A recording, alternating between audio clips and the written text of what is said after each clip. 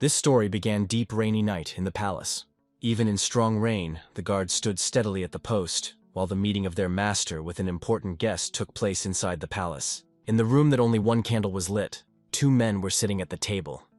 Some of them were known as Jin Li Ban, the supreme head of the Union of Rare Products. He was the first to break the oppressive silence, saying, "This guy is a real demon." Then Jin showed the bandaged hand and added that he not only took all the property, but also cut off his fingers. However, despite this, the Supreme Chapter assured that he should not underestimate him, and he is able to pay a guest so that he would be wrapped up for him. Then the word was taken by the same guest that was known as the best killer in Jianghu, Ghost. He asked the master, did he have special signs or facial features, or maybe a portrait? However, Gin's answer slightly embarrassed the killer because he said that the attacker was very good. Then the chapter said that their first meeting occurred on a booze. The offender had a good character, charisma, and wit, which were simply exceptional. Despite his 20 years, he knew everything. And there was no such place in the Central Plains, wherever he was. And now, after 2 months of communication, he once, being drunk, demonstrated his fight skills. With these words, Jin ordered the servant to push the screen, behind which a stone slab was hidden with a lightning pattern carved on it. Then the head continued his story, telling that it was nothing more than a special martial art, whether the San is a sword of thunder. From these words and pattern on the plate, Ghost was horrified, because there could be no doubt that these were traces of the sword of thunder, which he had heard only in legends. Nine Li-san is one of the 10 greatest masters of martial arts Jianghu. He disappeared many years ago during the Great Demonic War, and since then he has not appeared, despite the fact that the war ended 20 years ago. Jin admitted that he did not believe at first either, but all doubts were dispelled when he saw a martial arts book that the young man had. He must have killed the owner of the Sword of Thunder and stole his secret technique, which costs even more than 1,000 gold coins. Starting with a swordsman, over whom the threat of life and death hung, and including the 100 best masters of martial arts Jianghu. Even one of the 10 greatest masters, Chon Mu-ak, a sword of demons, hunted him. However, no one returned. Each time Jin Li Ban sent the killers after him, he found him everywhere, and not only cut his fingers, but also took his property. And leaving the chapter last time, he said goodbye that he feels just fine, because there is no reason why he should not take everything for himself. After listening to the story of the chapter, the ghost was convinced that he was not lying, but so that some 20-year-old guy defeated himself Chonu Mu-aka, a sword of demons?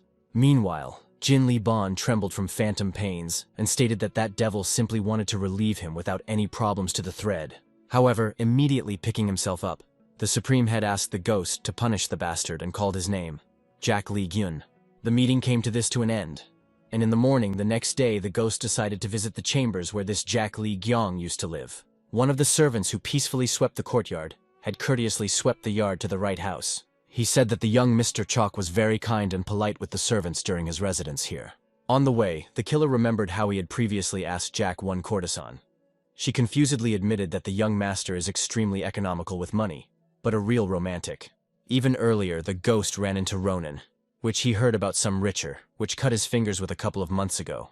And one player in Mahjong with a smile told that this Jack was called a fool that always loses money, because he always puts all his savings on the sons. The latest information that the killer was published is that Chalk took part in the Murim tournament. All these facts indicated that Jack Li Gyan is a very difficult and slippery type. However, this did not answer the main question. Who is he at all? Then the ghost asked the servant, did the young master say anything before leaving?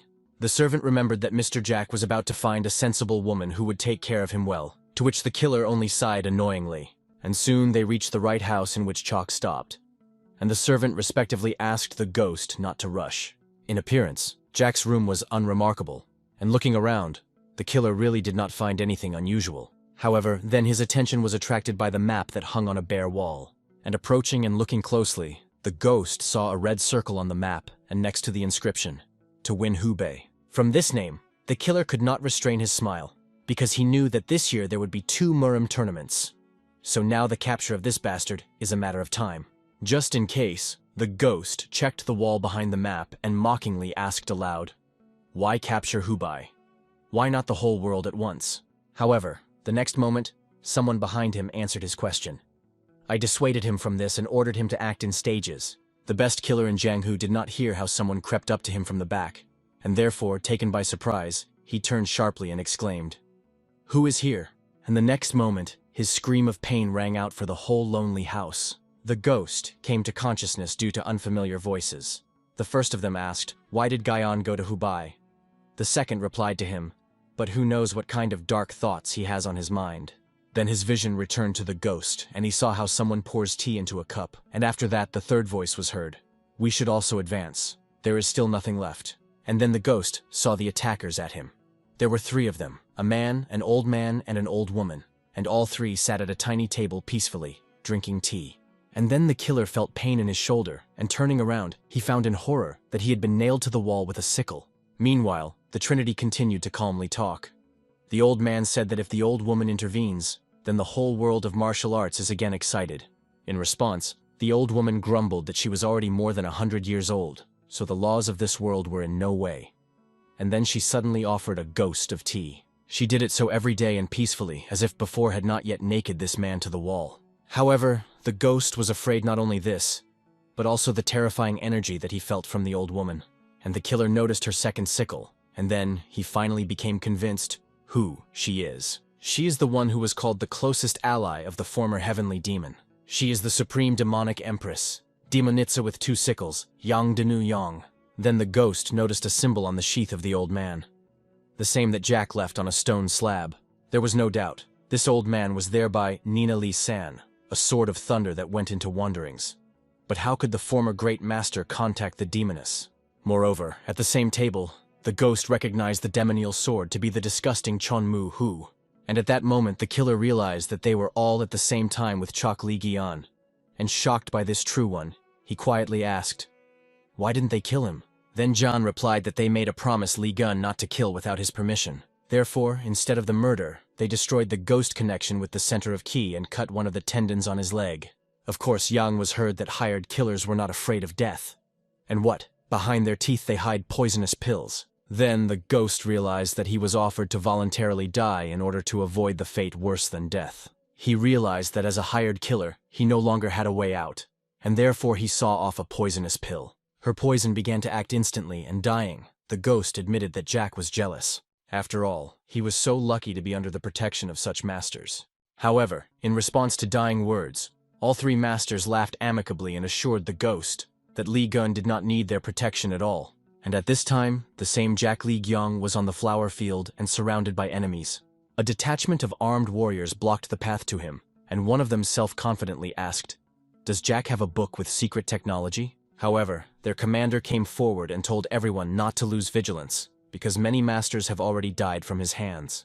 Then he exposed his sword and asked Li Gaion, "Did you think that you could leave whole after you contacted the supreme head of the merchants?" The answer was the blow to him so lightning-otic that the commander simply did not manage to react, and so powerful that the commander threw it at the very end of the detachment. Seeing how their leader collapsed to the ground, many of the fighters panicked. However, there were those who did not succumb to fear. 2 fighters immediately rushed to Li Gaion, trying to avenge the commander. However, to the amazement of the first fighter, Jack calmly blocked his sword with his bare hand, or rather with 2 fingers. And then he simply turned the blade and threw a warrior into the air with him, which put him under a friendly spear. However, while Jack was busy only by 2 fighters, the rest of the warriors surrounded him from all sides and attacked him in a lip. They all believed that from all attacks he could not fight off at once. This was their last mistake. A dozen fighters were killed in a blink of an eye. And not just killed, they were laid and dismembered. And only one person remained standing on his feet in the middle of this nightmare, Jack Li Gaion. He combed his hair with his hand and sighed annoyingly. It seems that Jin Li Ban still did not give up. And then, Jack puzzledly scratched his head and asked himself, was there not enough cut fingers? Anyone who held a sword in their hands during the war of an orthodox faction with a demonic cult died. It was a great war, and no one could have imagined that it lasted for 13 years. It was endless hell, full of tears, pain, and bloodshed. However, one day this long war suddenly ended with an unexpected truce. But even after 20 years, its details remain a secret. For the demonic cult and the orthodox faction decided to remain silent. Time passed and new troops began to appear in Jianghu. However, many families were weakened and declined due to the war. One of these families belonged to Yung Chian, the second daughter of the leader of the Righteous Sword Clan. The girl was engaged in fencing but still could not understand. Why could she not break through the Kingdom of 7 Stars? Indeed, in order to help the clan to recover, she needs to master the technique of Scarlet Death. which was passed down from generation to generation. However, deciding to finish today with training, Jung put the sword in the scabbard and sighed with annoyance. She still could not improve her training skills, and the girl found it strange. However, the next moment, a familiar voice called out to her, and turning around, Jung saw her older sister, Hugin, with her husband, with back. Cheed suggested that they came to see her training. However, in response, the sister sighed heavily and said that they granted them from the Zanshin clan. Young Mr. Chan and Gol deigned to take part in the Dragon and Phoenix tournament.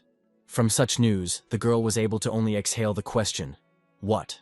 Among the plain masters of the sword, only 2 tournaments are considered the greatest. The first of them is the Tournament of the Heavenly Dragon, where the Khan put its own honor, the honor of the clan and the life of a warrior. And the second is the Dragon and Phoenix tournament. This is a special event for young masters acting in pairs. And this year both tournaments will be held in June and Hube. For Jung Chayan, they will unite in pairs, like kids. In general, it sounded bad. So with this pervert of Chan and Golem. Therefore, Jung firmly stated that she could not do this. However, then the girl did not restrain herself and raised her voice. She asked, why should she deal with him? In response, the sister calmly asked not to boil and first listen to her. She wanted to explain that the prestige of the clan will increase from participation in the tournament. However, Jung suddenly threw herself, finally shouting to her sister to go to the tournament herself. Legs led to the busy market, where the girl finally dared to take a breath. But then she thought about the consequences of her actions. After all, what if the Zanshin clan hires an insult and decides to take revenge on her clan? Due to the great influence, this can get away with them. People around them lie and hurt each other. In confirmation of this, a quarrel broke out between 2 men. And watching the around those who did around, Jung thought, is it the Jianghu that she had dreamed about for so long? But then someone in the crowd exclaimed, this is the leader of the Alliance Murim.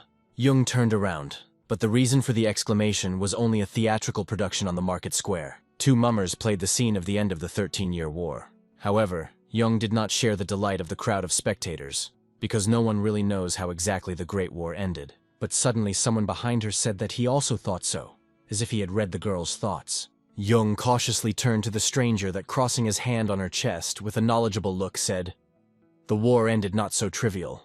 From such loud words, Jung was slightly stunned and in addition thought, what's wrong with this strange guy? And he suddenly with a smile suggested that she drink together and asked, would she show a good place for this? And then he is here for the first time. However, Jung prudently refused, saying that she has other things. And in parting, she advised the stranger to finish behaving like a fool. However, the stranger annoyingly followed the girl and on the go asked, does she think that Jianghu is good? Jung stopped and turning to the prefix eccentric, answered the question with the question, what do you mean? Then the stranger explained that everyone has long forgotten about past ideals and now Jianghu is just a picture. Then he looked straight into the eyes of Jung and asked, isn't it sorry? From such ignorant words, she squeezed the scabbard of the sword to trembling. But in her thoughts, she decided that it was better not to be nervous. Instead of indignation and righteous anger, she calmly objected, but you still continue to live in Jianghu. By this, she said everything she wanted to say and finished the conversation, silently leaving. However, in her thoughts, she added, Jianghu did not earn such disrespect. Well, Jack Li Gaon remained standing in the middle of the market, looking in amazement with the retreating girl after. But soon it was time for him to go about his business. But now a pleased smile did not leave his lips. Meanwhile, at the Huanyang Hotel, a very noisy and lively atmosphere reigned, which was commonplace for such institutions. Visitors discussed with anticipation what the tournament would be and assumed which of the participants was a candidate for victory. However, all the hot disputes and conversations subsided together when the hotel was visited by Jung Chayen. The views of the visitors immediately riveted to the young swordsman that she examined the room with curiosity. But soon the waiter approached her and asked with a smile that the young lady brought here alone. In response, Jung smiled politely and said that she just wanted to drink slightly. The waiter is agitated because now there are free tables only in a special room. However, since Lady Jung in his eyes was the property of Hubei, he made her a discount and asked her to follow him. That's just his words were heard by all the visitors, and therefore all the way to the table. Cheyenne felt embarrassed because of curious eyes. Usually she does not walk on her eatery alone, but at first the proposal from the Zanshin clan, then that eccentric. But as soon as the girl was to remember the devil, he was already waiting for her at a table in a special room. Jack greeted the familiar with a smile and said that if he knew about such an imminent meeting, he would just go with her. In response, Jung only sighed annoyingly and thought, what's wrong with today? There was nowhere to go, and therefore the girl simply reconciled and took a place at the next table. But Jack's table was completely forced by dishes and dishes, which is why Jung thought in surprise, did he starve all day? Meanwhile, Jack tore off his leg from fried chicken and asked the girl how to apply for a tournament and at what time. From such questions, Jung began to worry and asked in response, you do not plan to participate seriously? However, Jack assured that of course he plans, because beautiful girls participate in the tournament, and they usually fall on his face. Then he continued the meal, but did not stop talking. Lee Gyong told that he was traveling from 10 years old, and wherever he went, the girls are always linked to him. Jung awkwardly listened to his story and could not help but notice that now he was behaving differently than before. And Jack continued to speak and suddenly stated that in the end, he realized who the most beautiful woman in everything Jung-hoo.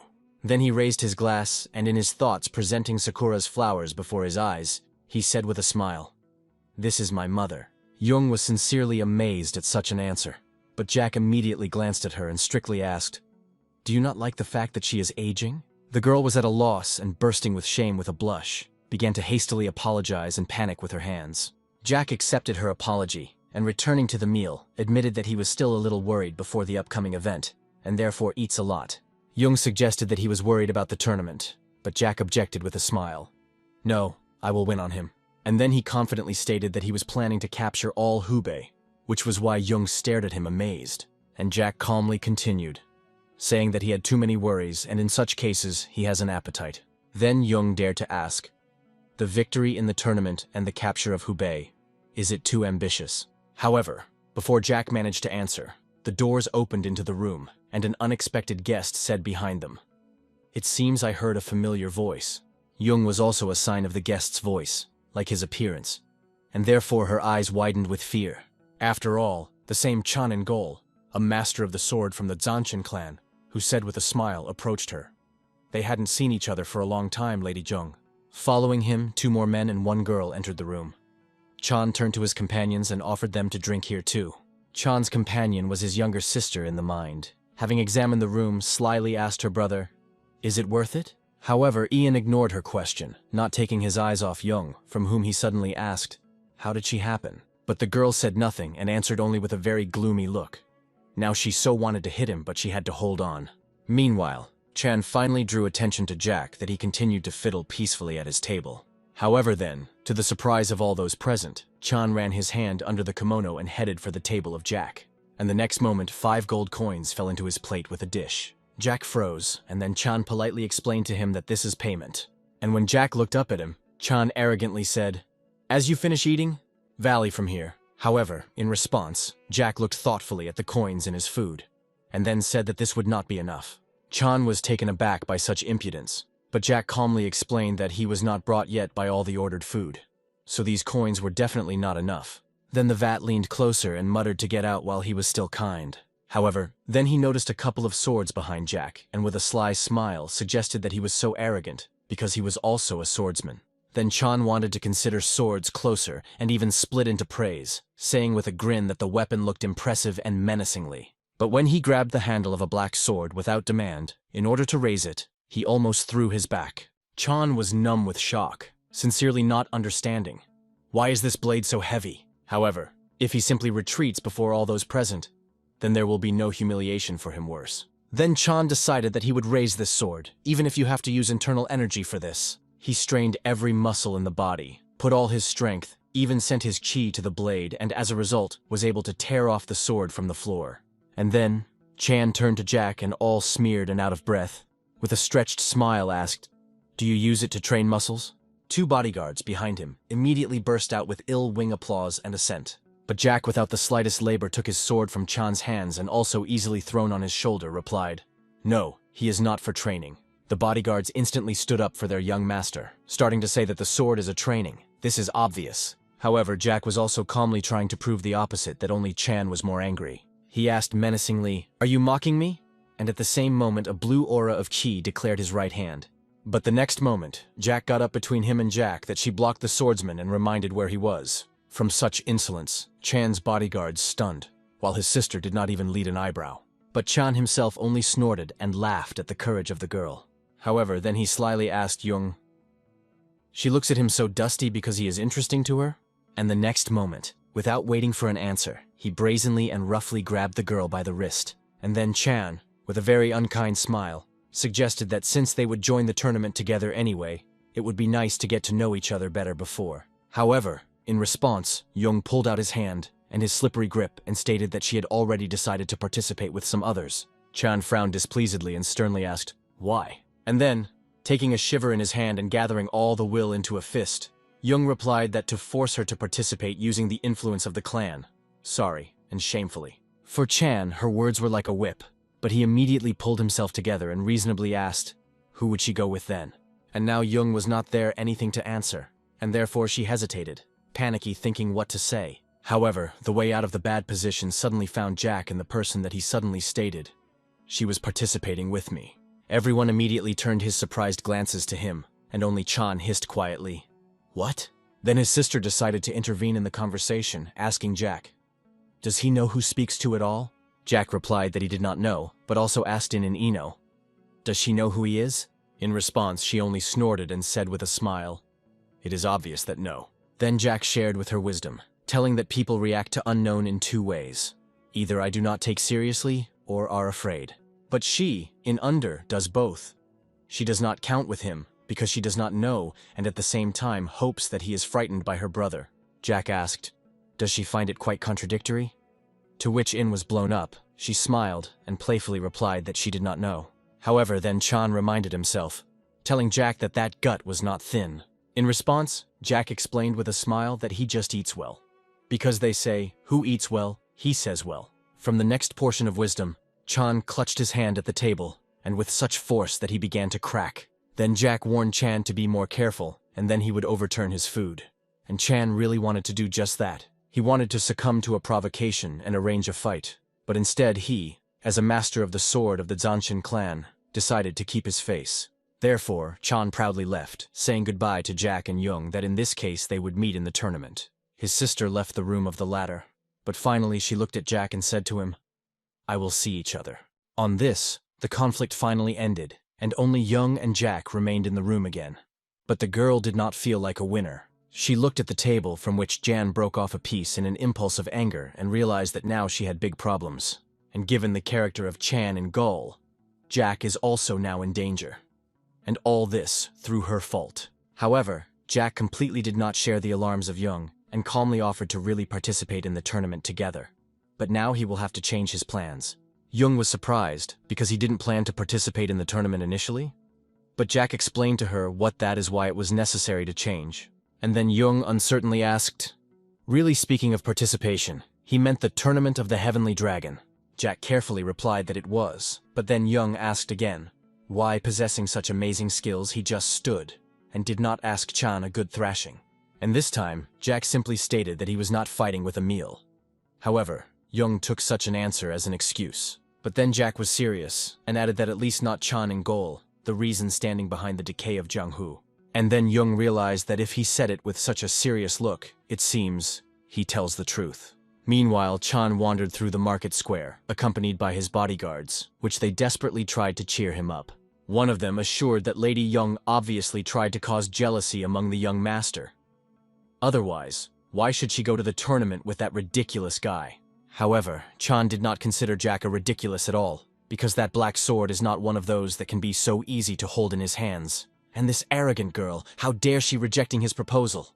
And then, at this very moment, Changol swore to himself, which would force them to pay for what happened today.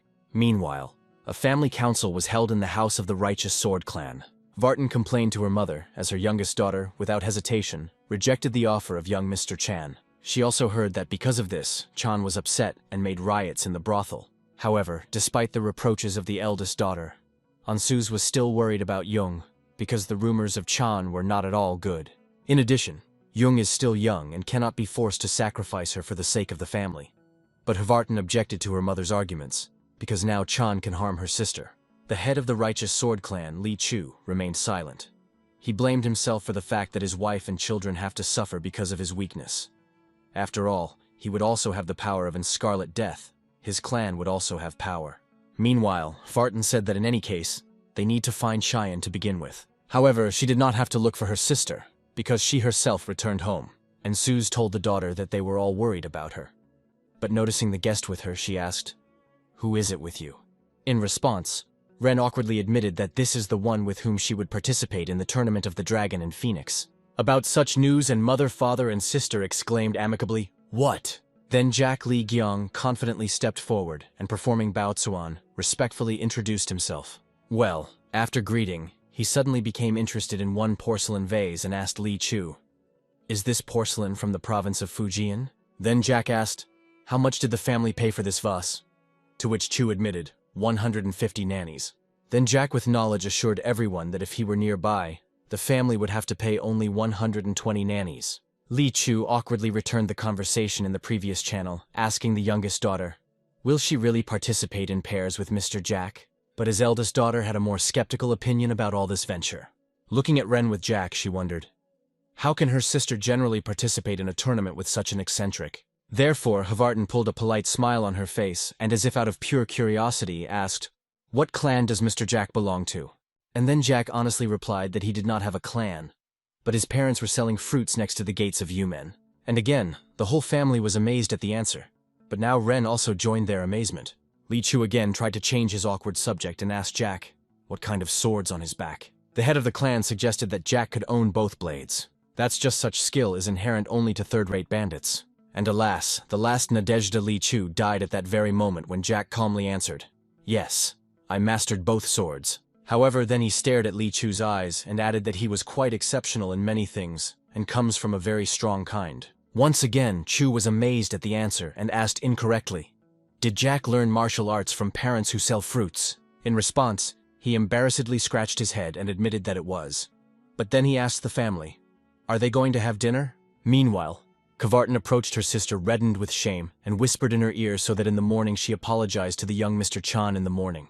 That's how this heavy and eventful day came to an end and gave way to a quiet night. And the tired and depressed Ren was sad through the garden, thinking about Jack. After all, she brought him to her house in case Chan in Gold tries to take revenge on him. But what is she doing now? But soon it turned out that night the girl was not alone, because Jack met on the way. Ren suggested that he could not sleep and was right. Jack admitted that he could not sleep in unfamiliar places. Moreover, he needs to do something that night. Then Ren asked, "What exactly?" In response, Jack clenched his fist tightly and said with a grin, "I will send several bad guys into the next world." However, Ren took his words as a joke, but only, why then is he so serious? The girl thought, did Jack joke about fruit shop? And I decided to find out, asking him about her parents. Ren already knew that his mother was very beautiful, but what is his father? Jack became silent from the question and thought, looking at the water lilies in the pond. But then he still replied that his father was trying to deal with everything, observing the rules, and this is good. But he also imposes them on him. Jack looked up at the night sky and admitted that his parents were against him to be in Jianghu, especially the father. Ren in her thoughts sympathized with Jack, because since his parents are not part of Jianghu, they must be worried about their son. However, then Jack added that his parents are worried about Jianghu, and it seems Ren began to understand why. In any case, her parents also worry about her. However, now that the case has gone so far, Ren completely drooped from these thoughts that she did not hide from Jack's gaze. Therefore, he decided to cheer the girl, saying that he was hungry again, because there were only vegetables for dinner. The joke acted. Ren could not restrain laughter, and then Jack added with a smile, "Will they serve meat tomorrow?" But laughing, the girl asked him not to speak stupid things and leave this place after breakfast. Then Jack carefully looked at Ren's face, as if trying to catch something in him. But then, with the previous cunning, he asked her a question. "Are you worried about me?" In response, Ren instantly burst into a blush and cried out, "Nonsense of a dog!" What Jack laughed at, and then she turned around and headed for the house, finally growing that she was worried only for those whom Jack would meet in the future. For a while, Jack looked after her, even when the girl was already hiding in the house and his lips again did not leave a smile. Much later, a full moon rose over the lonely palace, known as the Black Market. The entrance to the palace was guarded by 4 guards that, sitting by the fire, shared tanks with each other about their exploits. The first of them, which was with a beard, told his comrades how one guy was shaking with a sword in his hands, trying to avenge his dad. How could a guard close her eyes? He had no choice but to send his son to his father. In response to the story, the other 3 guards erupted with a loud laugh. The second of them, who was with his tail on his head, supplemented the story with a grin, saying that the poor fellow was saved from the fate of the orphan. But the next moment, from behind the trees, Jack came out to the fire and all the guards were in a quest. The one with the tail strictly asked, "Does Jack know where to come and where to be at all?" Then Jack calmly replied that this place is known as a black market. The guard grinned and asked, "You still came knowing this?" The world pounded as I look. Here now even the jerks are rumbling. However, in response, Jack warned the guard that if the word jerk sounds from his mouth again, he would die. The guard instantly jumped to his feet and, grabbing the sword, said that he was too muffled with Jack because he was a jerk. And the next moment he cried out, "You have no manner at all," and rushed with a sword at Jack. But Jack evaded the attack, just slightly deflecting his head while not leading an eyebrow. And then he hit the guard in the chest with the edge of his palm. Yes, he didn't even hit, but simply touched. However, the guard froze on the spot, which is why his comrade with a beard shouted angrily, "What? Now the kids are beaten?" But in response, the guard fell dead to the ground, and Jack borrowed his sword. The remaining 3 guards were stunned from what they saw. And in the rained silence, Jack told them that this time it is extremely important for him. After all, today he takes the first steps into the future, and therefore he has no choice but to strengthen his determination. But when Jack finished saying, the trinity of the guards jumped to their feet and, grabbing the weapon, cried out, "What kind of nonsense he carries!" And then Jack explained, "This means that even those whom I usually release will have to be killed today." And at the same moment, in the blink of an eye, he lay 3 guards with one wave of a sword. And going to the palace, he also acted with every guard who dared to block his path. And soon the whole palace, known in Junghu as a black market, was reddened with blood. There was only one room left that the guards defended, especially Yarrow, and to which Jack kept his way all this time. And behind her doors, the swordsman was waiting for the owner of this palace in the company of his retinue. At the very end of the hall, a very fat man was sitting on the throne, surrounded by care and affection of 5 beautiful ladies and 1 hunchback. Jack passed through the whole hall to the owner of the palace. But along the way he caught a strange aroma. However, Jack did not give a look, and instead of greeting, he said to the owner with a smile, "What a pleasant atmosphere you have here." In response, the owner of this palace, which was known as a gluttonous emperor, drank sake from a glass and forcefully lowered her to the armrest of the throne. Then he looked at Jack from top to bottom and asked whose head he appeared, since he raised such a noise. And then Jack answered with a smile, "Behind the head of the most dear person in this room." However, the leader of the black market did not take the threat seriously, but only laughed at it. After all, how dares the museum to desire to buy his life? Therefore, the leader mockingly asked, "Does such a young man have so much money in general?" Then Jack directly asked, "How much?" And in response, the leader triumphantly stated, 500,000 nannies. But what was his surprise when Jack poured from the bag to the floor of the same 500,000, and after he looked with a sly grin at the gluttonous emperor and clarified, "Then hand?" The leader thought that Jack was only chatting, but he really had money. And it seems that in his bag lies an even larger amount. In this case, the leader asked, "What if he raises the price?" Jack replied that then he would be upset. Then the leader asked that if he just kills him and takes this money, and the expected Jack replied that he would be even more upset. Then the voracious emperor imperiously waved his hand and stated that in this case he would upset him a little. And the next moment Jack surrounded the 5 maids. The leader grinned quite and in his thoughts stuck, because Jack got caught as soon as he went into this room. Now he has fallen under the influence of illusory dance of bliss. This is the pinnacle of witchcraft paralyzing the human mind. And in evidence, Jack did not react in any way when one of the maids pulled out a sharp stiletto heated from her hair. And the next moment she hit Jack, aiming exactly in her neck. But to the surprise of the maid, he was able to easily block her hand and pick up the hairpin. And until everyone understood how he managed to free himself from the charms, Jack himself told the maid that she was dancing well, but not so much as to kill him. And with these words, he threw a hairpin, and as if an arrow flew over the leader's head and plunged into the wall lamp. And as soon as he split, as all the maids seemed to come from a deep trance, the girl who intended to kill Jack a minute earlier. Now she said in amazement that the spell had been shot.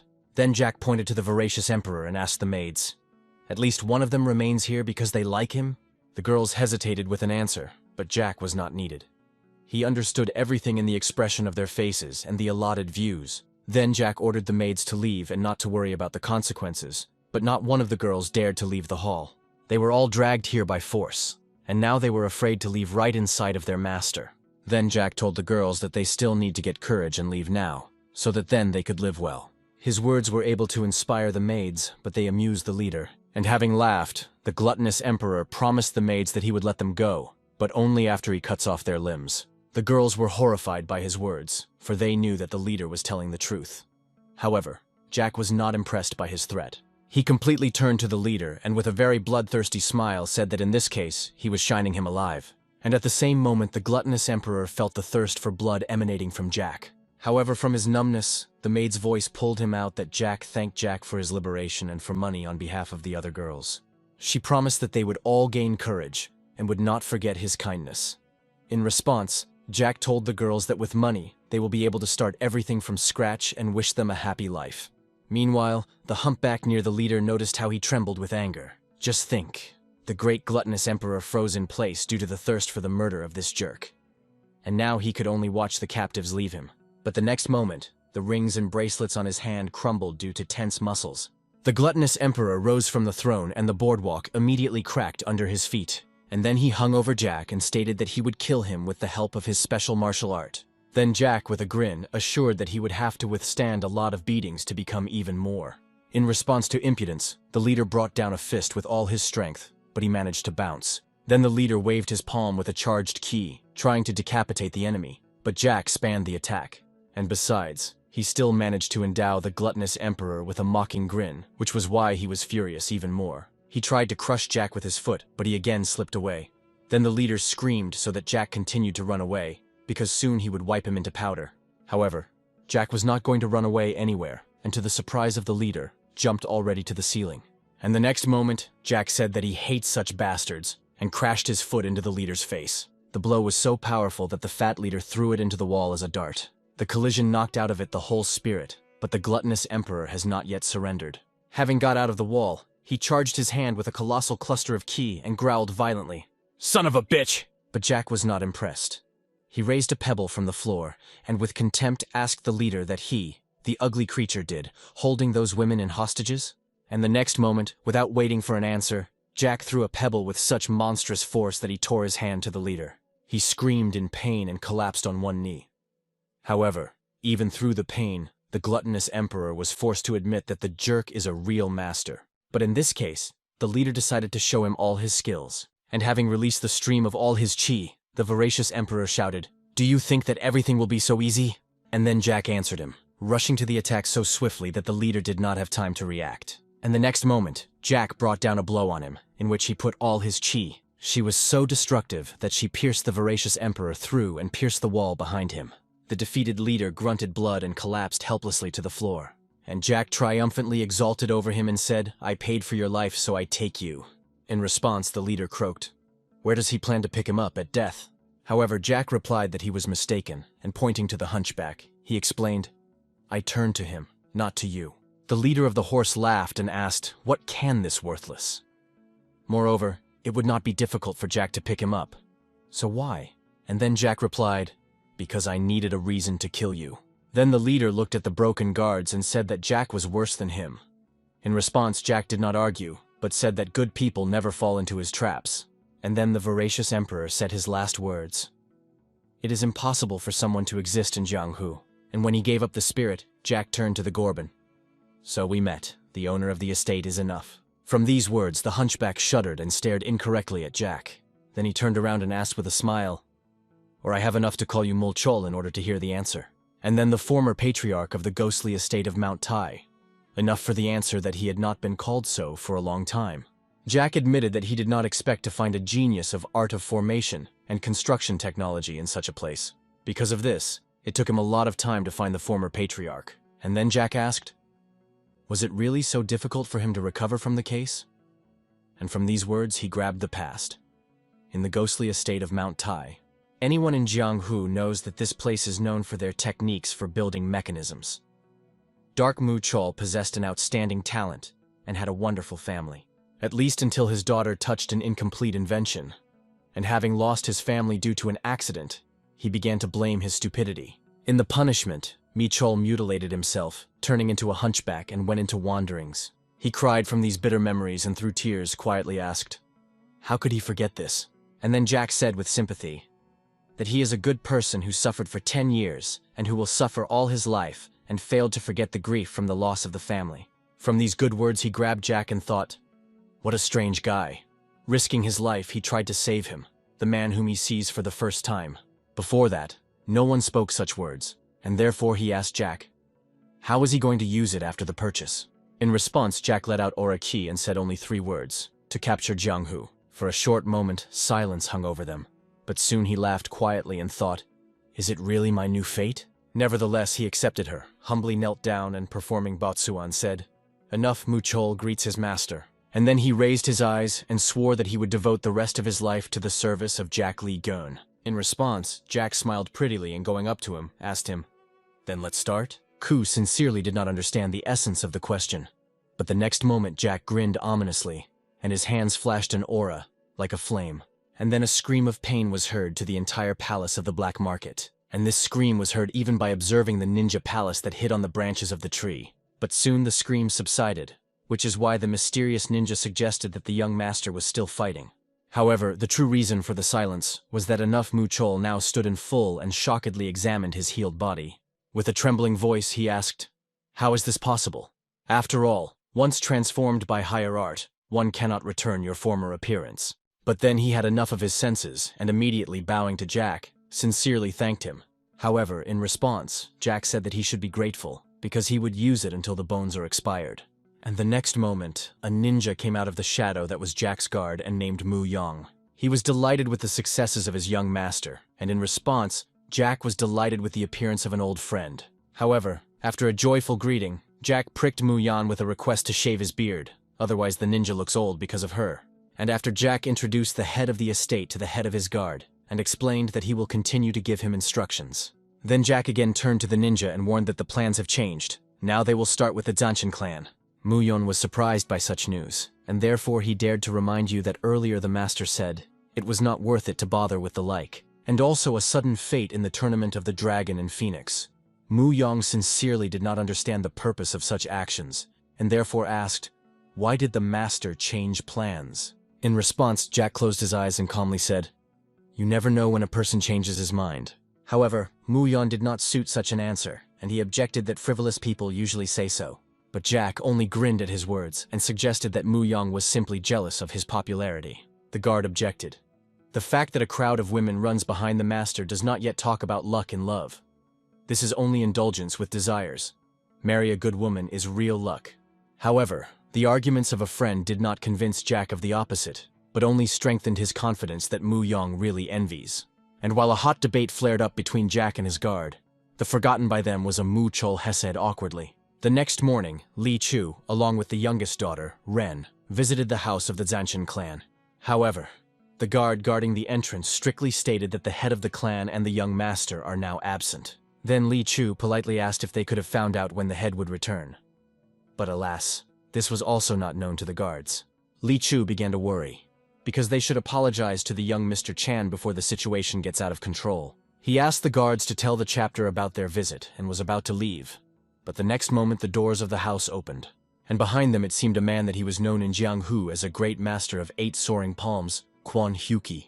He was pleasantly surprised by a sudden meeting with the master Li Chu, and admitted that he was heading here at the invitation of the head of the clan.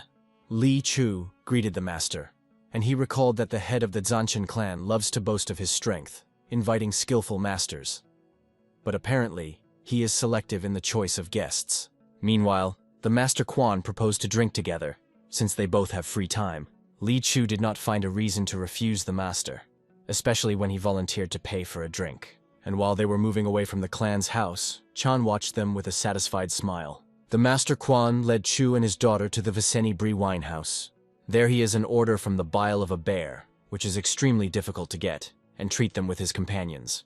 Li Chu thanked the master for the pleasure of enjoying such a precious drink. However, Quan overshadowed the festive mood slightly, recalling that at the meeting, the head of Zanshin was extremely upset. Li Chu asked the master to put in a word for them if he had the opportunity to introduce himself to which Quan reassured him and assured him that he would do this. In the meantime, the men had a conversation for drinking. Ren pulled away from what was happening and plunged into the memories of this morning. The girl remembered how to cover breakfast on the table. She noticed that Jack had disappeared. Ren asked the maid about him and she told me regret that Mr. Jack had a pact last night. So simple, without saying a word. Resentment woke up from these memories in Ren with anger, and therefore she hastened to eat them. Anyway, this rogue Jack probably already left Ujan, so why should she worry? So a friendly dinner was coming to an end, and Li Chu sincerely thanked the Master Quan for a great time. However, when Li Chu was going to say that next time he would be treated, Master Quan suddenly caught himself. And then he exclaimed the entire winehouse that he forgot about a very urgent business. And at the same moment, he ran out the door, shouting to everyone goodbye that he would still see. And as soon as his fast-moving steps subsided, the man who runs a winehouse with a polite smile handed whether Chu was a score. But looking at him, the man was horrified, since the cost of one bottle of wine was 120 nannies, and the price for the dishes was beyond the reason. But nothing can be done. Li Chu sighed annoyingly, and admitted that now he has little money with him, and therefore, can he pay tomorrow? The manager smiled again and warned that their institution did not accept the payment by installments. However, she cannot close her eyes to the situation, and therefore Li Chihu does not bring money. His daughter can stay here. And as soon as the manager was told, at the same second, Ren surrounded the 4 armed guards. Did Chu immediately defend his daughter and strictly asked, "Are you going to keep my daughter in hostages?" In response, the manager calmly asked to consider it a guarantee. However, then she thought and added that if Li Chu does not have that kind of money, then his daughter could entertain guests. From such a proposal, whether Chu began to guess that this is not a simple winehouse. And besides, he was disturbed by an unusual aura of the local guards. All 4 were either comparable to Li Chu in strength, or even stronger than it. And because of this, due to the awareness of his own weakness, Li Chu with all his might squeezed the scabbard of the sword. He was already preparing for a non-uniform battle, but the next moment, a familiar voice came behind him. So we met again, the chapter, and when everyone turned back, they saw Jack Li Gian. Ren asked in surprise what he forgot here, and in response, Jack smiled at her and explained that he had just come to drink. However, then he took one of the bottles of wine and put it on the counter, in front of the manager. Jack told her that the wine had a strange taste, and then asked, would they mix anything into it? The manager calmly replied that she did not understand what Jack was talking about. Then he examined visitors to the wine house and noticed that important people come here. But are they really selling fake wine? In response to such an accusation, the manager flashed his eyes on Jack and asked him to speak quieter. However, the next moment, Jack's screams were heard for the whole wine house. The wine from the bile of the bear is a fake. And immediately all visitors raised the noise and turned their eyes to the manager. She tried to reassure everyone, saying that it was just a drunken client, and asked not to pay attention to him. But then Jack publicly stated that for all those present he has proof, and then he proposed a control bet.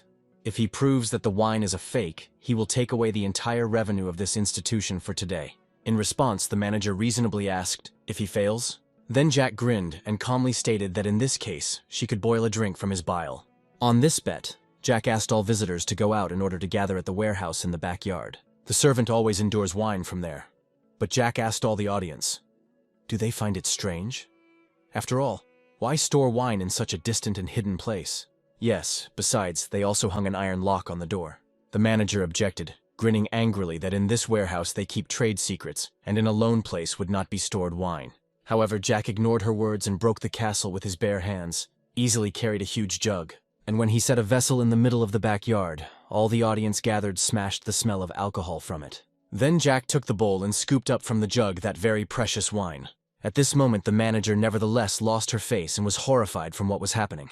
After all, if visitors see what in wine, she is the end. She had to stop Jack at all costs, and therefore decided to kill him first, and during the turmoil, pick up the wine. And then, when Jack had already raised a bowl of wine, the controller shot him with a poisoned needle that hid in his mouth. But this is exactly what Jack was expected from her. And therefore, at that very moment, he grabbed a jug with wine. And the next moment, the needle, like an arrow, broke through the jug through, and he smashed to smithereens. And all precious wine from bear bile rushed to visitors like rain. But in this rain there was something alien, something alive. And having taken a closer look, the visitor realized that they were bugs. There were hundreds of them, and all of them fell into shocked people in a hail, which in a panic asked a single question. Why is Bugs in the fault? And then Jack raised a full bowl again and asked with a smile, are there any people who wanted to taste the wine from beetles? But there were no expected people. People looked at the bowl with disgust and closed their mouths from nausea. Then Jack asked loudly at all those present, how can he prove the case if no one tries to blame? In response, one man dared to exclaim that he had never heard that the wine was done using such insects. Then Jack approached the daredevil and politely explained that these insects are called painted beetles, because their backs resemble works of art, and they taste exactly like bear bile. especially their bowel movements. They are so similar that no one with the usual sense of taste would not notice the difference. From the mention of the beacon bowel movements of visitors, he was even stronger. But the next moment, someone from the crowd stepped forward and asked the question, "How did Jack learn?" And when the manager saw exactly who was the author of the issue, she almost lost her speechlessness from shock. Because the person who asked the question was the elder John and Moon, the leader of the Southern Peak Alliance. After the Great Demonic War, which lasted 13 years, having suffered significant losses, 9 great clans and 4 great clans shut their doors. Taking advantage of the emptiness that has formed, the 4 large troops established themselves as the strongest players in Jianghu. And among them, the Supreme Family of the Northern Heaven and the Alliance of Southern Peak are the most powerful. Therefore, this one looks like an ordinary old man is one of the strongest people of the current Jianghu. And that is why everyone around him respectfully greeted him. More precisely, everything except Jack, that he remained standing with his head raised. The elder Yang said that these insects are found only in the south, and therefore he was curious how Jack found out about them. In response, he admitted that from early childhood he wandered a lot. And to the elder's question about who he himself was, Jack answered with a smile that he was the eldest son of drifting clouds and current water, the best fruits on the outskirts. At first, such an answer deprived the elder of the speechlessness. But the next moment he broke out with a loud laugh. Jan and Meng suggested that Jack was simply hiding his personality, and therefore no longer began to climb questions. The elder was accompanied by MANHWA, the commander of the White Tiger Detachment, and he was surprised by the behavior of his master. Let it not show it. After all, who would have thought that the leader of the alliance would be interested in some boy? Therefore, MANHWA decided to remind the elder Yan about his devotion and volunteered to try the wine. He had enough one sip in order to understand that he had already drank this wine before, which he announced the manager. The words of MANHWA shocked visitors, because it turns out that they really drank wine from the bowel movements of insects. But then the shock was replaced by anger, from which people in a lobby pounded the manager. She immediately turned to her bodyguards for help, but they did not dare to go against the leaders of the White Tiger and the Southern Alliance. And while a crowd of deceived people raged, Master Li Chu approached Jack. He thanked his savior and said that if not for Jack, then the whole clan Young would be in great trouble. However, to his surprise, Jack clearly did not possess modesty, and therefore asked in response, who, if not he, would make such a marvelous act? Li Chu awkwardly agreed, and then Jack added with a smile that henceforth would look forward to his relationship as a savior. And then he even suggested returning to the Young clan's house, since there were no free rooms left for the tournament in June. MANHWA watched Jack with a gaze and admitted to the elder that he was an interesting boy. Jan and Meng agreed with the words of his commander and stated that more than just interesting. From the moment he saw Jack, those sensations in him that were forgotten for a long time surged again. Now, in Yan and Muna, a mixture of trepidation, excitement, despondency, and ambitions was seething. Directly, as on the day when the alliance of the Southern Peak was in his hands. However, the elder admitted that he had no idea why he feels like that. MANHWA was alert, because the leader of the alliance, whom he knows, is wise enough to see anyone through. However, this time, he has nothing to say. The White Tiger commander looked again at Jack withdrawing and wondered, does this mean that this guy is so special? So the next busy day came to an end and gave way to an alarming night. This night was anxious because of a man that he raced through the forest with all his feet. A man with a mustache was all in blood and scared, but despite the wounds, he could only think about one thing. You need to warn them at all costs. The fate of Jianghu depends on this. But the next moment someone overtook him, which is why the man immediately grabbed the sword. However, the pursuer presented the token and stated that from the Righteous Alliance. There could be no mistakes. It really was an alliance's certificate, which means that this can be trusted for a person. Then a man with a mustache introduced himself as Moon, from the Supreme Family of the Northern Heaven, and warning that there was no time, he immediately went to business. The group is known as the Society of the Flying Swallow, prepares a large conspiracy. Therefore, tournaments need to be cancelled at all costs. In response, the agent reasonably questioned, why does Moon go to the Alliance, instead of reporting everything to the higher? Then, Moon admitted that there is a spy among them, so he cannot trust anyone. But the next moment, 2 pursuers appeared behind Moon. The man immediately shouted to the agent that he would take them away, and he would warn the Alliance. However, before dividing it, the agent asked Moon, where else did this information leak? Moon replied that the first one who heard her, and then goodbye. The agent with an ominous smile said, what a relief. And the next moment, he mercilessly bewitched Moon that he only managed to be surprised at his words. And when the man's head fell to the ground, The agent with a smile informed him that he was mistaken with the name. The Society of the Flying Net will be correct. And as soon as he told this, the girl in a white kimono sank smoothly on the branch of the tree. The agent immediately fell to her knee and greeted the chapter that she asked about the fate of the rest. In response, the agent, without raising his head, reported that the 14th butterfly had already dealt with the rest. From these words, the chapter smiled rather, and said that this year the Dragon and Phoenix tournament would turn around a last nightmare. Meanwhile, Jack and Ren returned home through the forest. Li Chu temporarily left them in order to buy meat for the savior, which is why Jack wondered all the way, how delicious will the treat? Ren asked if Jack always wants to eat, to which he sadly replied that recently he was thinking a lot, hence so hunger. Then the girl awkwardly clarified, does he think about the conquest of Hubei? To which Jack answered, including. However, when Ren asked what else he was thinking about, Jack did not answer, because he sensed something. But Ren did not understand this, and therefore decided that Jack was lonely, because he was alone in a foreign country. And then Cherney decided to sincerely and with a smile to thank him for today's act. And after she shared her guesses that Chan was ordered by Kwan Huguka and the owner of the winehouse to adjust all this, but she was still thinking to go to the tournament with him.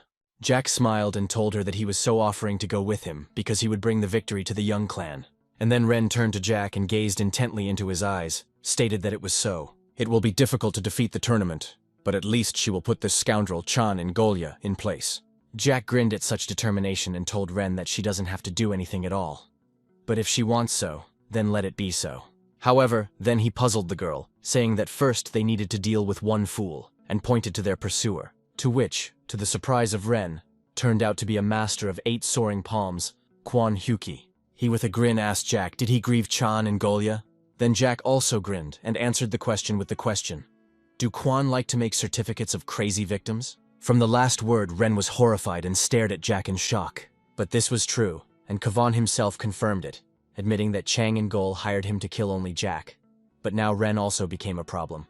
And the next moment, the girl felt Kwan's murderous intention, because of which she was numb in place. Ren to trembling squeezed the scabbard of the sword and thought, will they be able to win together if they are united?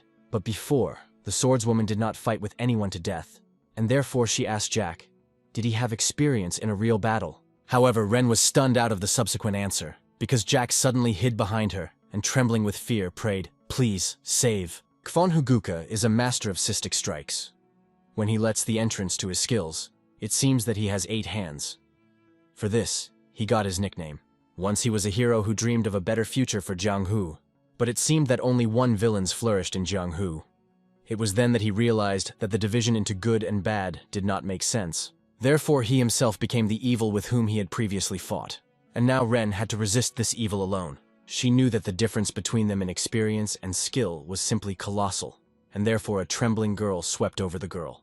But then Jack bent to Ren and whispered in his ear so that for a start, she exposed the sword. And, oddly enough, his voice reassured the girl and gave her courage. Young is cut from the clan of the righteous sword. She would not just tremble with fear, and therefore she resolutely exposed the blade and directed it to her enemy. Kwan Huguka accepted her challenge, occupying a combat rack, and with the same arrogant grin stated that it looked like Ren was not tolerated to die first. And the next moment he simply disappeared. Where the master was a moment earlier, a cloud of dust was now hanging. Kwan rushed to the attack so rapidly that it was difficult to keep track of his eyes. However, at the last moment, Ren was able to evade. The swordswoman was amazed at the speed of her opponent, but then she will also apply her movement technique. But the girl stumbled on the root of the tree and crashed into it with her back. And the next moment, then the tree simply exploded from Kwan's destructive blow, and again only by a miracle Ren managed to escape from him. Time seemed to slow down her move, allowing her to observe falling chips and realize her horror that everything is not at all like in training. And to look at Kwan's smiling face, the girl realized something else now she could die the truth. However, from the numbness, Ren pulled out Jack's voice that he told her not to rely on the movement technique, but to allow her body to follow the sword. And then he shouted that the sword was not moving. First, the blade moves, and the body follows it. Ren listened to the advice of Jack, and decided to completely focus not on Kwan, but on her sword. But Kwan only laughed at Jack's words and told him that for someone who is hiding behind, he talks a lot. Ren immediately took advantage of the chance, while Kavan was distracted, and took an attack. But, alas, the master only played with her, and easily evaded the blade. Ren gritted her teeth, realizing that if she was pushed back now, She and Jack, both will die. Therefore, the swordswoman did not retreat, but went on the offensive, delivering one blow after another. But Quan, with a smile, reflected them all with his bare hands and, between business, asked Ren, "Does she really think that these children's tricks will work on him?" And in evidence of his strength, he immediately threw the swordswoman back only with one hand. From a hard landing, Ren cut her shoulder, and jumping to her feet, she asked the question, what should she do? But suddenly Jack turned to her with the question, doesn't she think nothing is strange? In the technique of owning a sword, Ren has rather heavy movements, so why does it move so neatly and elegant? From these words, the swordswoman felt the cold swept across the back, because now Jack talks about the technique of Scarlet Death, and claims that she trained incorrectly all this time. Ren remembered her father's words that he told her from an early age. The art of fencing. Scarlet Death is distinguished by a variety in the work of the legs. It is built on the flexibility and speed of movements. So this guy Jack can generally know about the Scarlet Death? After all, he begged to save him. However, in response, Jack calmly stated that Ren looks like a water turtle, stuck on land, and this time, Ren could not object, because she has long been feeling not at ease, as if a wall blocked her path. Is it really that Jack said? Scarlet Death is really fast as an arrow, but slow, like a turtle, and fluid, like water. In this situation, Ren was waiting only for death, but even so, she decided that she should try. Jade waved her sword, hard, but softly, and at the same second, a cliff of hair flew off Quan's head. And then Jade finally understood what the Scarlet Death should be. However, while the girl was illuminated, Quan indulged in anger. Warm and angry, he immediately brought down a charge key on Ren. The swordsman managed to take him on the blade of the blade, but the blow was so powerful that it was thrown into the air. And there, high in zero gravity, she has lost consciousness. And Quan, distraught with anger, shouted after her, "You will end!" But Ren never fell to the ground. And when the bloody veil was sleeping from Quan's eyes, he realized that he shouted only the void and the night sky. Quan was puzzled by the question, where did the girl go? But the next moment, Jack's voice came from somewhere on top. Quan turned sharply and his head jumped up, saw Jack, literally standing in the air and holding Ren in his arms. From such a spectacle, Kavan wondered perplexedly, isn't that the steps of emptiness? In response, Jack began to gently lower it to the ground and explained to the amazed Kavan that it was a step of the falling flower, from the steps of heavenly thunder. The techniques of his father were rarely revealed, and therefore, it is not surprising that Quan does not know much about them. Then Quan asked about Jack's father, but before answering he went down to the ground and went to the tree, Ren carefully laid. And only then Jack said that his parents fell in love at first sight, but he never believed in this. However, now, looking at Ren, Jack admitted with a smile that he began to understand them a little. Alas, the touching moment interrupted Quan, trembling with fear, which he asked, how did the young man be able to take possession of such martial art? The answer was a blow to such a crushing force that Quan lost half of his teeth and broke his jaw. And then Quan broke a tree that was in his way, and collapsed to the ground with a stone.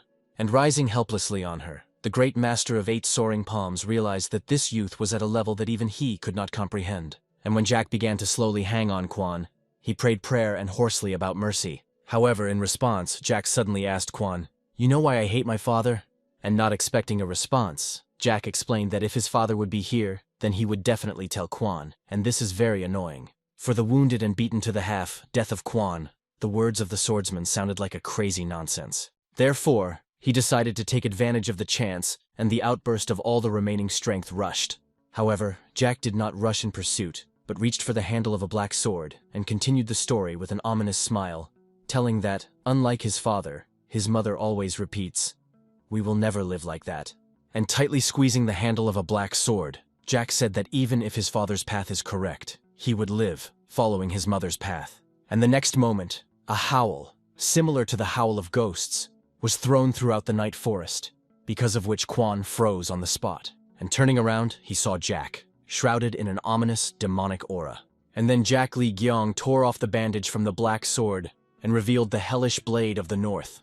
And then he waved this terrible weapon and evil spirits immediately burst out of his blades that rushed for the victim in pursuit. And the last one thought Quan Huguka was, "What is this?" And the next moment, the spirits in the blink of an eye tore him into pieces. And watching how Quan's remains fall to the ground, Jack with the same terrible smile added that his father's principles are very boring, and then it is time to return home. By that time, the night has almost changed the dawn. Jack slowly carried Ren on his back and sang quietly on the move. The wind blows the cliff, on him alone. I stand that the path portends me. I sing about that. Here my song is inaudible to anyone. It is given to hear it only one flower. And having finished singing, Jack asked Ren, how does she feel? After all, the girl already woke up, but did not dare to interrupt the singing. She'd immediately embarrassed and asked to lower it to the ground, but Jack objected, because she was injured. Then Ren asked, how did it end? To which Jack told that Quan was completely unlucky, because the swordswoman was able to inflict a mortal blow with his eyes closed. Then Jack admitted that he finished off the dying Quan, which was why Ren was horrified and asked, was he really dead? In response, Jack turned to the girl over his shoulder and stated that of course Quan was dead. He was not a vampire to suddenly resurrect. Ren was terrified even more from these words, because she was half a response for Quan's murder. Jack felt how, out of excitement, the girl squeezed his shoulder and therefore reassured her, saying that because of this, it was not necessary to worry, because Kavon earned death. And besides, is it possible to expose the sword without determination to use it is not an insult for the sword itself? From these words, Ren was shameful and realized for himself that Jack might seem carefree, but sometimes he is like a different person. However, the next moment, Jack became the same and suddenly joyfully stated that this was only the beginning. Ren asked in surprise, what exactly?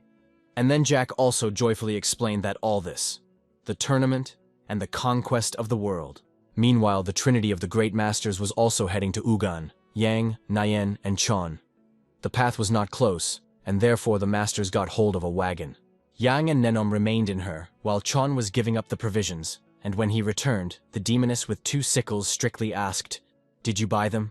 In response, Chon respectfully presented her with a bowl of hot dumplings. Finally, Yang made it and looked around the district, stated that sometimes a slow journey is also pleasant, and this also evokes the memories of the good old times. Then John asked Chon, did he know what Nian told her when they first met 20 years ago? As soon as I saw Yang, Nian grabbed his sword, dramatically lowered his voice and said, the supreme demonic empress, if you dare at least step on the shadow of my master, you will die right away. From such a story, Chon choked on a dumplings, and Nain grabbed his head and said in his defense that at that time he was stupid. However, when John finished laughing, Chon asked her, who did Nain in mind by the master?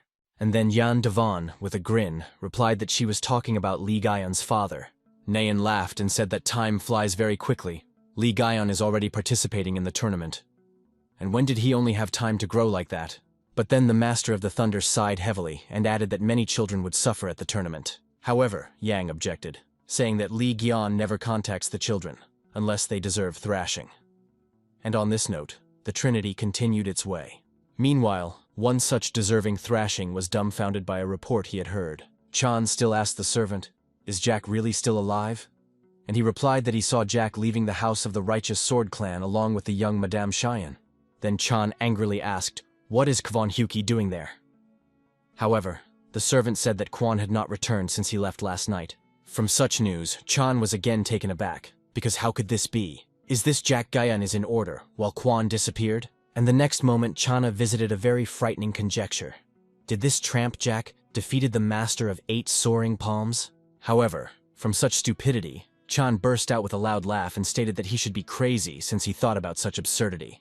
And having laughed, he immediately served and added that he had no matter how it was, and he finds out the tournament if it was just luck or skills.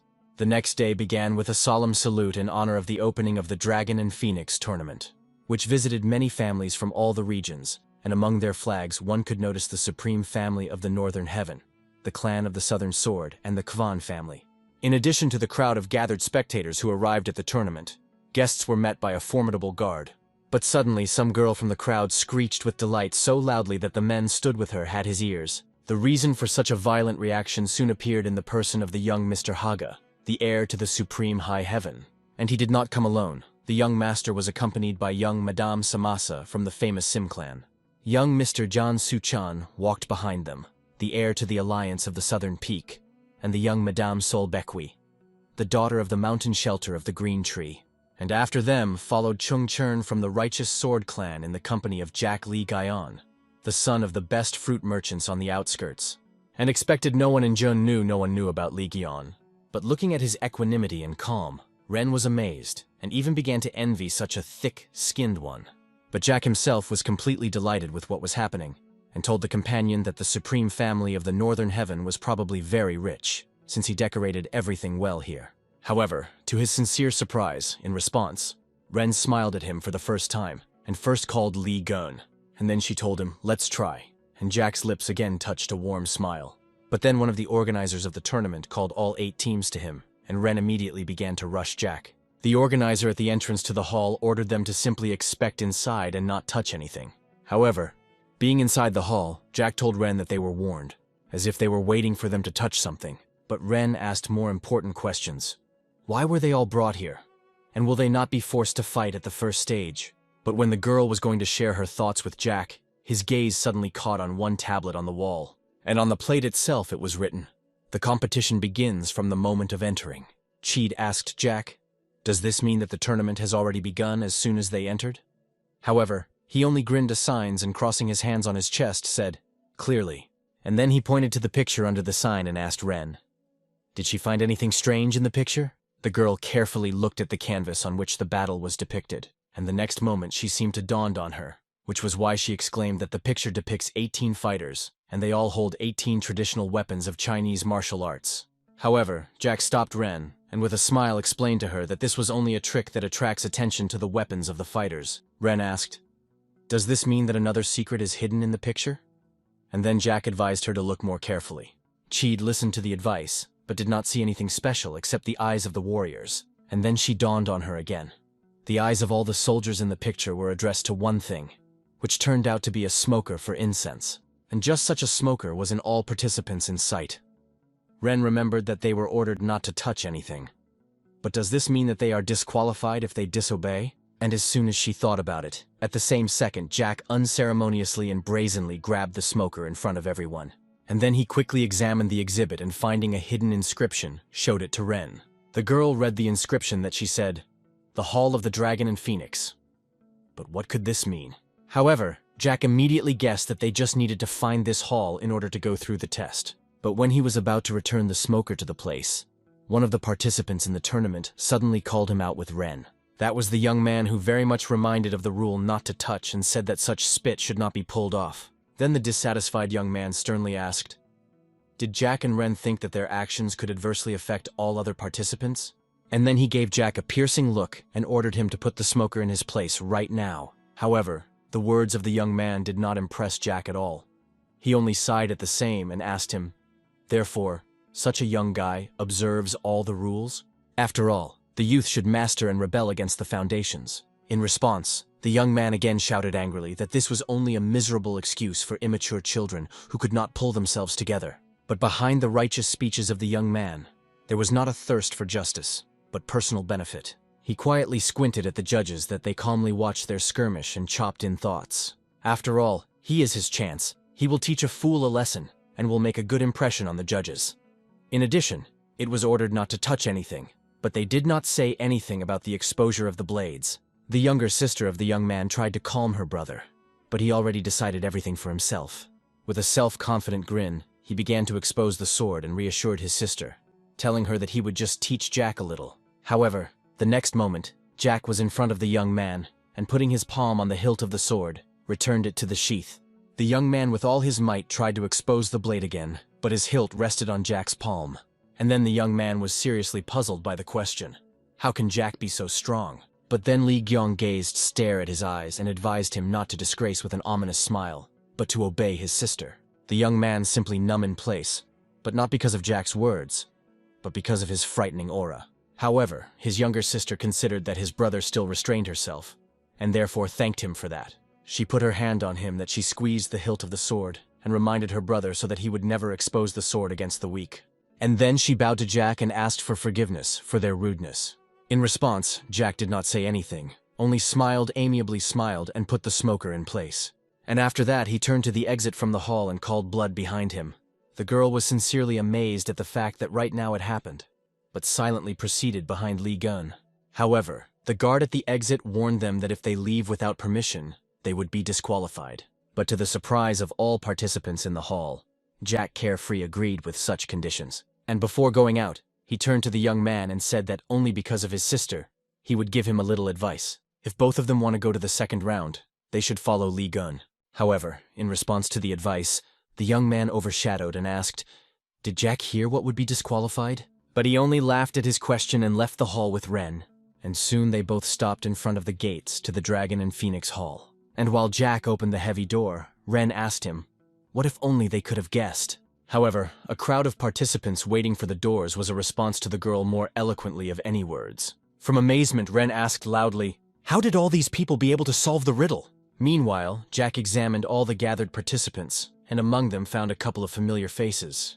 In the hall of the Dragon and Phoenix there was already a young gentleman to their Hagi, along with Samasa, as well as Jansu-chan with Sol Bekva.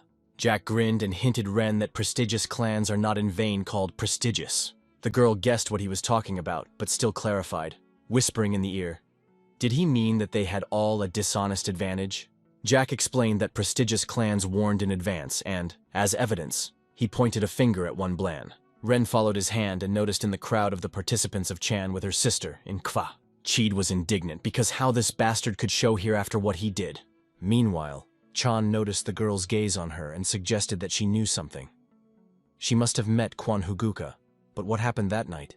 Then Chan looked at Jack and thought, where did Kavan go? However, in response to the gaze, Jack gave him a very terrible smile. Chan immediately turned away so as not to show the fright and suggest that perhaps Kwan simply took the money and escaped. But the course of his thoughts was interrupted by an UND, or rather the expression of her face and the look in which the desire was read. Chan followed his sister's gaze and returned to Jack that he only shook his head with a grin. From the realization that his sister is building eyes to this rogue, Chan gritted his teeth and trembled with anger. However, before he managed to tear his sister, gongs ringing rang out throughout the hall, and immediately all the participants together turned his eyes to the man that he had risen to the balcony.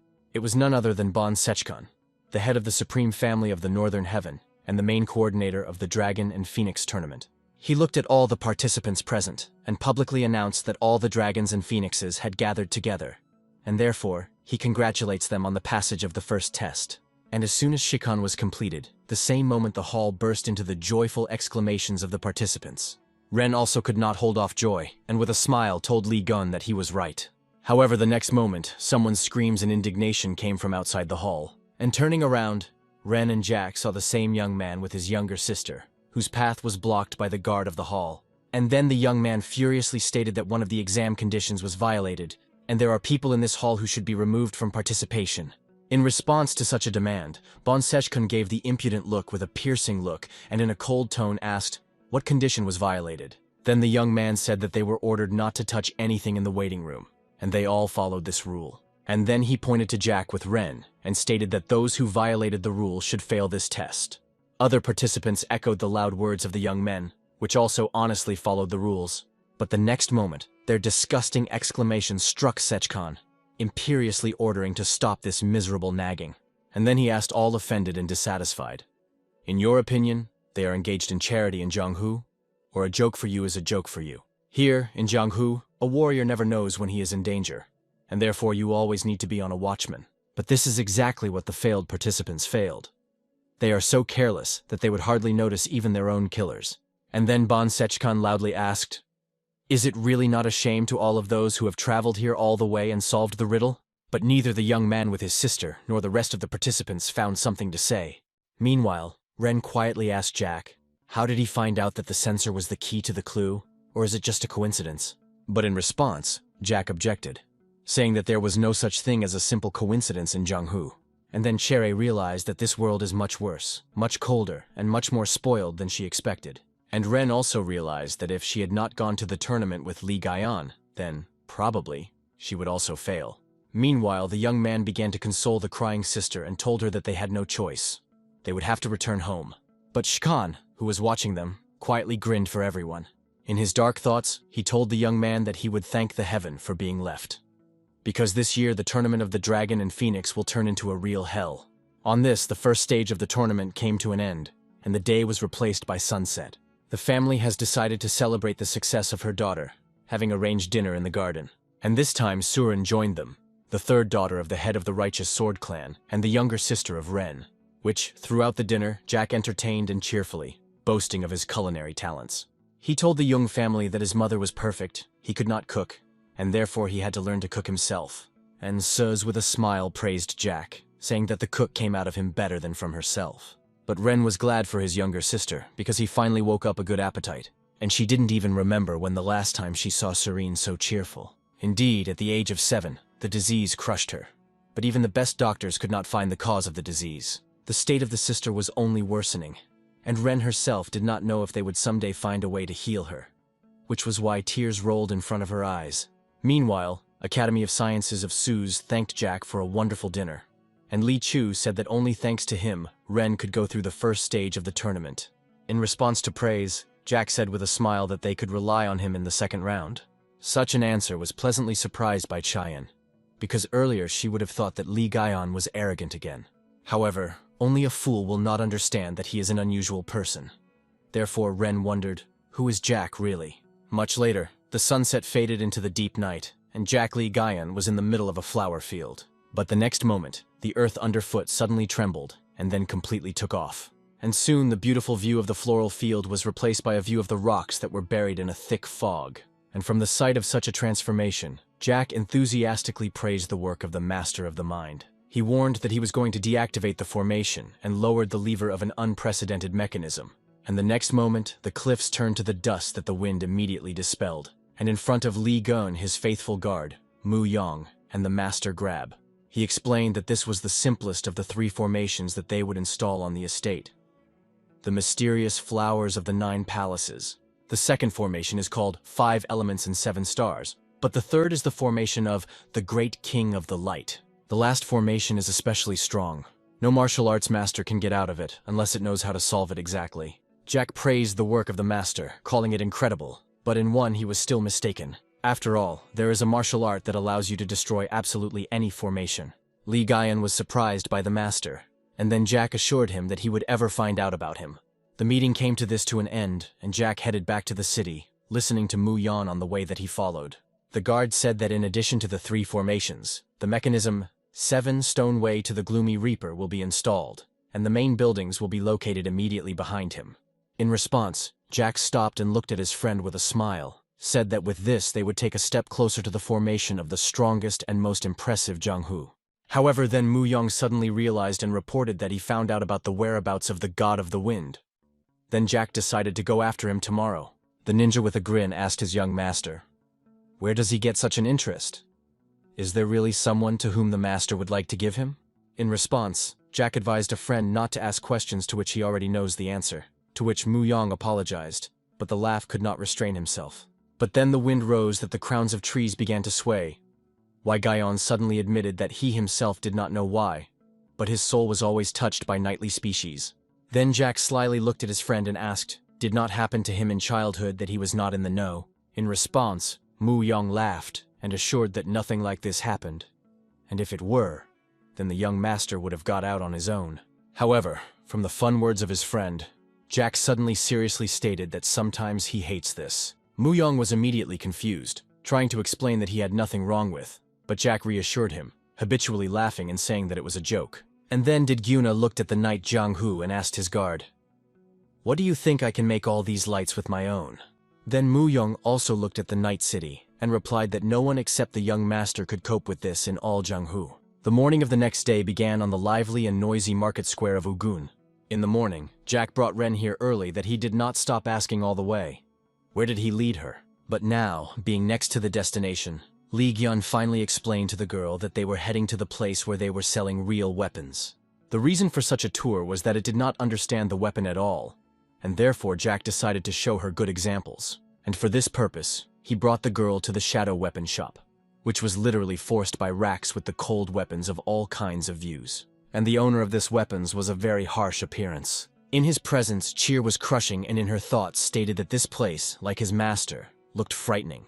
Then Ren looked at Jack that Kunai threw up playfully, and thought, because she believed that he was in June for the first time, since he learned about this shadow commander of weapons. Meanwhile, whether Gion turned to the seller, asking, "This is all that he has?" However, before answering, the old man drew his eyes on a couple of swords behind Jack, and only after he, with a grin, replied that the guy like Jack would interest something more unusual. And then the merchant was absent, so that he would soon return with a casket in his hands. The old man said that a special client deserves a special product, and with these words, the casket opened. And then Black and Jack saw a treasure hidden in him. a dagger frosty jade. Ren did not see anything like this in her life, and therefore she could not restrain her delight, and said that the dagger was beautiful. But the next moment the merchant said that he would give him in just 15,000 nan, and at the same second, the girl's delight was replaced by a shock. However, Jack calmly asked, "Will they get anything in addition if they buy a dagger?" Why, Ren was even more stunned. In response, the old man asked, "What does Jack want as a bonus?" Li Gyun admitted that he did not know and asked, "Can they choose something from this room?" The merchant thought, because this guy should know that all the goods here are by no means ordinary, but Jack seemed entertaining to him, and therefore he agreed. And then Li Gyun pointed his finger at the desired object, and with a smile said that in this case he would take this. And when Black and the merchant looked at his choice, both were amazed at what they saw. However, the next moment, the old man smiled pretty much, baking his teeth, and asked the young man. Then in response, the merchant heard Jack Li Gyong, that again surprised him, because he heard such a name for the first time. However, the fact that this young man was able to recognize such a treasure speaks of his extremely unusual origin. Then the merchant wondered, can those swords behind him be those that he thought about? Nevertheless, the old man grinned again and said that it seems that this thing found his master, and then asked Jack, would they see again? In response, he hinted with a smile that since the merchant was so kind, it was quite possible. And then the old man and Jack were stipulated by the deal, laughing in a friendly way, which was why Ren was not at ease of them. And when they left the Ujan market and ended up outside the city by the river, Cheyenne burst into angry indignations about the fact that of all the things that Jack could get dead, he chose dilapidated gloves. And while she called Li Gian with a crazy fool, he calmly washed the same dilapidated gloves in the river. But soon the girl's dissatisfaction was replaced by curiosity, which was why she began to ask Jack, where did he get so much money from? In response to numerous questions, whether Gian ordered Ren to calm down and give him his hand, but the girl objected that she did not need a glove. Then Jack explained that this glove will help her in the development of martial arts, since she was stuck on the 7th star. Cheat in surprise asked how he found out what Jack said with a grin that he knew everything about her. Ren held out uncertainly and asked Li Jack that this would help, and then in response, he tightly squeezed her palm. And then he looked into the girl's eyes with a serious look, and told her no less seriously that even the most ordinary things have their own special energy, and therefore she should wear them with reverence. These words struck the blue, which is why she could only quietly say, good. And then Li Gaion carefully put on her hand a glove, looking at which Ren was again surprised, for she turned out to be transparent as glass. And the next moment, a glove on her hand let out a stream of wind that stirred the nearest trees. Cheed was frightened and immediately asked Jack, what kind of strange energy is this? But he did not answer, and the raging wind, to the even greater surprise of the girl, suddenly began to return to the glove on her hand. And then the glove let out a powerful wave of compressed air, and everything around immediately subsided. Ren looked at her hand shocked, on which it was impossible to examine the glove, and in her thoughts stated that it was an unusual thing. And only then Jack spoke again, telling with a smile that this glove called Ren, which means that the girl definitely has potential, and as if in confirmation of this, the hieroglyph suddenly caught fire on the palm of the palm of the palm of his hand, which meant the wind. Then Li Gyong showed his hand, on which the symbol also caught fire, and with a smile told the girl to say hello to the god of the wind. He then explained that if each of them puts on a glove, then they will react when they are close to each other. In response, Ren exclaimed that this could not be, but Jack assured her, which could, since these gloves are made of special material. Moreover, these gloves initially belonged to the king of fistfight, the god of the wind, the greatest master that lived 300 years ago, so this is a treasure that to look for. Then Cheed asked, why did such a treasure were lying in a shopping trader weapon? But in response, Jack only shook his head and downloaded that perhaps the merchant was waiting for the one who could recognize them. He also added that the glove will allow Ren with his bare hands to block Chi's swords, but not now, since the girl's internal energy is still weak for this. However, then Li Gaian noticed that Cheer was lagging behind and for some reason standing still, bowing his head. And then the girl raised an alarming look at him and asked, why does he do all this for her? But in response, whether Gaian said nothing, but only gave Ren a warm smile. The second stage of the Dragon and Phoenix tournament met his participants with a gloomy sky and pouring rain. Inside, the palace was full of spectators that gathered in the stands around the square arena. Among them, there were also Jack and Cheen that they decided to observe their opponents. However, to the surprise of the girl, a stone slab stretched across the entire arena, on which traces of someone's legs were forever captured. And then the tournament coordinator approached the stone slab, Bon Sechkan, and publicly announced that this year the second test would be a test of dexterity. The rules are simple. Participants need to go from the edge to the edge of the stove. But there are two conditions. Participants can only step on the traces marked on the stove, and the couple should move synchronously. With back, the husband Eugene whispered that it was easier than he thought. However, his father-in-law, Li Chu, clearly did not agree what his alerted appearance spoke of. Meanwhile, Jian Sushin, the heir to the Southern Peak Alliance, said with a self-confident grin that anyone who practiced martial arts would cope with this. And then he added that it was childish fun, which immediately attracted the general attention of the audience. Bon Sechkan calmly looked at the daring participant. But in his thoughts he wondered, is this the heir to the Southern Peak Alliance? What a pity. Starting from the second stage, prestigious families do not get advantages, and none of the judges is a member of 4 great families. Therefore, is this Jian Suchin plot to pass the test? But Jack Li Gyong was much more reasonable than the opponent, and quietly admitted that this test would be difficult. Ren was amazed at such a revelation, and then Jack explained to her that all the masters have their own individual habits, and this is especially true in relation to the movements of the legs. After all, this happens unconsciously, and if you focus on the traces, you can lose balance. In addition, the couple should move synchronously. Meanwhile, one of the spectators asked, should everything come out while the couple will perform? To which Sechkan stated that the test would be under the supervision of the rest of the participants. Then one of the participants, behind Ren, was surprised, because in this case to those who come later will be easier. To which another participant suggested waiting for someone to pass. Cheat agreed with such an idea and shared it with Jack, saying that it would be easier for them if you first see how others go. However, before Li Gyong managed to answer her, one of the participants rose from his place and stated that he would act first. In response, Jack praised the daredevil with a grin, because there is always a special value to be the first. Meanwhile, the tournament coordinator announced that the young master Hagi volunteered to participate first.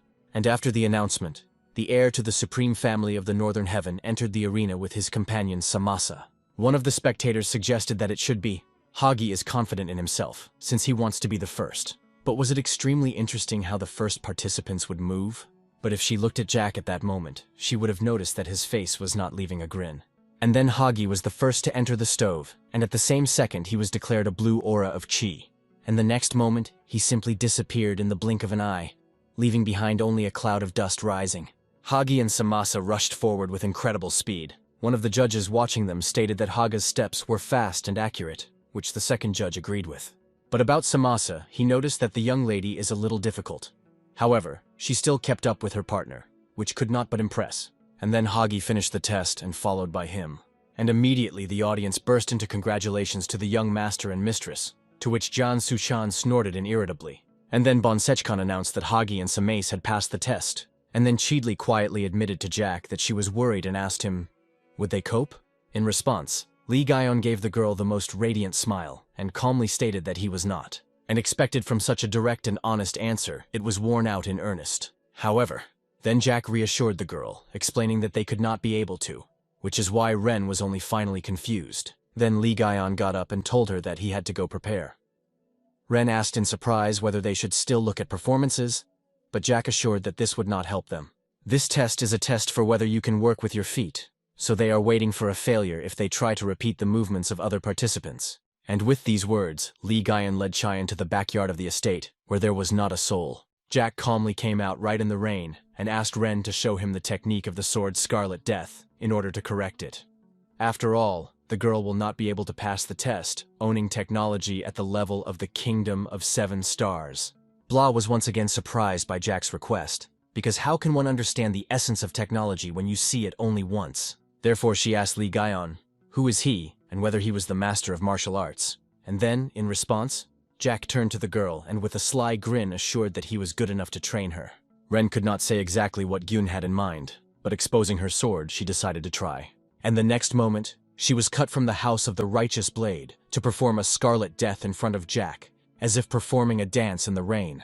And he carefully followed every step of the girl and the waves of her sword. However, then he suddenly told Ren to stop and repeat the last part of the equipment, but half a breath more slowly. She did as it was ordered, and at the same second the girl was numb from a new, unfamiliar feeling.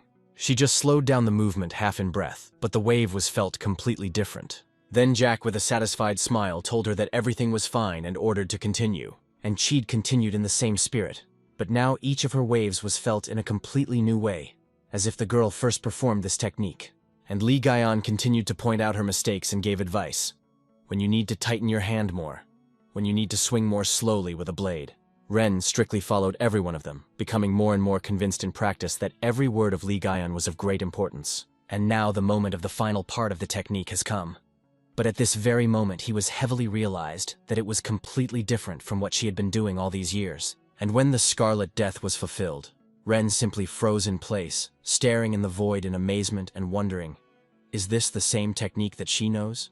And then she looked at Lee Gaian and asked another, but former question, who is he? And Jack, as if nothing had happened, congratulated Ren, and said that her technique had just reached the kingdom of 8 stars.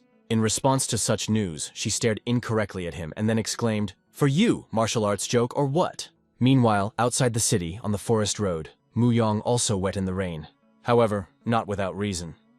The guard Lee Gaian had a task, to meet very important guests from afar. And soon, in the distance, the trinity of travelers appeared that in such a bad weather they kept the way to Ujian. That was Yang Snow Yun, a demoness with 2 sickles. Whether the dignity is found, the sword of thunder, and Chon Mu Ak, the sword of demons. When the trinity of the great Mathers approached, Mu Yong respectfully greeted them, to which John only grumbled. They had not seen each other for a long time. Then Mu Yong informed everyone that the young gentleman was now participating in the tournament of the Dragon and Phoenix, and then volunteered to hold the Masters in Huan. Jan accepted the guide but finally stated that the beard is aging, and whether San also added for 5 years at least. Then Yang wondered, why did Gyun even take part in the tournament? To which Nine suggested that he was starting something again.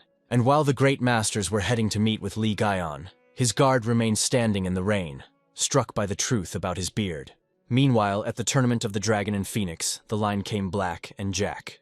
However, all the spectators were surprised by the fact that both participants for some reason were wet to the thread. But despite this, Jack Lee Gyong, a drifting clouds and current rivers, and Jung is cut from the righteous sword clan, ascended and respectfully introduced themselves. Some spectators were embarrassed by Jack's nickname, while others chuckled quietly, deciding that he did not even have a clan. However, the opinion of the others was not worried. He encouraged Ren, saying that her technique of Scarlet Death reached 9 stars, so now she easily cope. But she was not so sure of this herself, because she never heard someone so quickly increased her level of skill. Meanwhile, Jack went to the stove and asked Ren, did she know what he called their strategy? And then he jumped onto the stove and turning to the girl told her the name. The Dragon and Phoenix shine together. And when Sheer entered the stove after and joined Li Gun, all the audience that had previously laughed at him immediately lurked his breath, because with what natural simplicity and ease, he overcame the test, just amazed. This was completely different from the rapid and sharp of Haga, and at the same time, Ren and Jack were still managed to talk. The girl enthusiastically admitted that she was dancing. Then Li Gaiyun with a smile told her that the mind comprehends the principles, and the body overcomes their action. This is how the essence of martial arts is known. Chithi wanted to continue the conversation, but the next moment she had already reached the end of the stove and went into the arena. And when Jack joined her, the girl asked in surprise, is this really the end? In response, Gaian only smiled cheerfully, and then Ren admitted that she did not even remember how they could go. Jack praised his companion, saying that this was an impressive performance of the Dragon and Phoenix shining together. And then he was already cutting to him with a cheerful smile, while the coordinator of the tournament announced their success. Well, when the second stage of the tournament came to an end, and the sky over the duck was sifted, Ren met the relatives that they began to praise her and ask about when she only managed to hone her skills. But Li Gyona met the harsh trinity of the great masters, accompanied by Mu Yan. However, despite the strict appearance of Yang Dvan Yong, Jack rushed to her with an open arms and joyfully called her grandmother. That's just Jan did not allow to put herself in a strong arms. Injections of wretch with a sickle in the forehead. And then she added that it was disgusting. Anyone will now think that he is her native grandson, which is why everyone else burst out with a cheerful laugh. Jack also laughed, and holding his forehead with his palm, told Jan that she was overclocking, because this is their first meeting in a very long time. However, John did not buy his nagging and directly asked, what is he going to do by creating such a big problem as a combat faction? And then Li Gyun calmly answered her that he intends to absorb the whole Jianghu. Jan snorted and asked for such a statement. What will he do then with 9 great families, 1 union, as well as the 4 main clans of Jianghu? And in the end, she asked the main question. What about the divine cult? Mu Yan, Nan and Chan too was interested in what the young gentleman would answer this. And then Li Gyun still calmly said that he did not worry about what had not even happened. Such an answer obviously did not disappoint his associates, and Yang sighed doomedly and asked quietly, "And to whom did he go?" Then Jack turned to his guard and ordered him to accompany the elders, to which he asked, "Where's the young gentleman going?" By the time Li Gyong reached their destination, the sunset had already dropped into the mountains, and then, the accompanying him is black with a very awkward smile from him. Is he joking? However, Jack assured the girl that he was serious and now they will cross the bridge. And then he pointed to the same mentioned bridge over the cliff that in June was known as a bridge of life and death. From such news, Ren was stupefied, but she was able to stutter, for no reason. Then Jack warned that Ren would regret it a lot if he did not go, because the one he is now heading is largely connected with the girl. And in order to prove the reliability of the bridge, he was the first to rise on him and assured Ren that this bridge is like even land. However, the girl exclaimed in fright that there was a bit below. Then Li Gyong turned to her and said that it was precisely such thoughts that the masters distinguish from a beginner. Because the master does not see the difference. The plain is, or the bridge over the abyss. From these words, Cheer is shameful and willed in spirit, because she herself knows that she is not a master. However, then Jack encouraged the girl, saying that she has a warehouse of the mind of a real master, and therefore does she think that she should try? And then, let her still be scared. But Cherry realized that Li Gaian was right. She just needs to go like along the path, which Ren did, heading towards Jack. The boards creaked under her feet, but the girl brave and reassured herself, saying that everything was better than she expected. However, then Li Gaian suddenly realized and with a guilty smile admitted that he had previously forgotten to tell something. A strong wind often blows here, so it should be careful. And as soon as he told him this, a stream of wind fell on the bridge at the same moment. He was so powerful that he stirred up the bridge, and with him, threw a girl into the air. Jack immediately shouted to her that there was no need to be afraid. I need to think about the bridge as a plane. However, it could not imagine the plane. She saw only the abyss in which she falls, and therefore closed her eyes with fear. But Li Gaian's eyes suddenly lit up with a scarlet flame, and at the same second he let out a clot of demonic aura towards Ren falling Ren. And the next moment the girl literally froze in the air, as in zero gravity. And then the unknown force smoothly and carefully lowered her onto the bridge. But even after that, Ren did not let go of trembling, and not taking her eyes off the abyss. She realized that she had almost died. She knew that she had to continue to go, but only her legs simply did not obey. But the next moment Li Gyong spoke to her and admitted that when he first saw her, he thought that his heart stopped. And then Jack smiled Ren as he smiled before and said to her, "Come to me because I like you." And then the fear in Cheed was replaced by sincere amazement, and she looked from the abyss to Li Gaian. Ren told herself that this was impossible, but nevertheless, her legs themselves led the girl towards Jack. And so they finally overcame the motte and stepped on the hard ground again, faced the temple. Only then Ren came to her senses and asked Jack, what did he tell her now? However, he made misunderstanding and slyly specified the girl. What did he tell her like that? And then, having bored with a blush, Cheer asked, did Jack say all this to just distract her from the abyss? But in response, whether Gyong only said that Ren was really smart, as he thought. And when he turned away to the temple, Cheed with all his strength crashed along the bridge's support, and in her thoughts was indignant. How dare he play with other people's feelings? But the next moment someone behind her angrily asked, who waves his fists on the Holy Land? And when Cheer turned around, she saw an angry monk that he told her to stop right now. The girl immediately bowed her head and asked for forgiveness, and only then, Li Gaian turned to the monk. But what is strange, as soon as the monk was seen by Jack's face, he immediately flinched. And then the monk sharply changed his anger to mercy and saying that the young people are so fun, so hurried away. But then Li Gaian told the monk after that he had a rather amazing disguise. And the next moment, the monk was numb with fear because Li Gaian added, you can't deceive my eyes, a freak. The monk had no choice, and therefore not to talk on the street. He invited Jack and Ren to the temple, and there he accepted to lament. How can the Buddha be so indifferent to him? How could he send such a crazy monster here? And then, continuing to lament and pray to the Buddha, the monk began to tear off the mask from his face. And watching this terrible and strange process, Cheerly asked Jack, who is this monk? Then Li Gyun answered with a smile that this was a fraudster, a charlatan, and a thief, and he also had about 8 useless skills. However, Chi did not count it like that, because this monk is talented as much as 8 different areas. Therefore, she suggested, can a all-artistic handsome man hide under the mask of the monk? But alas, a fluffy insurance person turned out to be her disappointment under the mask. Then Jack went up to him and putting his palm on the top of his head.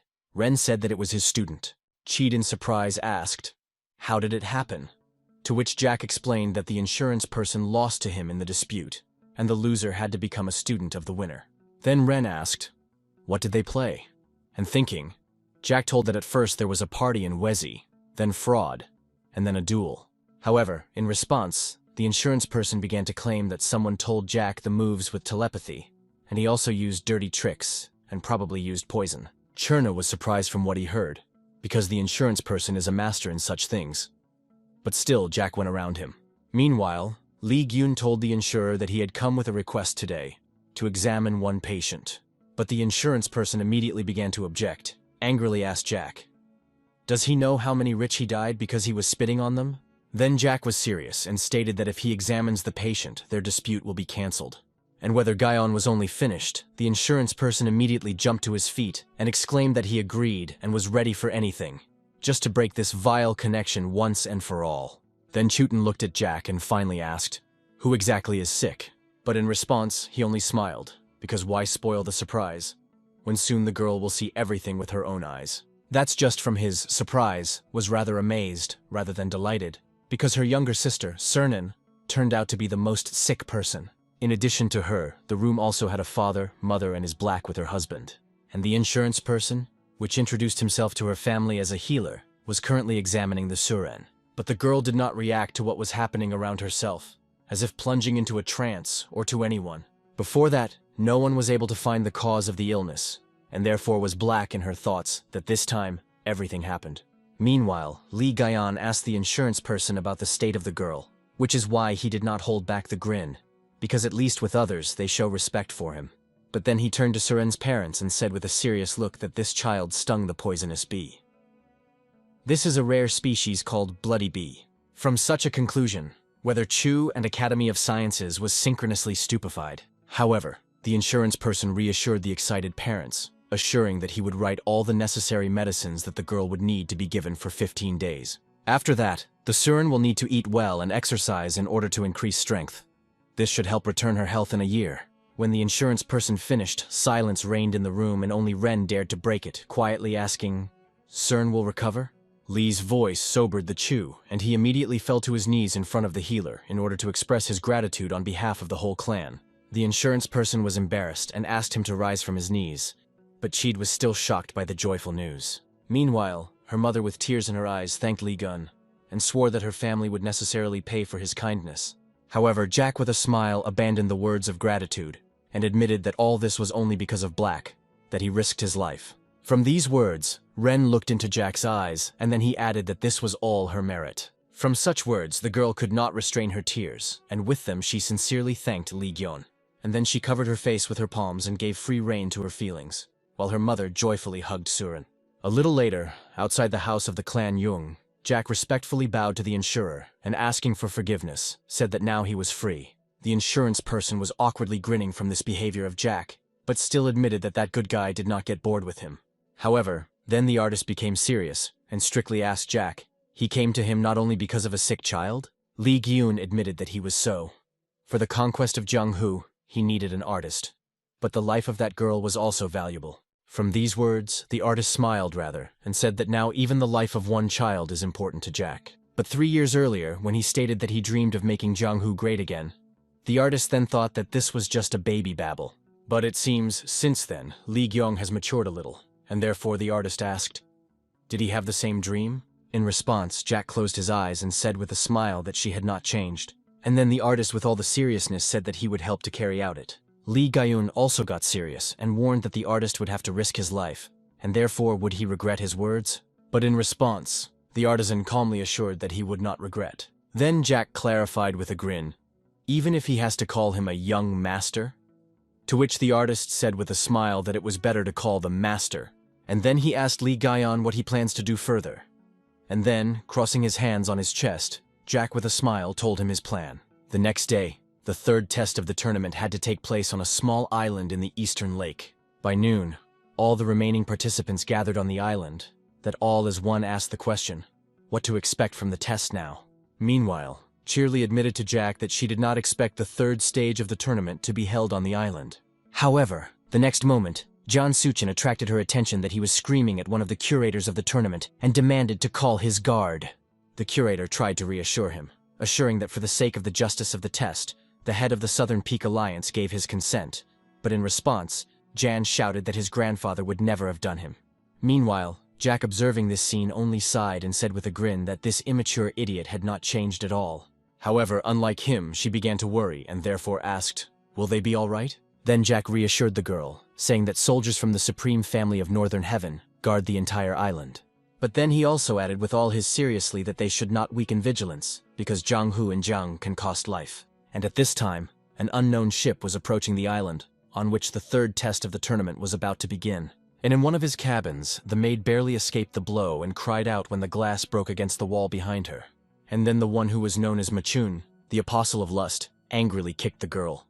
As soon as the maid ran out the door, he fell out of the bed and wondered, where did they find such a mediocre girl? Then Machun called out the servant behind the door and asked how soon they would be in place, to which the servant reported that in 15 minutes. This news pleased the apostle of lust, which is why he licked a rather licked. And after that he asked himself dreamily, are girls from noble families different something?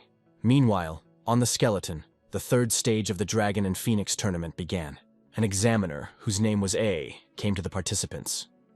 Holding the flag in his hand, he announced that those who could capture this flag will pass the third test.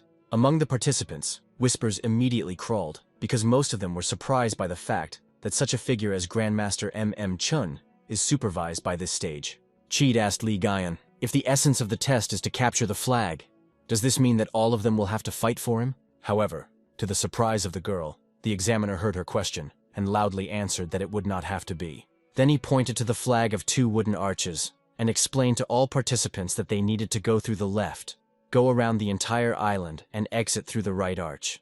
In other words, this whole island serves as a third test site, and only the first 4 pairs will pass it that will overcome the entire island and return back. As soon as I finished the tuna, one of the participants jumped up to Churn immediately and asked, did she get that this is a speed test? However, then the girl remembered the manners and introduced herself as Kayangas, from the clan of the purebred king, and her older brother also greeted.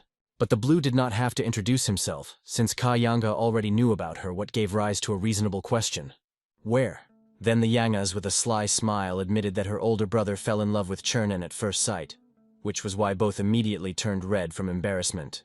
The desperate attempts of his brother to justify themselves attracted the attention of the examiner, which strictly shouted to the entire trinity. And when Ren and Yanghe and her brother apologized, Au Chun warned all the participants that in order to get the flag, not enough speed, since various mechanical traps were installed throughout the island.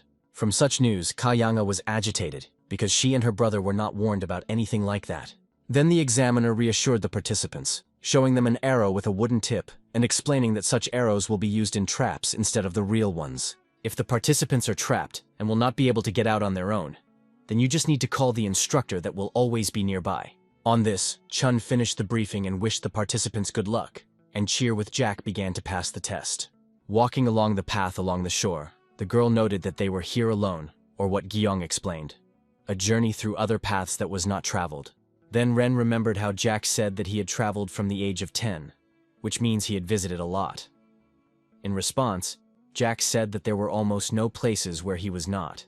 Cheedley said sadly that he was very lucky, and at the same time she thought, after all those incredible things that Gyong showed her, he gleaned all this out of his experience. From these thoughts, Ren sighed annoyingly and admitted to Jack that when she was with him, she felt as if only yesterday born.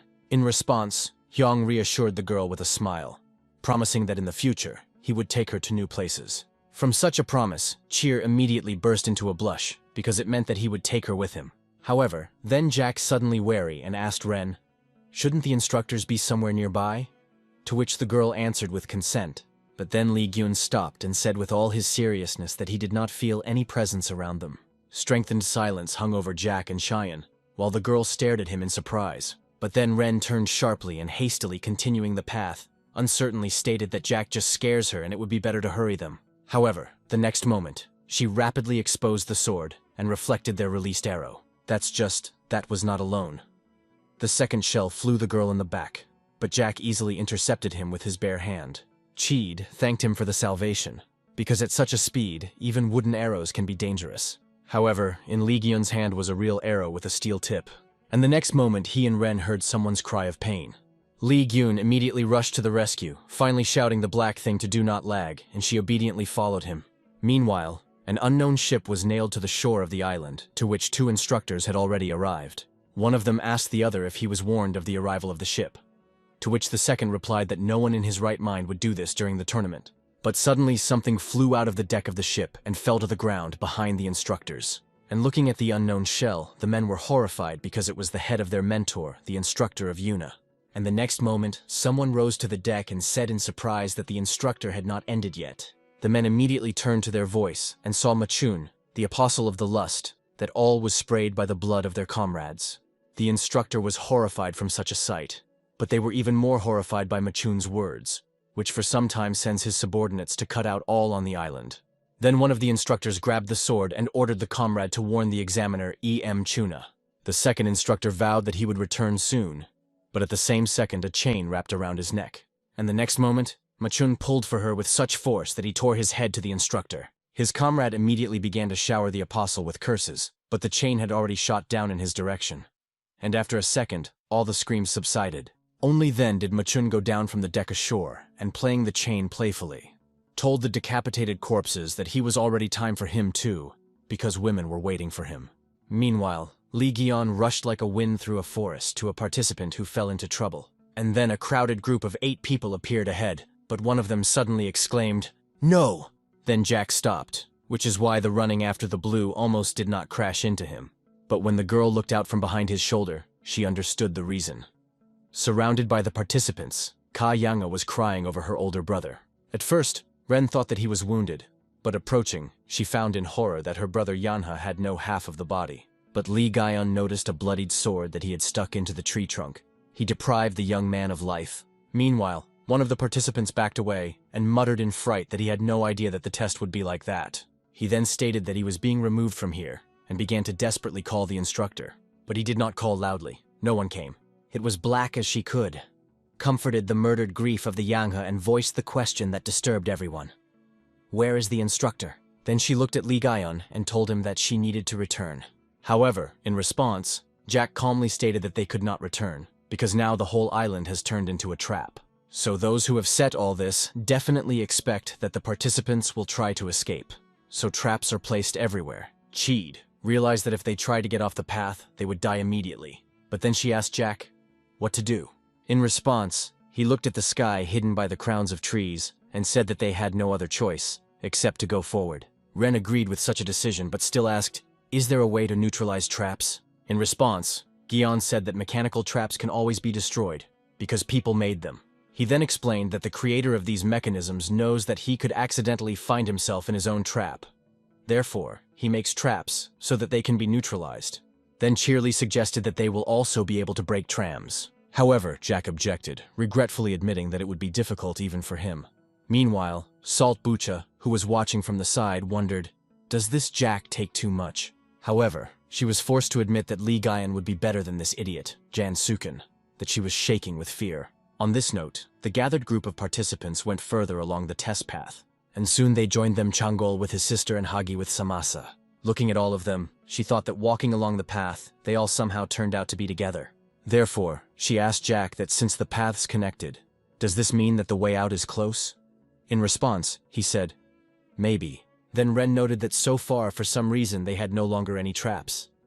But at the same second, Li Gyun noticed something.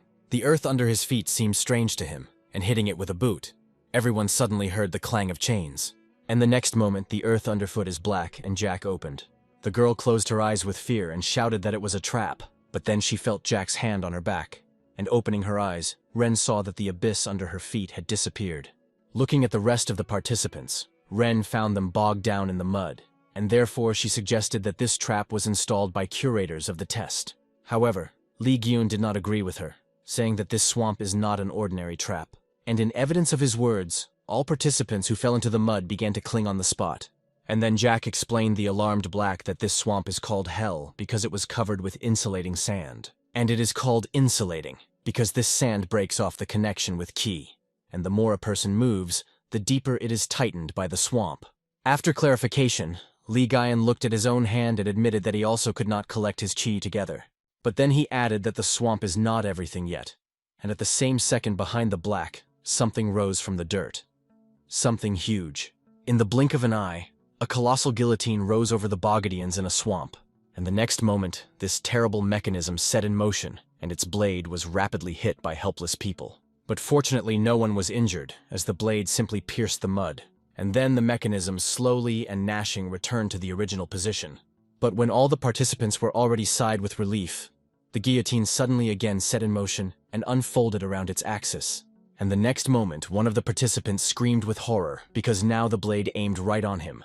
Chan in goal, that was bogged down in the mud in the neighborhood, said to his sister, "Is this not her partner?" And then he said that he was not lucky. But as soon as Chan was, so to speak, at the same moment the unfortunate clung to his kimono and prayed for help. From such a vat was stunned, and the doomed participant continued to desperately ask for salvation. Then Chan came to his senses and quickly looked at his sister, ordered the man to let him go alive. Inborn echoed her brother's words, screaming that they would all die so now. And in confirmation of her words, the guillotine blade abruptly fell down. And the next moment, the participant was cut in half. But before that, Chan managed to chop off his unfortunate hand, which remained holding his kimono. Chan was shocked by what happened, but in his head he made excuses. I convinced himself that that man would have died anyway. And besides, he almost pulled him along. However, then Chan noticed at himself the gaze of the heir to the supreme family of the Northern Heaven, Hagi.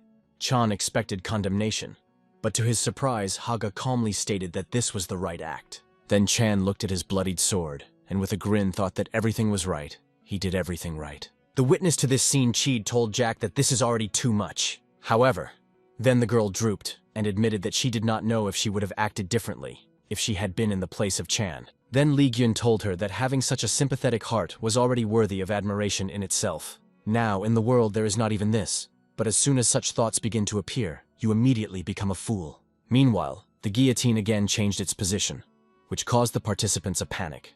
The situation seemed hopeless, but Chiris felt that everything would be resolved if Gion was next to her. Therefore, she turned to him and confidently offered to look for a way to help the others. However, to her surprise, Li Gion was not in the same place. He simply disappeared. A panic began to creep into the girl's mind. But then Ren suggested that Jack simply decided to call for help first. Otherwise, he would never have disappeared like that suddenly. A huge shadow distracted from anxious thoughts that she covered the girl. And raising his head, Ren saw the guillotine blade, which was already striving to meet her. But the next moment, someone grabbed his hand and sharply pulled down, right into the mud. The girl immediately plunged into the swamp with her head, but she continued to drag her more deeply. And as soon as Ren was asking the question, how deeply she would drag her, as at the same second the swamp was replaced by the thickness of the water. The girl continued to plunge smoothly into her, but now she was able to feel her chi again. And only after this discovery, Cheer realized that he was not alone here. Those who dragged her from the guillotine and brought here, Jack Li Gyong, that with the former warm smile looked at Ren, as if admiring her. But before the girl had time to be surprised at this, as Jack suddenly pushed her out of the water. And not just pushed it out, but threw it so high that it was rapidly flying over the guillotine. And the next moment, she heard Li Guiyan's voice, as if in her head, which ordered her to cut the mechanism. However, at the moment, Ren was more worried about the fall, from which the girl barely had time to escape, piercing the sword into the guillotine. Cheed immediately caught the smell of blood emanating from the deadly mechanism. And looking at him, she was forced to admit that she could not cope with this. Indeed, given the size of the guillotine, Ren should at least own chi swords, but she had never practiced him before. However, the next moment, the screams below attracted her attention. That was Ka Yangas, who lost her leg and now bleeding, and the other two participants desperately tried to help her. And then Black, to trembling in her hands, squeezed the hilt of the sword and firmly told herself that she should stop this no matter what. And having climbed the top of the guillotine, Ren again heard Jack's voice that she reminded her of what was the difference between a newcomer and a master. Then Cheed closed her eyes, took a deep breath, and pulled away from the screams of people below, focused only on her sword. From the very first day, Ren first picked him up in her hands. She trained without a single day of rest. And therefore, opening her eyes and swinging his sword, Cheerly put all her strength into the upcoming blow. She felt like a glove of the god of wind on her hand to become hot, and chi is seething and growing in the body. And then Cheer waved her sword and cut off the guillotine blade with one blow, as if she was a branch of a tree. And the next moment, the gigantic structure collapsed into the swamp, raising the waves of mud. However, this did not care about the participants who were caught. They were happy that they could survive, and Cheer still could not believe what she succeeded. So the surviving participants, who are wounded and who was crippled, resumed their path. Suddenly one of the participants ran up to Ren and respectfully thanked her for the salvation. After all, it is Black not only destroyed the device, but also helped the participants get out of the swamp. However, from the words of gratitude, Ren became awkward because it was not only her merit. She wanted to tell the truth that in fact Lee Gyun saved everyone, but he put his finger to his lips, hinting that this should remain a secret. Therefore, Cheed was forced to accept gratitude with a stretched smile. And when the man left, Ren asked Jack, why can she not tell her truth? After all, if not for him, then everyone would have died. But in response, Gyun only with a tricky smile explained that it was not the time to attract attention. Such an answer did not reassure Black, but only gave rise to even more questions. But the main one, what did Jack plan? However, the girl decided to voice another question. How did everything turn so? Is it a coincidence that someone aimed at the participants of the tournament? Then, in response, Gyun reminded her that there are no coincidences in Jianghu. He did not know the exact reason, but he suspected that there was not one person behind this. But an unknown organization was involved, and since this organization dared to go against the supreme family of the Northern Heaven, it is definitely not so simple. Meanwhile, the head of the organization and one of its agents, called the Fourth Butterfly, was in the den of the Society of the Flying Blub, in anticipation. Smalling a fan, the head with a satisfied smile said that their plan should already go full. However, the Fourth Butterfly was clearly dissatisfied with something, and therefore grunted lingeringly back. The head looked at her agent and asked, why does he believe that hiring the Apostle Lust was a mistake? In response, the Fourth Butterfly said that this is not so important, but he was more concerned about the intentions with which the head hired him. For a moment, the chapter thought for a moment, but after she closed her eyes and majestically raising her chin, said that she did not understand what the agent was talking about. And at this time, Lee Gaion and Cheer with a group of surviving participants continued their way, while the day over the island was tending in the evening. But suddenly one of the participants who wandered ahead exclaimed and pointed to the wooden arch in front. It was a finish line of tests, and all the participants rushed to her, leaving Jack with Cheyenne behind. Ren asked Jack, is it really all that really ended? However, in response, he peered into the distance and specified the girl. Isn't it ahead of their examiner? And peering in the same direction, Ren was convinced that Jack was right. It really was Ayu Chun. But the great master was hanged on a tree, which made the participants constrained the horror that ran forward. And under that tree, a detachment of armed thugs was waiting for them that they killed all the instructors. From the sight of this picture, one of the participants backed away, but immediately stumbled his back on Lee Gaion. He fearlessly stepped forward and said that this was not the end, but only the beginning. And listening to these words, to Lee Gaion, the Apostle of Lust, Machun, turned out to be ominous with a grin. He stood at the head of a detachment of thugs and stated that he was most likely not familiar to many of those present, but he is usually called the Demon of Debauchery. However, in response, even those participants who have already heard this nickname remained silent. Then Machun added that this nickname appeared not just like that, and laughed loudly with his people. And while the thugs laughed ominously, Cheed quietly asked Lee Gun about this Demon of Debauchery. In response, Jack told her that it was a bastard, notorious in that he had abused a countless number of women and absorbed their yin energy. However, following Lee Gaion with the previous carefree smile curled up, how good it is that he is not a woman. That's just among the thugs of Machuna. A representative of the fair sex was also flooded, which she clearly laid her eyes on Jack. Meanwhile, Machun with a grin said that their tenant ordered them to arrange hell here. Then Cheat again asked Jack, can the employer be the very organization that he talked about? In response, Jack suggested that since the organization resorts to such sophistications instead of killing them at once, it is more like revenge than ambition. Meanwhile, Machun began to inspect the participants and, unfortunately, admitted that in one day he could not absorb so much yin qi. And while he was thinking who to choose, Chan invited them to combine his strength in order to get rid of this demon of lust. However, in response, the heir to the Supreme Family asked, is it possible for them to jointly defeat at least the same examiner, EMYUN? Indeed, first of all, this Machun is a master of martial arts, and only then the demon of lust. So entering an open battle with him is simply stupid. But as soon as they told Hagi, only at the same moment Jian Suchen shouted at Machun on the attack. The heir to the Alliance of the Southern Peak on the Run asked, does the demon know who he contacted? And immediately he played a lunge with a sword. But to his surprise, Machun with a grin grabbed his hand and abruptly turned, breaking the bone. Jan Suchan immediately grabbed the broken hand and screamed in pain, forgetting about his enemy. But Machun did not forget about him, and the next moment he shut up Jan, grabbing him by the neck. And then the Apostle Lust with one hand tore off the young man from the ground and said that they could only yap. But then Machun sharply pulled Jan to him and ordered him to lower his gaze. However, Jan remembered the instructions of his grandfather that he always said, "The main thing is in battle, the spirit." Therefore he looked at Machun from top to bottom and called him a bitch son. In response to the audacity, the Apostle Lust gave Yana by a slap in such a force that he burst into blood.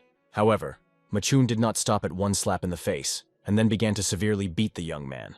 And his partner, Salt Bukawa, and the rest of the participants could only helplessly observe atrocities. Unable to look at it anymore, Cheer reached for her sword and invited Jack to attack Machun together. However, in response, Li Gyeon covered her hand and assured that the demon of lust was not going to kill Jan. And then Jack added that over time, in the long run, such an experience will become a source of enormous strength for Sushan. Meanwhile, Machun finished the beating of Jan, for the young man simply lost consciousness, and therefore the Apostle Lust with a satisfied grin threw him to the ground and said that he had to lower his eyes much earlier. However, it was worth only Jan to collapse to the ground. Salt Bukewa ran to his aid at the same moment to his aid. The fearless girls in front of him struck Machun, but even more he was struck by her beauty, and therefore he asked Bokva a name. And having received his apostle, the rumors remembered the rumors of the first beauty of Chunzin, which means her chi is as pure as the mountain shelter of the green tree, where it came from. But he was not enough for Bechkva, and therefore Machun again began to inspect the crowd of participants, and among all of them, only Jung was able to interest him from the clan of the Righteous Sword. Machun asked the girl's name, but immediately changed his mind, saying that it did not matter. Then he turned to his people and ordered them to take the girls into his cabin, and not to take their eyes off the rest of the participants. However, one of the thugs dared to recall that they should take away all the hostages from the island until no one noticed, for which he immediately paid. Machun pulled him over the gate, like Yana, and intelligibly explained that he would kill anyone who would object a lot. But the next moment, Li Gyun asked the demon of lust to wait, which immediately attracted general attention to himself. Another thug intended to plug the impudent, but Machun stopped him and asked Jack, what did he need? Then Li Gyun, with an innocent look, explained that the black partner is black, and therefore they are together in life and in death. From such a statement, the thugs were slightly confused, and only Machun calmly repeated his question to Jack. What did he want? In response, Hyung smiled at the demon of lust, and stated that if they want to pick up the girl, then they will have to pick him up. From such an ultimatum, Machun called Jack psycho with a grin, but nevertheless ordered his people to take girls with him and partners. In the end, he promised hostages that he would show them something very interesting, and soon brought all four to the cave. And there Machun admitted that he was really lucky today, because he had never seen such beautiful women, and even two at once. Moreover, he noticed that one of the couples is like lovers. Why Gaion smiled, but Chutin clearly did not understand the hint, however. Then Machun approached her close and told her that something similar had already happened earlier, when he took a woman by force in front of her man. But the next moment, the bonfire was the only source of light in the cave, suddenly went out. And then Yang and Buke fell to the ground, at one point in losing consciousness. And then on the face of the demon of lust for the first time reflected confusion, because now he felt how blood is crushing in the veins. He also caught the wind, but where did he come from here? This could not be the girl's hands, so the only suspect was Jack Li Gyun, that he peered out of the void in front of him. But the next moment, when Machun looked at him, Jack looked back and grinned very unkindly to the demon of lust. And at the same moment Machun attacked him with his chain, screaming, "So it's you!" However, to his surprise, Jack's grin became only wider, and then he completely dodged the attack, jumping to the ceiling of the cave. But whether Gyun landed not on the ground, but directly on the chain stretched, like a string, and immediately rushed along it to Machun. And after a moment, Li Gyun struck a bare hand right in the heart of his enemy. However, Machun blocked his hand with a chain, and with a grin stated that it looked like Jack is not an ordinary young man. In response, Hyung also grinned and asked, "Isn't it obvious?" Then Machun broke in earnest and began to destroy everything around with a chain. Meanwhile, she began to drag Jan and Baekwa to a safe place, because due to the riot of Machun, stones began to fall from the ceiling of the cave. And when the demon of lust finally stopped, he realized that Jack simply disappeared. But while Machun wondered where this bastard hid, Jack crept up to him from the back. Only thanks to his instincts, Machun at the last moment managed to evade the vile attack. but Li Gun still managed to scratch his face. But the answer from the demon of lust followed immediately.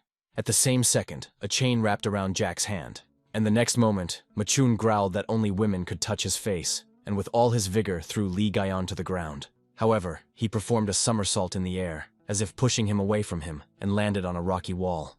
And the next moment, Li Gyun bounced from the wall like an arrow, and at full speed, he kicked Machuna directly into his darling face. Such a blow discouraged the demon of lust, and almost deprived him of consciousness. However, at that very moment he came to his senses and fiercely rushed at Jack. But he calmly blocked, reflected and retorted his every blow.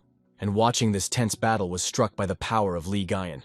She knew that he was not a weakness, but not so much. And so Jack passed from defense on the offensive and slashed his hand with his hand over Machun's chest. Looking at a new wound, the demon of lust was forced to admit that he did not expect to meet someone so strong here. But how can this young man be so strong at that age? However, now he should not ask questions, but to focus on Li Gun that he was going to use the technique of palms. Then Machun also charged his hands on Qi, preparing to take a blow and thought with a grin that he was definitely handled. And the next moment, the palms of both masters collided like their ki, which gave rise to a powerful shockwave. However, Machin was already looking forward to the victory with a new arrogant grin, whether Guion called a brainless idiot. After all, it does not matter how much he is. Li Gun is only 20, and Machun had already absorbed countless yin energy. However, contrary to his expectation, Li Gaian still stood on his feet firmly, and did not even think to retreat. Machun was sure that the advantage in the amount of ki on his side. But why then Jack was still holding?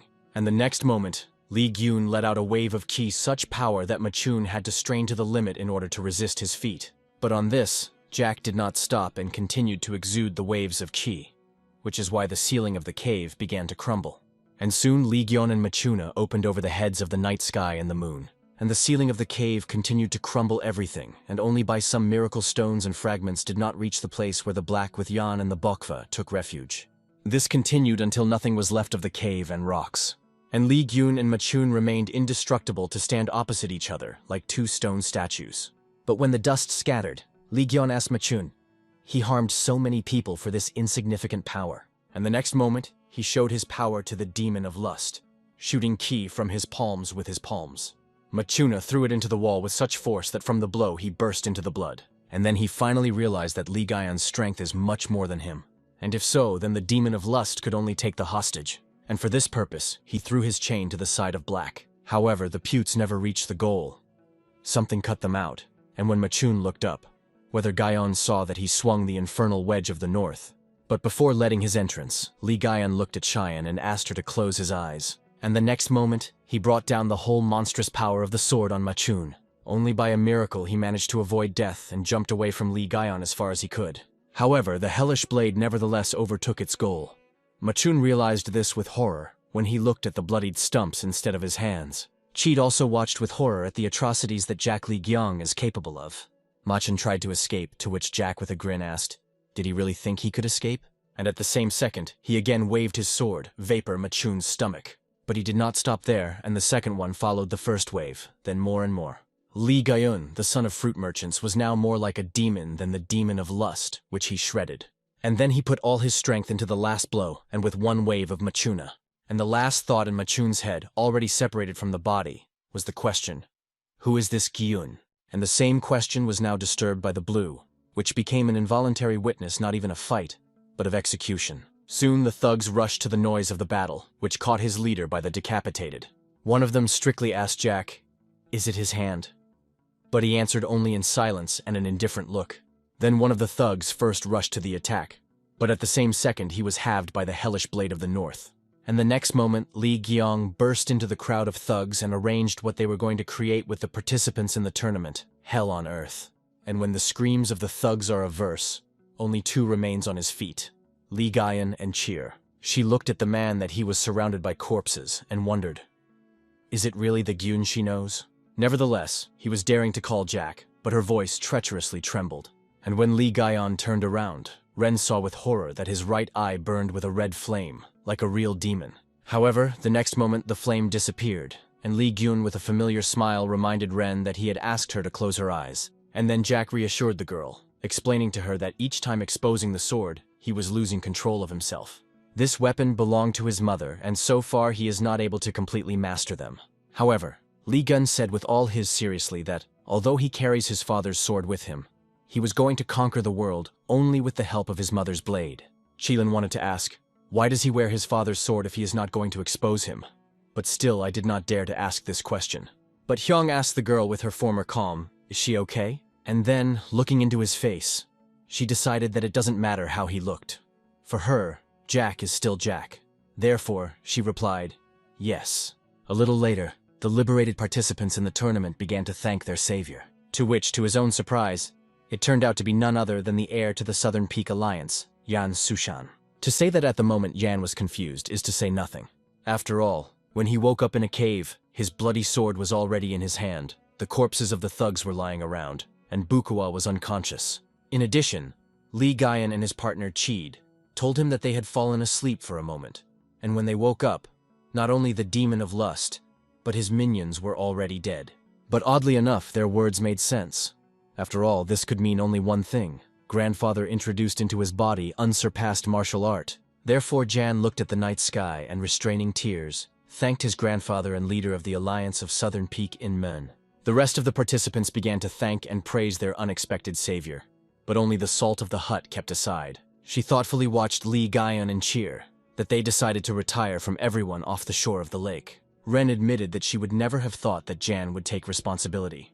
But in response, Jack said that he was expecting this from him, because pride and status for such people are all. From such words, Cheer thought, is there really such people? Meanwhile, Li Gyong pointed to the lake and said that their ship was already very close. And then, looking at the ship approaching the island, he stated that what happened today would bring the wind of change. The next day, in the palace of the Alliance of the Southern Peak, MANHUA reported about what happened on the island to his master, in Mon.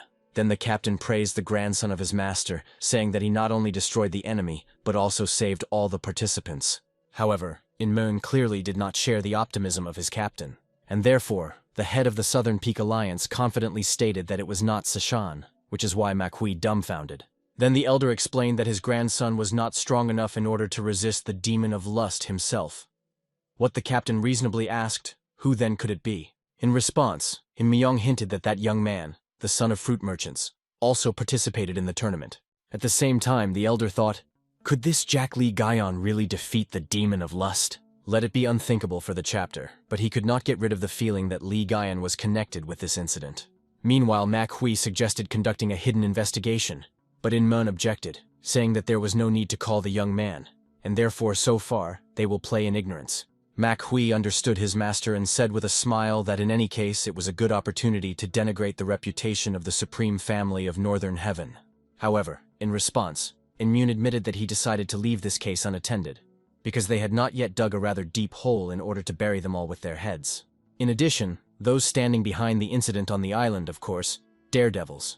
And since this happened at the tournament of the Dragon and Phoenix, it is impossible to be sure that something like this is not repeated at the tournament of the Heavenly Dragon. The captain of the White Tigers, MANHUA, silently listened to his master and was more and more amazed at every word. And then In Mun smiled ominously and said that let him unknown to him who pulls the strings, but this time they danced together. And at this time, Li Gyun and Cheed came to the gates of the estate of the New Wind, and when the girl asked Jack what kind of place, he with a smile and simply replied that it was his house. Only Ren thought that she would not surprise her anymore. But Li Gaion was superior every time, and when he opened the gate in front of the girl, she opened a view of a beautiful courtyard with a well, groomed garden, and a huge palace. Where did Jack follow and led? And being inside and looking around, Ren still asked, why is the house so huge? In response, Li Gyun carelessly stated that he had planned to establish a new clan here, which once again surprised the girl. And then he looked at the clear sky and announced that his clan would be called the Azure Heaven. Cheed thought that such a name was just wonderful, and looking at Jack, she could not restrain a warm smile. After inspecting the palace, Li Gyun decided to show the inner garden, and walking along it, Ren asked, when did the construction begin? Jack replied that a couple of months ago, but the next moment, Chut was noticed in the garden another wall with gates. Then Li Gyong explained that this was a simple array for sound insulation and headed for the gates. Cheedli reasonably asked, why is he needed? But before answering her question, Jack opened the gate, and then the view of the courtyard and the palace was revealed to the eye at times more than the estate of the New Wind.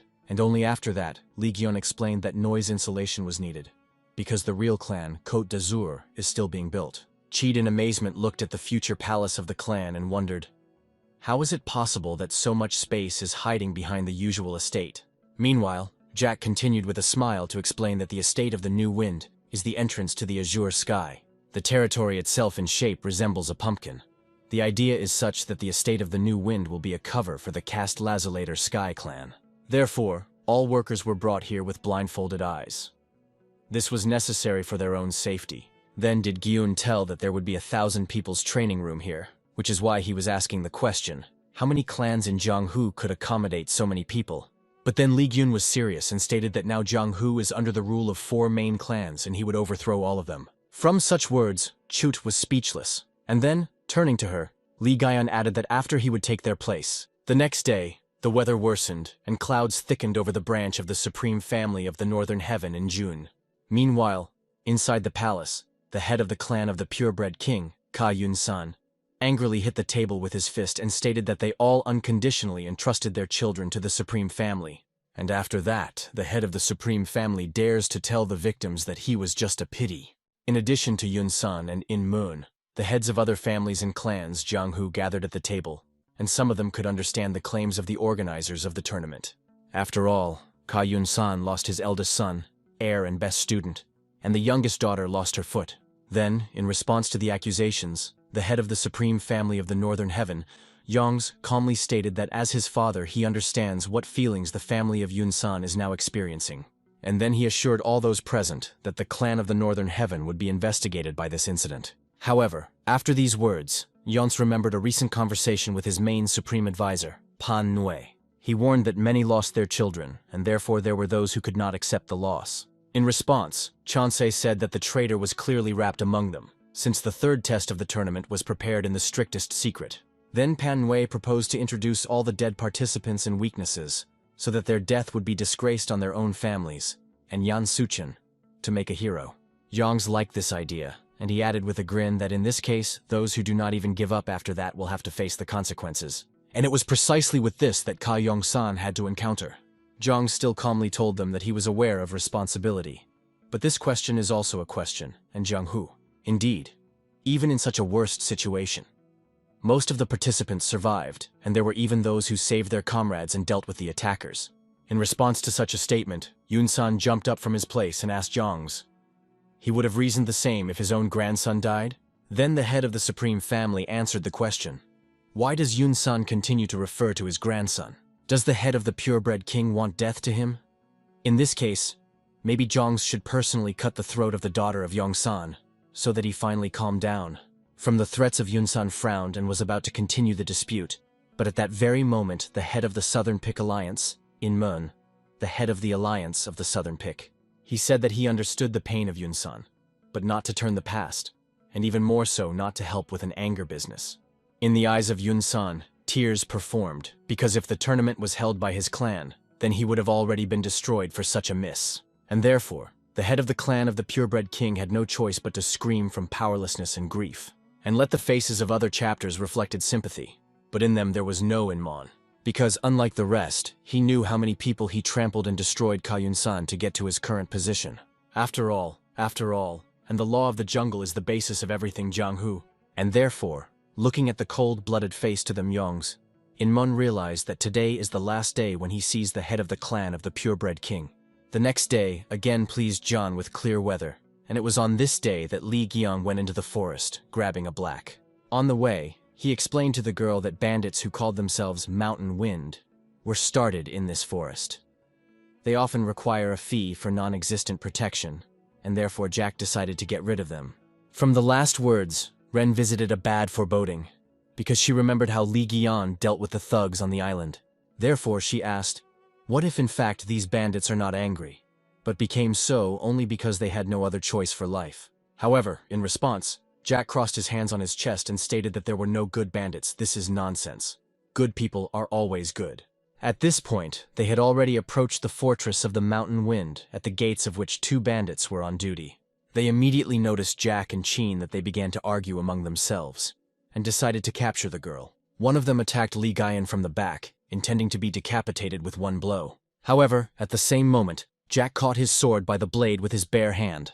And the next moment, he drove the hilt of the sword into the face of the robber, and from the blow, he flew to the ground. And observing how this bandit is spit on blood and teeth, Cheer realized what exactly Jack had in mind when he said that he would not kill anyone. The second bandit intended to take revenge on his comrade, but immediately changed his mind when Lee Guyan turned to him and gave a terrible smile. And then, in the blink of an eye, he moved behind the robber's back, and before delivering a blow, stated that they only needed to beat them and drive away a little. Soon the fortress of the Mountain Wind was filled with screams and moans of bandits. It was easily defeated by one robber after another, wielding only with her bare hands. Then, in between, did Guyon ask her, "Does she feel alive now?" The girl thought about the answer, and then Jack reminded her that if she doubts, he would die. And in evidence, one of the bandits crept into the height from behind, but at the same moment she neutralized the enemy, with lightning speed, hitting her hand with an edge of her hand. This happened instinctively, which is why the girl was surprised, but then realized that she had changed a lot. Therefore, she turned to Lee Gun and shouted to him that her skill improved significantly. Jack asked with a smile whether she liked it, and immediately imprinted the next bandit in the ground. Then his smile became wider, and Lee Gun added with her that this feeling gives strength. But suddenly someone shouted loudly that this was not all, and at the same second he threw a shell into Ren, which turned out to be small, but a full bag that was cut in a blink of an eye. But as soon as she did it, the next moment, a powder white like flour burst out of the bag into the girl's face. Cheat immediately closed her eyes and turned away, but it was too late. And then the one who threw the bag came to Lee Gun. It was the leader of the Mountain Wind, which with a grin and macer, said that not everything in this world was decided with the help of martial arts. Then Ren guessed that that powder was poisoned, but the leader corrected her, saying that it was not a simple poison. Then the leader of the leader turned into an ominous grin, and he told that the poison was mixed with aphrodisiacs. Very soon the girl's body will begin to burn with a desire, why she attaches to any man who was nearby, and if this is not done, then blood flows out of all holes on her body. From the words of the leader, the black was frozen, and she turned in horror for help to Lee Gun. However, he reassured the girl, telling her not to worry with a bright smile, because there is a man here. The hint of black was extremely clear, and therefore she immediately turned to the leader and exposing the sword, demanded to give the antidote.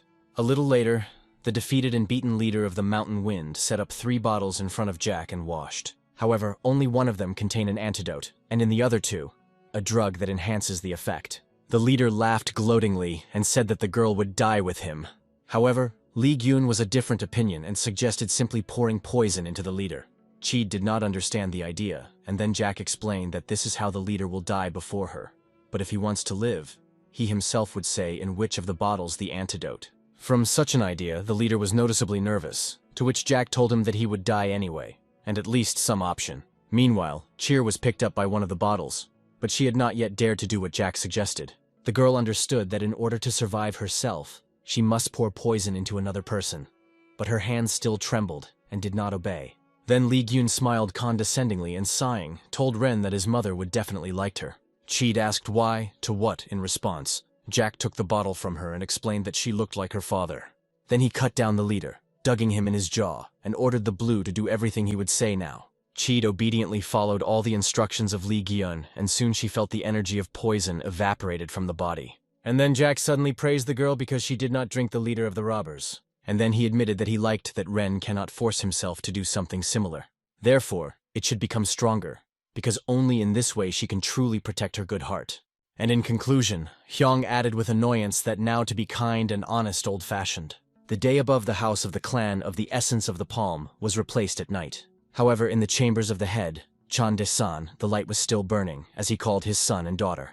Daesun told them about one girl from the clan of the Righteous Sword that showed herself well at the tournament, and asked Chan, did he should be in the same team with her? However, instead of Chan, his sister answered, in the mind that laughter could not hold back, and told that Young was not even looking at them. Then he told how her brother retired in front of an insignificant girl, which is why Daesun was angry, and ordered his son not to let some low-grade family look at himself.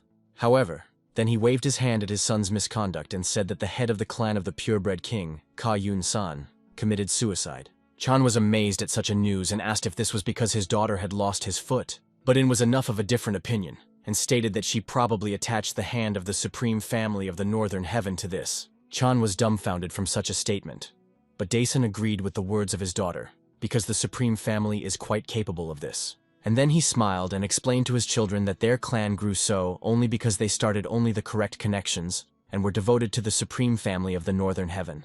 However, these words heard not only the offspring of Chanda-san, but Lee Gaion and Muhon, who was currently on the roof of the palace. He heard along with the speeches of the head of the clan. Jack looked at the night sky and said boredly that it seems to be fun there. Then Mu Yong with a smile assured that all their fun would disappear immediately when they learn about what happened in the bench of ancient swords. And then the guard noticed that his young gentleman had not dressed in a kimono for a long time. In response, Gion grinned and explained that in this case it is impossible to put on what it came to himself, because he is going to pretend to be the owner of the inner hall of the Northern Heaven. Then Mu Yong respectfully handed him a box and a mask. The guard praised the skill of the young master, calling the mask incredible, but Li Gion objected, saying that it was quite easy for him to repeat such primitive facial features. Let it be so, however. What really scared Mu Yan during the reincarnation of his master into another person is a voice, and even a manner of behavior. All this was impossible to distinguish from their real owner. Meanwhile, Li Gaion took the box in his hand and said that if everything goes smoothly today, then they will be able to create a crack in the relationship of the entity of the palm and the supreme family. Mu Yong asked his master to be careful, but he said with confidence that if in the darkness to put this box in front of a stingy old man, then he would definitely fall into the trap.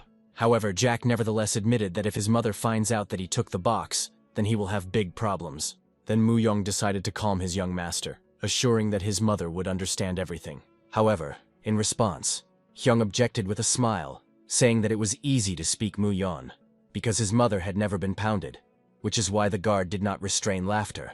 Well, after that, he wished his young master of luck and warned that the real owner of the inner hall was now sleeping, so he would not come that night. Therefore, Li Gaion boldly reincarnated and soon visited the shop of ancient swords and its manager. Having accepted an unexpected guest in his office, the manager asked what brought the owner of the inner hall to his modest institution. In response, Gyeong leaned on the table and leaning closer to the manager, the conspiratorial told him to listen very carefully. After all, what he is going to tell about is no one should ever find out, because they usually take life for this.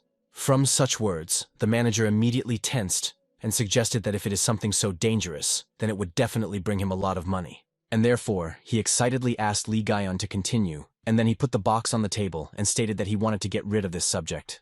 And when he opened the casket and a golden light poured out of it, the manager almost lost her speechlessness from the shock. After all, he just saw the revered artifact of the cult of the heavenly demon, the divine, Jade, demon of the Buddha. Li Gyun calmly assured the manager that his eyes are not deceiving and this is really what he thinks. Then the manager leaned toward the artifact and with a greedy look stated that this was a real treasure. And in his greedy thoughts, he had already began to think about how to hand the transaction without the knowledge of the head of the clan of the essence of the palm, Daesun.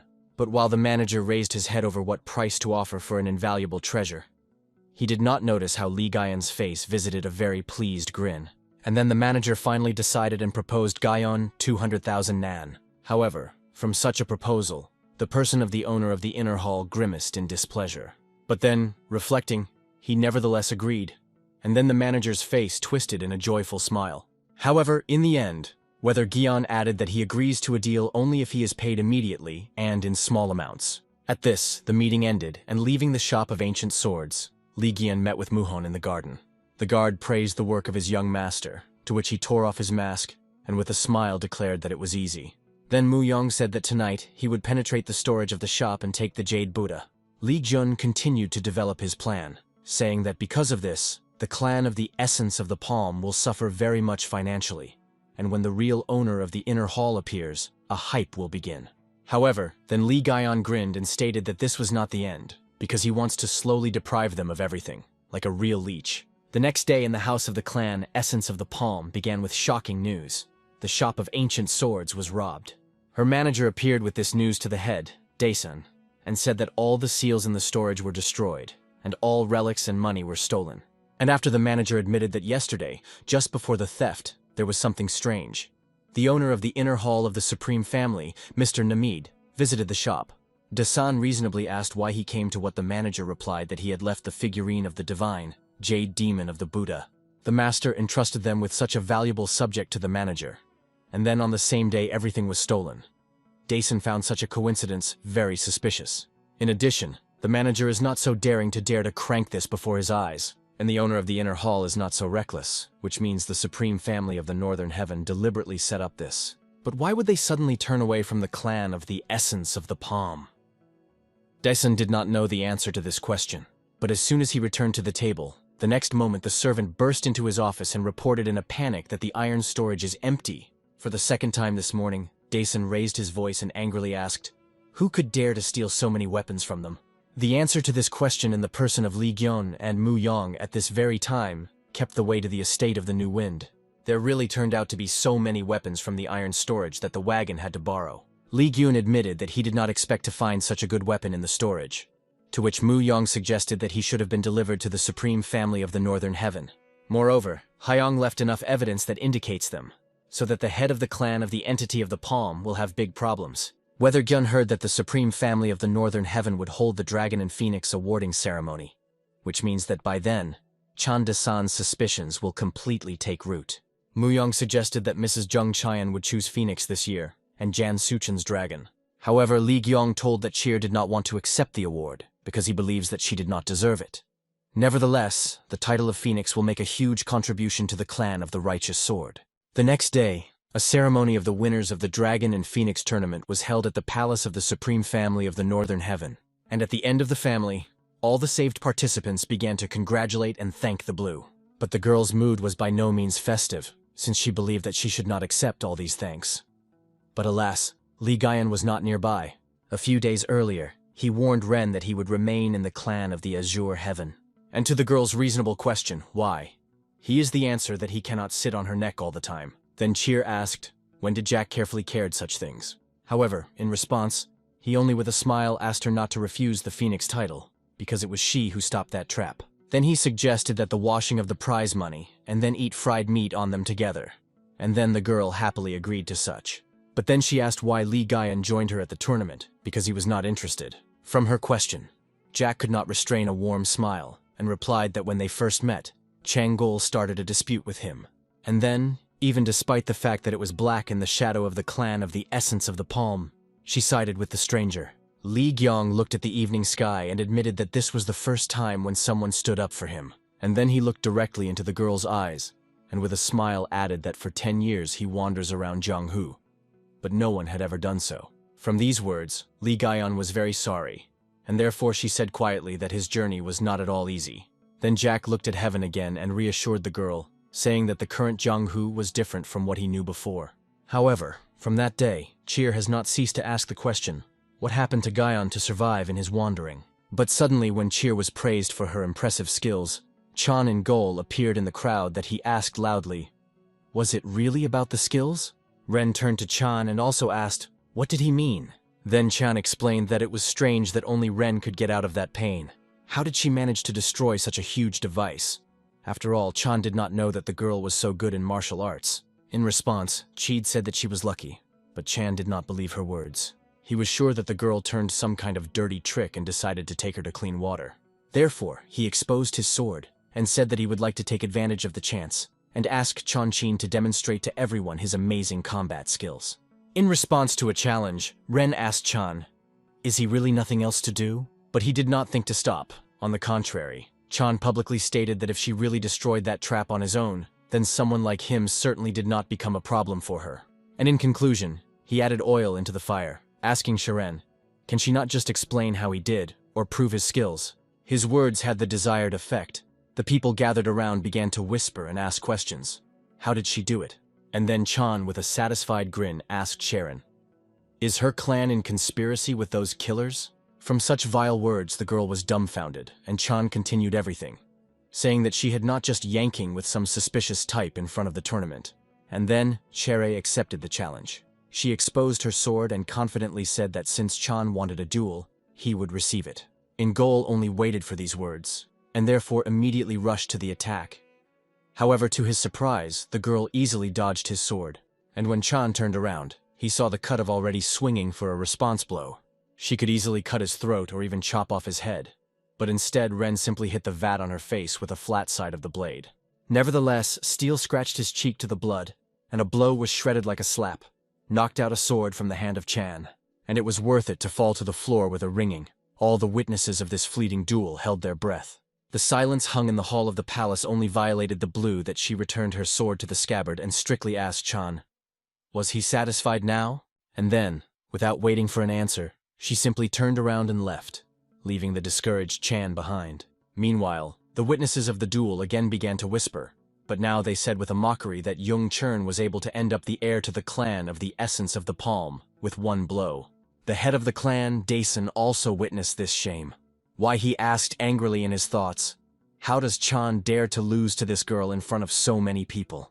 But then he suddenly caught the voice of the head of the supreme family. To them, Chan, who praised Chu for the exceptional talent of his daughter. Then Dason thought, why is the head of the supreme family of the Northern Heavens so dear with the head of the righteous sword clan? He had suspicions, but seeing everything alive, Dason suggested that the head of the Northern Heaven plans to abandon them and conclude an alliance with a righteous sword. It was impossible to just sit back in anticipation of when it happened, and therefore Dason decided that he would get rid of the righteous sword clan that night. And when that very night came, in the estate of the clan of the Azure Heaven under construction, Li Gaion indulged in the love of the starry sky. His faithful guard, Mu Yong, decided to visit his young master and ask, would he be sleeping because of the change of situation? Li Giyun answered with a smile that probably, but now he needs to focus on his clan, because so much still needs to be done. However, Mu Yong knew his master well, and therefore guessed that if he had not had all these worries, he would have remained in the clan of the righteous sword. Then Mu Yong still asked, why did not the young master go to the award ceremony in order to support Mrs. Chan? In response, Hyong admitted that his appearance could complicate everything for her, which is why Mu Yong could not hold a smile, because he first saw his master to be so serious in relation to a woman. Therefore, he decided to change the subject, noting that it was unusually quiet tonight. However, Li Gun had a different opinion about this night, and looking at the moon, he admitted that he had a bad foreboding.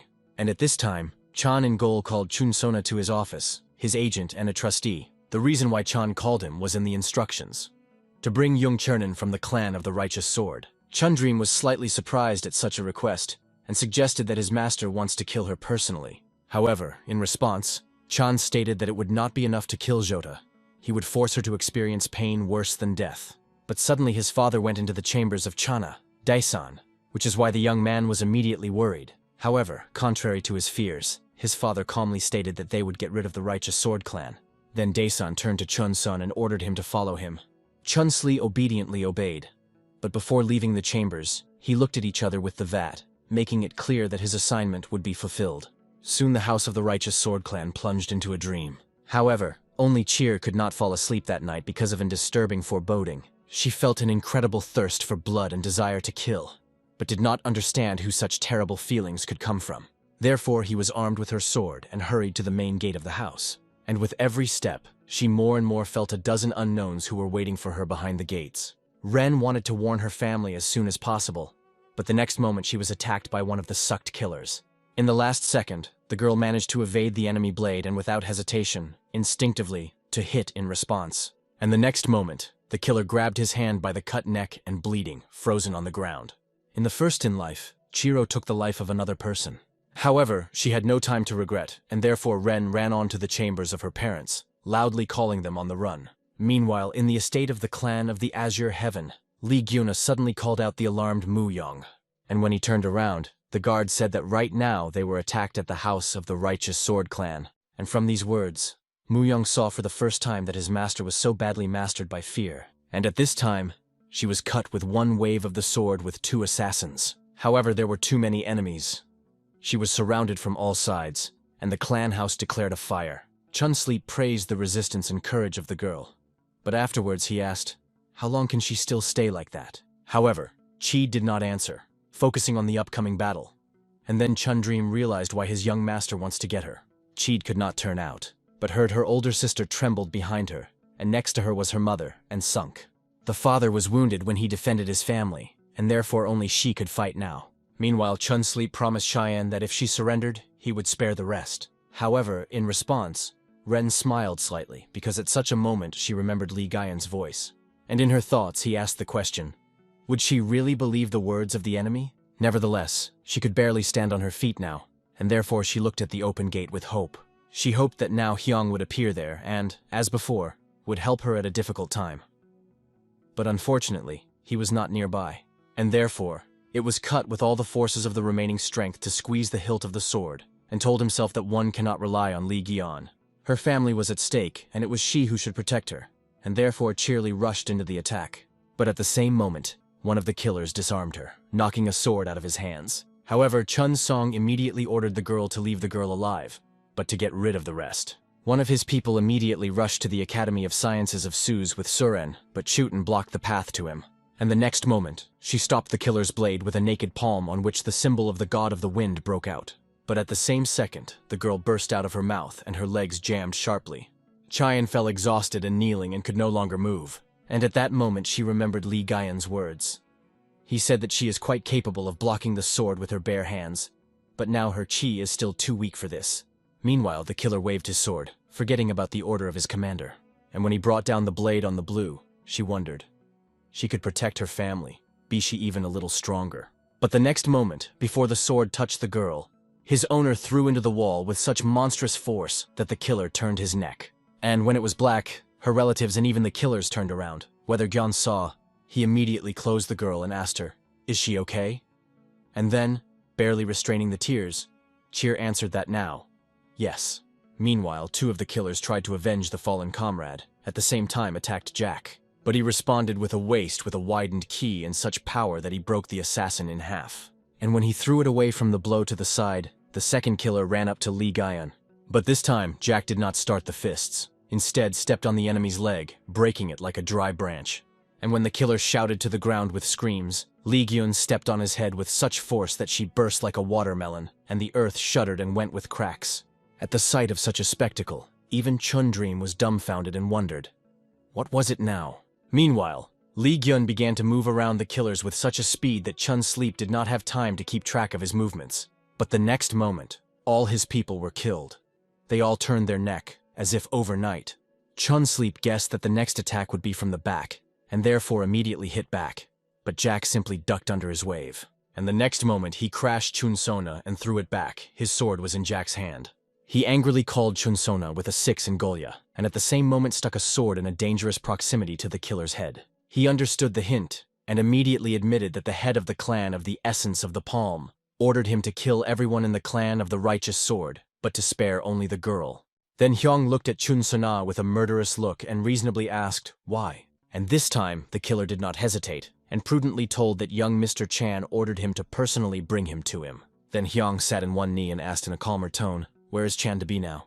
In response, Chun shouted that he was waiting in the northern part of the forest and began to pray for mercy. But the next moment, Li Gaian ruthlessly cut his throat and said in the end, never ask another to do what he himself was not going to do.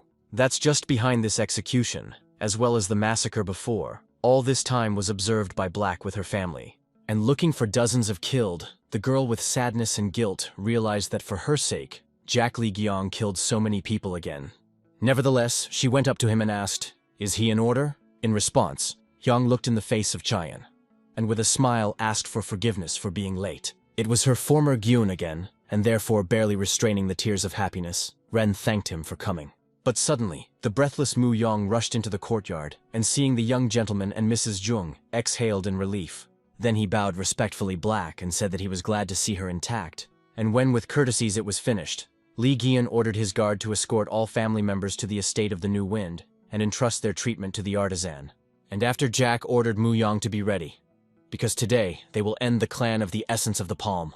As Chun Sleep said, Chan was expecting his agent in the northern part of the forest, but he did not come.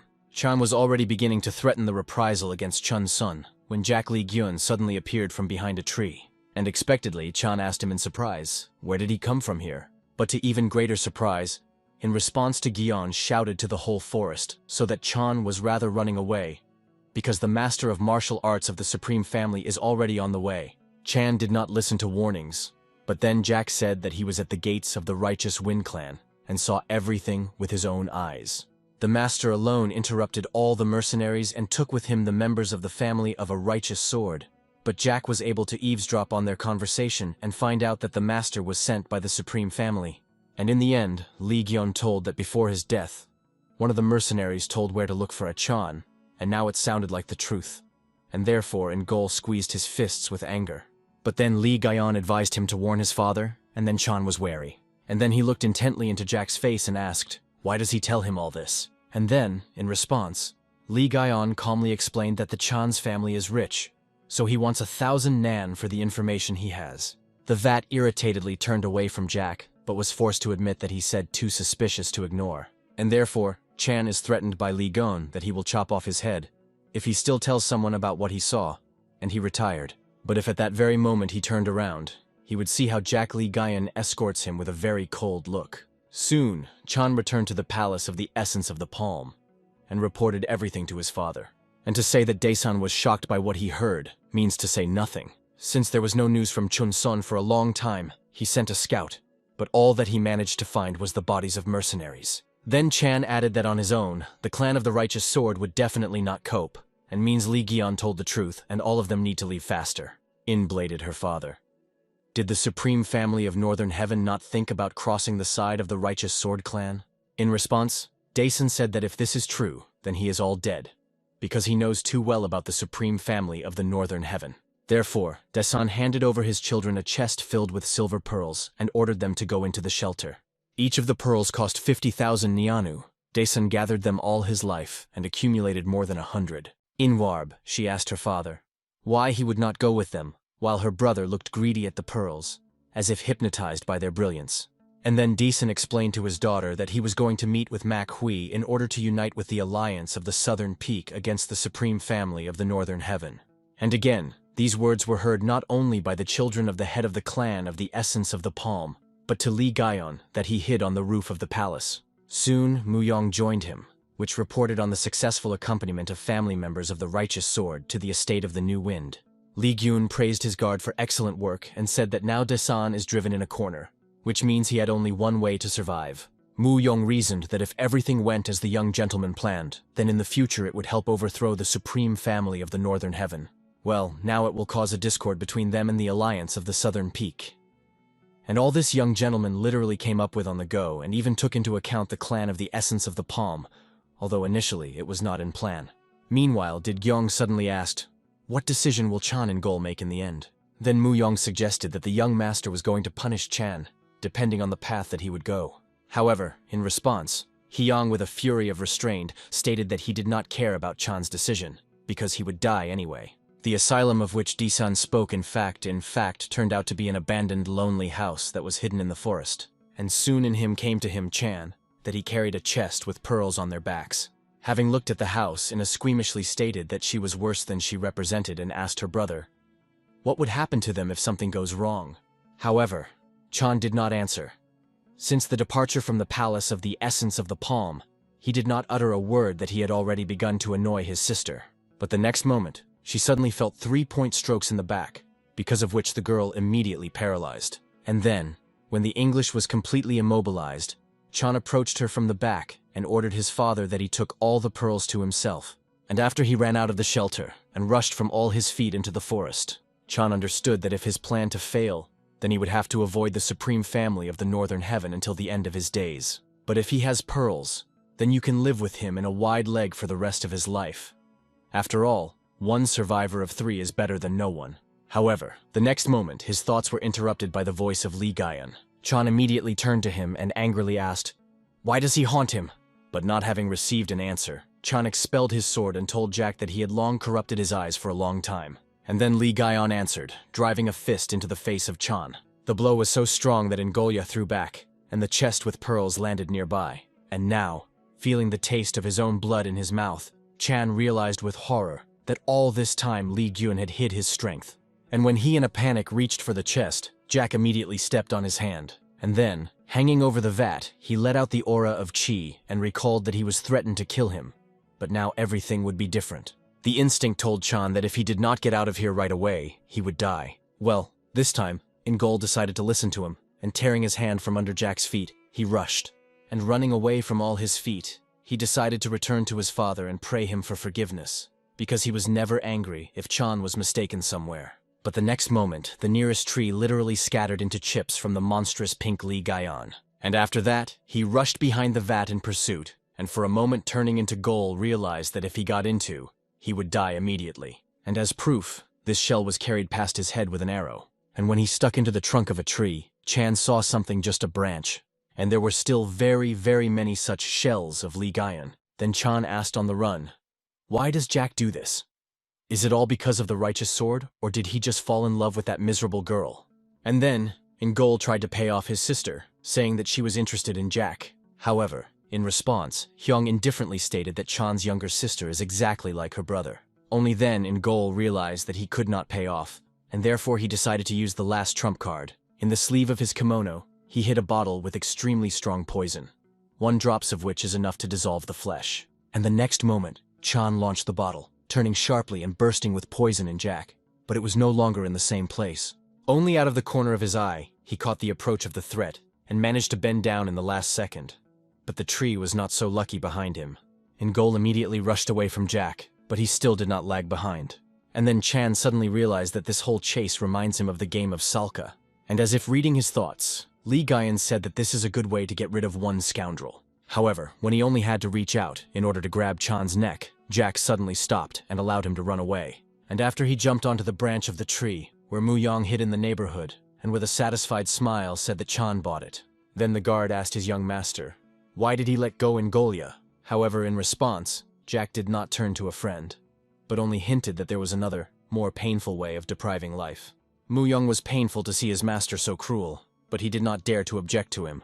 Instead, he reported that he took a chest with pearls, so that all their financial problems have now been resolved. But in response, whether Guion still did not turn around, only praised the guard for a good job. Meanwhile, Chan and Gol almost reached the shelter, and running out of the trees, he saw a sister at the house with his father. Daesun asked his daughter about what had happened when he was suddenly interrupted by Ying-Gol. He began to pray to his father for help, but Daesun fiercely asked, how could his son throw his younger sister and escape for pearls? Chan immediately began to make excuses, saying that they wanted to kill him, and the pearls were stolen. From excitement, he began to nibble his nails and mutter that he was hunting that master, sent by the Supreme Family. And when Daesun asked whom Chan generally says, he exclaimed, about Jack Lee Guion. Then Daesun's patience came to an end, because it turns out that some jerk was alone with professional killers and took the pearls, and Ingol was able to save him barely. But Chan stated that everything was so, and begged his father to stop Li Gyon. But in response, Daesun reasonably asked that if he was so, why does he not feel like this Guyona nearby? Chan turned around to the forest and realized that his father was right. No one was pursuing him anymore. Then he suggested that Li Gyong just escaped when he saw Daesun. But when Chan turned to his father, he suddenly put his palm to his heart. And the next moment, Daesun directed his ki through the hand in the heart of his son. From the realization that it was my father who intended to do, in horror, he clasped her mouth with her hand. And at the same moment, Chan began to cough and choke on his own blood. But even dying, he still had the strength to grab his father by the hand and ask the question, why? In response, Daesun said that he always knew that Chan was irresponsible, but he could not imagine that his son would deceive his own father, just to amuse his ego. Therefore, the head of the clan of the Essence of the Palm said that henceforth he did not have a son. These were the last words that Chan Ingol heard in his life, and the next moment he collapsed deadly to the ground. Ino, with tears in her eyes, watched her brother's death, and her father coldly suggested that Chan hid the pearls somewhere nearby. But before going to search for them, Daesun ordered his daughter to go into the house, as they were already expected inside. Meanwhile, Mu Yong and Jack also watched Khan and Golya, who asked his guard, did he report to the Supreme Family? In response, Mu Yong said that he sent them a card with a shelter and an anonymous letter. Then Li Gyong looked at the house in which Daesun hid with his daughter, and said that everything was interested. Inside the house, Daesun and In Kwa, the captain of the White Tigers, Mak Hui, was waiting for the one inquired about what had happened outside. In response, the head of the Essence of the Palm explained that the traitor wound up in their clan, but they had already dealt with him. Then Mak Hui is a direct question. Does the clan of the Essence of the Palm want to join the alliance of the Southern Peak? Daesun replied that the Supreme Family turned away from them, and therefore he was ready to provide very valuable information. But the next moment, the front door opened sharply, and when Daesun turned around, the armed guard of the Supreme Family was already bursting into the house, and followed by the Chief Supreme Advisor of the Northern Heaven, Pan Wei. He looked directly at Daesun and stated that he had betrayed the Supreme Family and joined the Alliance of Southern Peak. Daesun was sincerely confused from these words, because they were the first to betray the clan of the Essence of the Palm. Therefore, he tried to explain himself, saying that there was misunderstanding. because the supreme family of the Northern Heaven helped the clan of the Righteous Sword. However, in response, the Supreme Advisor said that all this is nonsense. Then Dason was seriously thinking, if this is not the supreme family of the Northern Heaven, then who? But suddenly he remembered the last words of Chan about Li Gun, that he was alone to get rid of the mercenaries. And then Dason realized with horror that it was really the work of Li Gaian's hands. However, he no longer had time to tell about this, since the next moment the blade pierced his neck. Someone was able to sneak up completely imperceptibly to him, to the chapter of the clan of the Essence of the Palm.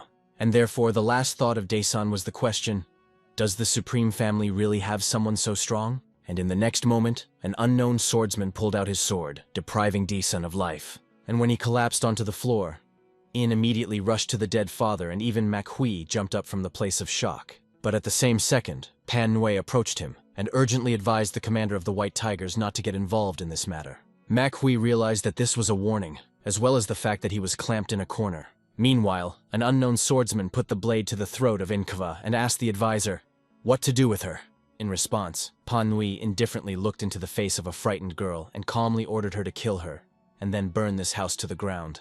And soon, Mu Yong and Li Gyong watched as the refuge of the clan of the Essence of the Palm become their funeral bonfire. Mu Yong informed his master that he would hire 50 reliable people and ask them to control the estate of a new wind to take their eyes off. And immediately after that, he will deal with the affairs and clients of the clan of the Entity of the Palm. However, in response, whether Gyun did not utter a word, and therefore Mu Yong suggested that his master was not satisfied with how everything turned out. But Jack objected, because the crime always follows the punishment, so he is not even sorry for them. Then I eat Chun questions. Why in this case it looks so depressed? In response, Li Gaion nevertheless admitted that he sincerely believed that this was the same Zhang Hu, his father. On his first trip, Jack Li Gyong went at 10 years old. Then he still knew nothing at all and simply wandered around, without even suspecting that Mu Yong was following him. But then Li Gyun admitted that the past he just wanted to look good in the eyes of his parents, which Mu Yong was sincerely surprised. Then Jack asked him, was he really thinking that he liked it? After all, then Jack was only 10 years old.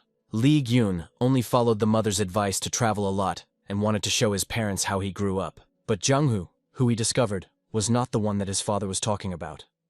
It was then that Li Gyun realized that it was not a reality, but only his dream. What he really learned wandering on Zhang Hu is not justice or partnership. No. Jack Li Gaian learned not to be led to a lie, deceive others, and survive in all possible ways. Mu Yong understood that over the years his young gentleman survived a lot and received many wounds. Again and again, Zhang Hu answered only with new attacks, and could only hope that these wounds did not leave deep scars on his heart. Therefore, Mu Yong closed his eyes and tried to console his master, saying that he was young. In response, Gyong looked at his own hand and stated that maybe he was young, but now he had changed, became older. But Zhang Hu is the same. The righteous remains in fools, while the wicked flourishes. In this, Zhang Hu can only be merciless to survive, and he never change, neither now nor ever. Therefore did Gyun wondered, what kind of Zhang Hu saw his father? Did he really see what Jack could not see now? And then Li Gyun confidently declared his guard that he was not going to dream like a father, but would make his dream a reality.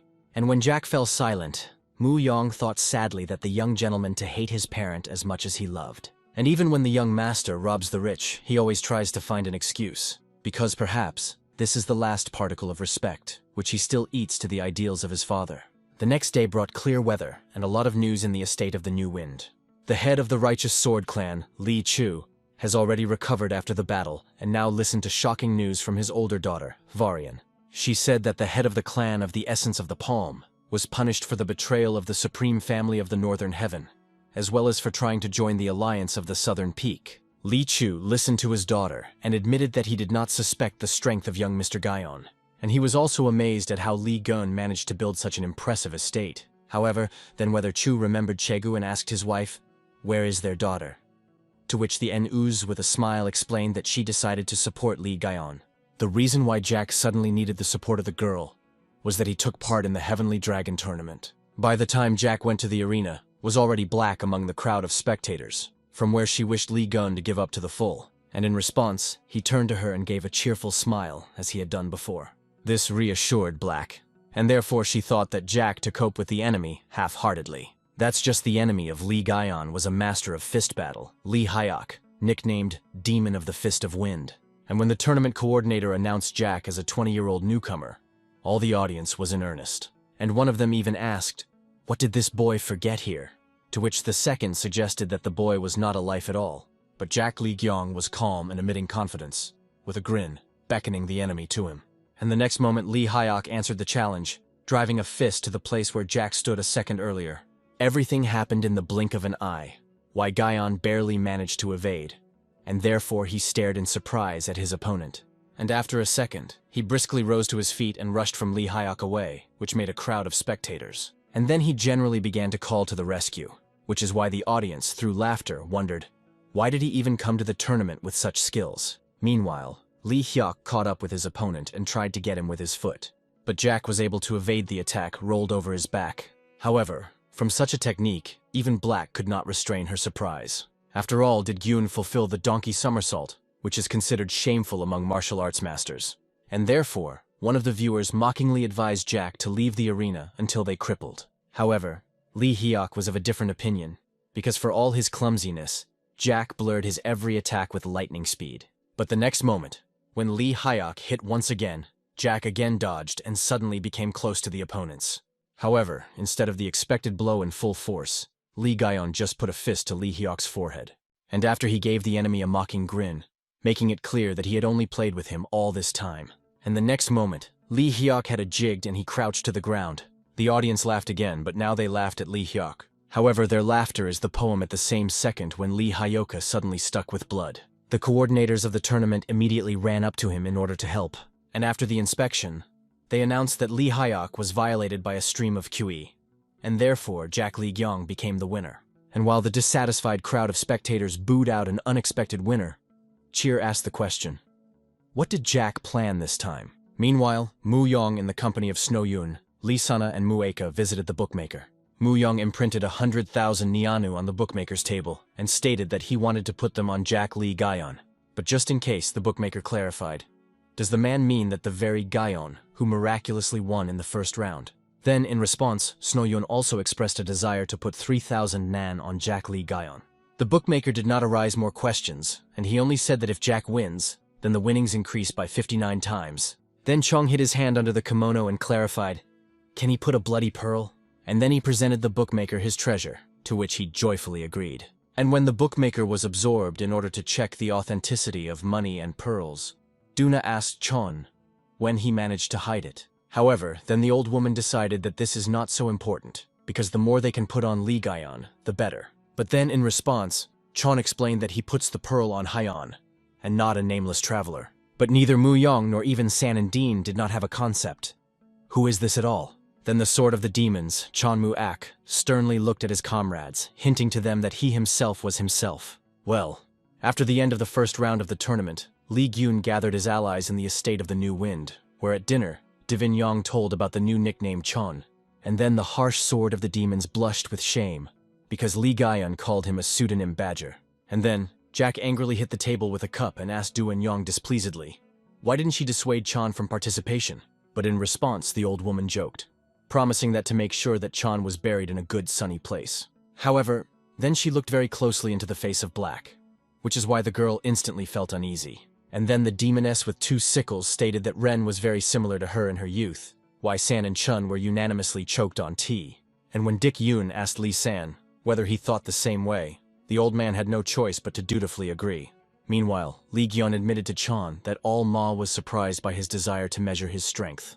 But in response, the demon sword grinned ominously and asked, how can you resist this chance? Soon, dinner was going to an end, and Lee Gyon and Chin decided to retire under the starry sky by the pond.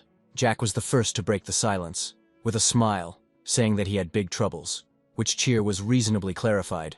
Which ones? And then, in response, Hyung admitted with a guilty smile that he was not sure about his victory, but he has no other way out. He must win in order to provide his clan funding. Ren asked what his plan was then, to which Jack said that he was going to eat a lot of meat. And to the girl's question, whether it is normal to use such an amount daily, Lee Gyon explained that he mastered martial art that allows you to turn part of the meat in the stomach into vegetables.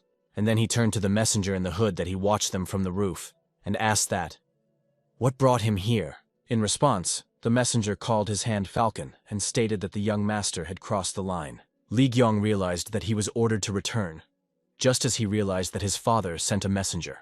Therefore, Li Guyan ordered the messenger to convey a message for his father. The content of the message surprised the messenger, but he quickly wrote it on paper. And then he tied the letter to the paw of the falcon and released him into flight. And after days, the bird obediently sank into the hand of the owner of the fruit shop, which was called Floating Clouds and Current Waters. Chok Surin took a note from Sokol, hoping that his son had finally changed his mind. However, after reading the message, he crushed a note in his hand and said with restrained anger, Li Guyan still decided to win the world. From the depths of the shop, his wife, Yu Sola, who noticed a postal falcon. Surin did not conceal the truth from her, and retold the message of their son. But in response, Sola told her husband that Li Guyan deserves to have such a dream, because he is precisely that their son. However, Surin was adamant, and stated that this should remain only a dream. But Sola did not intend to give in to her husband, and hinted that for 20 years they have been isolated from the world. Surin knew what his wife wanted, and therefore turning to her, he offered to go to the Central Plains. Meanwhile, the rain collapsed on Ujan, and it was in such bad weather that Mu Yong informed his young master of strange rumors. In the black market, they say that someone toned 300 explosive thunder shells tonight. Just in case, did Gyong clarify. Is it about explosive weapons that he uses the clan of the Orthodox Path? Yi Chun confirmed the fears of the master, and added that even one such bolt has incredible power, which means something is charging. And at this time, a man broke through the pouring rain and forest. That was Bon Sechkan, the main coordinator of the Dragon and Phoenix tournament, which was something extremely scared. Until recently, he led the perfect double life, pretending to be the coordinator of the tournament, and at the same time, being a secret agent of the Tail of the Butterfly. However, with the failure of the Dragon and Phoenix tournament, the situation has changed dramatically. The Butterfly Tail took all the blame on him and gave the last chance. Now, Shkan must activate the explosive Thunderbolt during the tournament of the Heavenly Dragon, and if this time he makes a mistake, then the Tail of the Butterfly will no longer be needed. But how to lay bolts in the tournament, where the masters of their craft will gather? After all, even at the tournament of the Dragon and Phoenix, it was very difficult to crank everything alone. Moreover, the chief military advisor, Pan Nue, is already suspecting him of what happened at the tournament, so that he will be caught by the Supreme Family, or fail at the tournament. In any case, he cannot live. And as if in confirmation of the thoughts of Sechkan, at the same moment he was attacked by a killer of a butterfly tail. Only a miracle of Tom managed to avoid instant death, getting off the wound from the sword. And when Sechkan fell to the ground, the killer asked, did he think that the butterfly's tail did not know about his betrayal? That night, Sechkan was going to sell bolts and escape with money, for which the butterfly tail sentenced him to death. And therefore Shikan could only squint and prepare for pain when the killer waved his sword. However, there was no deadly blow, and when Sechkan opened his eyes, he saw a killer that was numb in front of him. Someone immobilized him, pressing the acupuncture points on the body. But just who?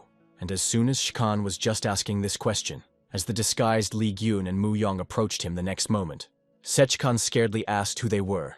Li Gyun introduced himself, like Jung Doman from the Orthodox Path. But this name was amazed not only for frightened bangs, but also Mu Yong. Meanwhile, did Guyan go to the paralyzed killer and put his hand on his head, clarified, is he really from the tail of a butterfly? However, instead of an answer, the killer suddenly screamed from unbearable pain, and his whole body tensed to the limit. Li Gyun only managed to warn Mu Yon, and at that very moment the explosion thundered. And when the smoke scattered, all three watched the rain turned red from the blood of the killer. Mu Yong suggested that the technique of self-destruction was imposed on him. Li Gyun said that he no longer liked the butterfly tail. Then he asked the shocked Bacon, what is their organization? But expected, he replied that he knew nothing. Then Li Gyun showed him a poisonous pill and warned him that if Birching swallows it, he would suffer in agony. Sechkan wanted to say that the clan of the Orthodox Path did not do this, but Li Guyan immediately shut up his pills and said that because of such rats, they had nothing else to have left. And as soon as the bitch was swallowed by the pill, as unbearable pain spilled throughout his body at the same second, and the next moment, his screams and prayers for mercy were heard for the whole forest. Through the agony, Sechkan promised that he would tell them everything, and only then Li Guyan threw him a pill with an antidote. And then he explained that now Sechkan should take an antidote every month, otherwise the pain will return. Sechkan swallowed the antidote and said that 12 years ago he entered the tail of the butterfly, and having received the post of the elders of the Supreme Family of the Northern Heaven, he remained faithful to his first clan. However, for 12 years of fidelity, he knew only two who gave orders. Then Li Gyun concluded that this is a secret organization whose members do not know each other. Then Li Gyun turned to Shikhan and said that henceforth he would inform Hai about everything that he would receive from the Supreme Family of the Northern Heaven. And also now, Bodkun will report on each order received from the tail of the butterfly. But when Sechkan hinted about guarantees, Li Gyun immediately jumped to him and explained in a threatening tone that they would not be. From anger and powerlessness, Sechkan gritted his teeth, because now he will have to return to the Supreme Family of the Northern Heaven and play the role of two agents at once, the tail of a butterfly and an orthodox path. But he will die in any case if he does not explode the thunderbolt at the tournament of the Heavenly Dragon. However, Li Gyun assured him not to worry about it. Then Muyong wondered, what is the goal of the tail of the butterfly? After all, laying bolts in the tournament only for the destruction of the Supreme Family is too much risk, which means that there is clearly something else. Surely they will definitely not be able to find out, and therefore Li Gaian ordered Mu Yong for now to focus on their main task, which is the victory in the tournament of the Heavenly Dragon. None of the viewers knew whether there was just luck or his skills, but Li Gaian won the victory. At first, the audience accused him of crooking, but when Li Gaian reached the finals of the first round, the dissatisfied abruptly diminished. His opponent in a decisive duel was also a Chu Ch, also known as the Poisonous Sword, and since it was the final of the first round, he was visited by the offspring of the dominant clans, Jan Suchan with the Salt of Bekfa, and his Hagi with Samasha. But while the battle has not yet begun, Cheer was excitedly asked Li Gaian. It is not too dangerous that his opponent would fight with a poisoned blade. However, Jack reassured the girl, telling her that he no longer needed to pretend. Then he looked up and noticed Mumu Aka on the roof of the palace. The Sword of Demons with a grin and anticipation watched his future rival. Therefore, Li Gyun also grinned and added that now everything will be real. Chu Ka, a poisonous sword, fully justified his nickname, as he saturated his own blade with poison, and rumors did not exaggerate the danger of this person. And therefore one of the spectators that stood nearby was Chidi, sympathetically shook his head and wondered, why did the boy go to the boy from all the rivals? Then Ren excitedly asked that, is this Chu so dangerous? To which the man told, that according to rumors, even touching this snake kills. Meanwhile Chu, with a crazy grin and gaze, Li Gonu said that he was a lucky one. In response, Jack also grinned and said that he was not very confident in his own skill and forces. Otherwise, why cover the blade with poison, except because of your own weakness? The grin of Chu became less crazy when he told Jack that everyone who provoked him died a terrible death. And at the same moment he quickly rushed into the attack, but Li Gyun so rapidly ducked under the wave of his blade. And the next moment, he knocked out a poisoned weapon from the enemy's hands with one-point blow to the wrist. And then something happened that no one expected, whether Gyun immediately intercepted the poisoned blade and stuck it into the shoulder of Chu on the hilt. And while he screamed in pain, Li Gaian's face visited a very bloodthirsty smile. And the next moment, he abruptly pulled out the blade, extending it along the whole hand of Chu Sa. And when he knelt helplessly to his knees, Li Gyun told him that he could no longer hold his sword. It is black. And with her all the spectators incorrectly looked at the crippled Chu Ka. And the next moment, the audience burst into outraged exclamations. After all, how can this be that this guy from one blow to get off the Chu himself, the heir to the alliance of the Southern Peak, Jan Sushin, also could not hold back his surprise, jumping to his feet. Looking at Li Gyun, he asked questions. Was he always so strong? And what kind of new wind clan? But his companion, Sol Bukwi, was much more restrained and simply silently watched Li Gyun, not showing her thoughts. The same could be said about the heir to the Supreme Family of the Northern Heaven, Hagi. He mentally noticed that this was not a beginner level, and also asked questions, but different. Where did this Jack Li Gyun come from? And is his goal really to win in the tournament? On this, the final of the first round ended, and Li Gyun decided to celebrate his victory with Chayan, bringing the girl to a popular tavern. And as soon as they went inside, all visitors together began to praise the winner and wish for good luck in the next round. Meanwhile, did Gyun take a place at the table, lounging in a chair, and with a smile wondered, so what is popularity? But Cheer was thinking, watching him, because most people are afraid to approach those who go to the final of the tournament. However, Li Gyong was different. Even after what he showed in the arena, people did not shun him. But suddenly one of the visitors at the next table asked Jack what he would say about another participant who went to the finals. He is called a nameless traveler, but even the most experienced craftsman cannot tear his hat off him. Then the visitor turned to his friend that he was a spectator on the last round and asked, did he see that face of this nameless traveler? However, in response, the man turned pale and admitted that he could not consider anything, All that he saw, or rather heard, it was how the nameless traveler slightly exposed his sword. And the next moment, his enemy fell from the wound received. Sherry was horrified from what she heard and whispered that this was impossible. However, Li Gyan did not agree with her. He immediately became serious and stated that the situation became extremely unpleasant. It was unusual to see Jack in this state, and therefore she asked, "Is he worried?" However, in response, Li Gyan guilty admitted that he did not take money with him. "I really want to eat what Ren promised that he would buy him food." Jack immediately shone with happiness and suggested starting with a baked duck, fried beef, and chicken soup. However, Cheerly cooled his appetites, warning that she had only 2 nannies with her. Then Li Gyan, with a crafty smile, offered to eat plenty and, instead of paying, wash the dishes. But the next moment, Salt Bukewa approached their table and asked to allow her to pay for food. And then she turned to Cheyenne with a smile and sincerely congratulated her on the adoption in the Phoenixes. But Li Gyan, for help at the tournament, she thanked much more serious and colder. But in response, he assured with a smile that the young Mr. Jan should thank. However, Bucha did not give up everything and asked Li Gyan not to hold her by the fool. The behavior of the girl sincerely surprised the Black, because she first spoke with someone first. But from thoughts, Ren suddenly pulled out Jack, saying that she should not worry, since his heart is already busy. Cheed immediately burst into a blush and asked why she suddenly worried her, why Gyan could not hold laughter. But Salt Bucha in parting told Jack that he really was a walking mystery. The next day, the final of the tournament of the Heavenly Dragon took place, in which Li Gyan and a nameless traveler will have to converge. And this time, among the audience, it was not only Black, but also a young man, which made the girl accompany. The demoness with 2 sickles asked Ren whether she was worried, about which the girl admitted that yes, because the enemy Li Gyan has outstanding skills. Then Dvan Yang admitted that she herself had not seen for a long time how the demonic swordsman was fighting, because he had not had worthy rivals for a long time. Even she, a demon with 2 sickles, could not know who would win, but she knew for sure that this battle would not end quickly. Meanwhile, both finalists have already climbed the arena and stood opposite each other. Chan was the first to violate the tense silence, saying with a grin that let Gyan and the native blood of the young lady.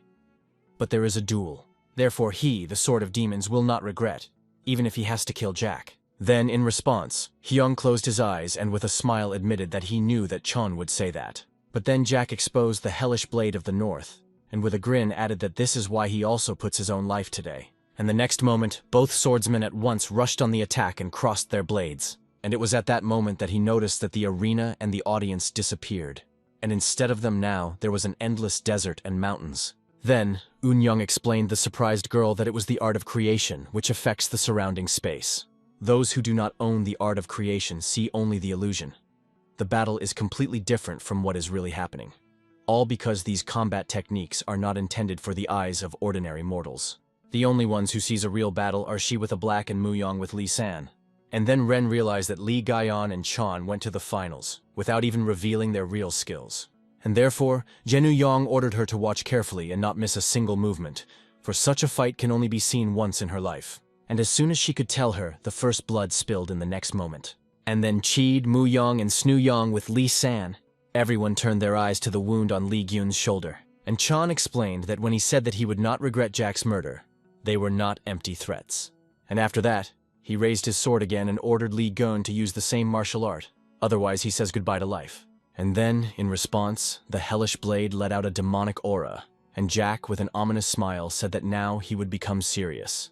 And the next moment, the earth around Li Gyan opened due to the tremendous amount of qi released. Chayan had a vague suspicion, but seeing his own aura of Qi Gyan, she realized that it was demonic qi. But Chong only rejoiced from what he saw, because every follower of the demonic cult dreams of seeing, at least once in his life, the special martial art of the Heavenly Dragon. It is called 9 Forms of Demonic Disaster Blade, and the next moment, Li Gyan performed the first of 9 forms. Chan was able to block her with his sword, but Li Gyan's attack began to squeeze him, and the wind that rose from the first shape was so strong that it cut out the clothes and even the skin of Chan. However, despite this, he asked the question with a grin. Where does Li Gyan get such power? After all, he has much less qi. And when the wind is subsided, Jack used the second form and let out a lightning from the hellish blade. The second attack turned out to be more powerful than the previous one, which made a real sandstorm. And when she lay down, Li Gyan applied the technique of the step of the falling flower and soared over the ground. But the next moment, Chan burst from under the sand, that he immediately overtook Jack even in the air. Li Gyun blocked his blow with a blade and could not resist praise, admitting that Chan is really impressive. In response, he stated that he could say the same thing, and then the opponents began to exchange blows. It was not believed from such a spectacle that there are masters of a similar level, because in comparison with them its skills are just children's fun. And from how Li Gaian fights in the sky like a deity, a girl was swept by a trembling and awe. And then Li Gaian used the fifth form, and at the same second, a real dragon materialized behind him. And the next moment, that expanded his mouth and rushed at Kron. And then the dragon crashed into the ground, causing a real earthquake. But when the dragon dispelled like dust, everyone saw the wounded, but still standing on the feet of Chan. However, despite the wounds, he suddenly threw up his head and burst into a loud laugh. And having mocking properly, he also loudly declared Gun that his mother was definitely flowing in that. And after Chan again raised his sword and offered to finish everything with one blow, Chi did not understand how it was possible, to which Devan Yang explained to her that this was a special martial art of a demonic swordsman. This is the strongest technique of owning a sword, for which its master, Chan Mu Ak, and received his nickname, a Sword of Demons. This can only be resisted if Li Gaian applies the seventh form of his hellish blade, but in this case, he will not be able to control his thirst for destruction. Meanwhile, Chok Surin, as promised, brought his wife, Yu Solhu, to the Central Plains. And there, among the whole field of flowers, he asked her, "Why did Gunun have such a pipe dream?" Then, in response, Solha said to her husband, "Their son needs such a dream, because her blood flows in him, but you won't go against blood." Li Gaian is driven by instincts because he is her heir. Inside it trembles and absorbs everything around an uncontrolled thirst for destruction. And it was this thirst Li Gaian was going to quench, bringing down the full power of the hellish blade not only on Chan, but also on those who stood behind him. Not only on Mu Yan, Dian Yang, and Li San, but even on Qid.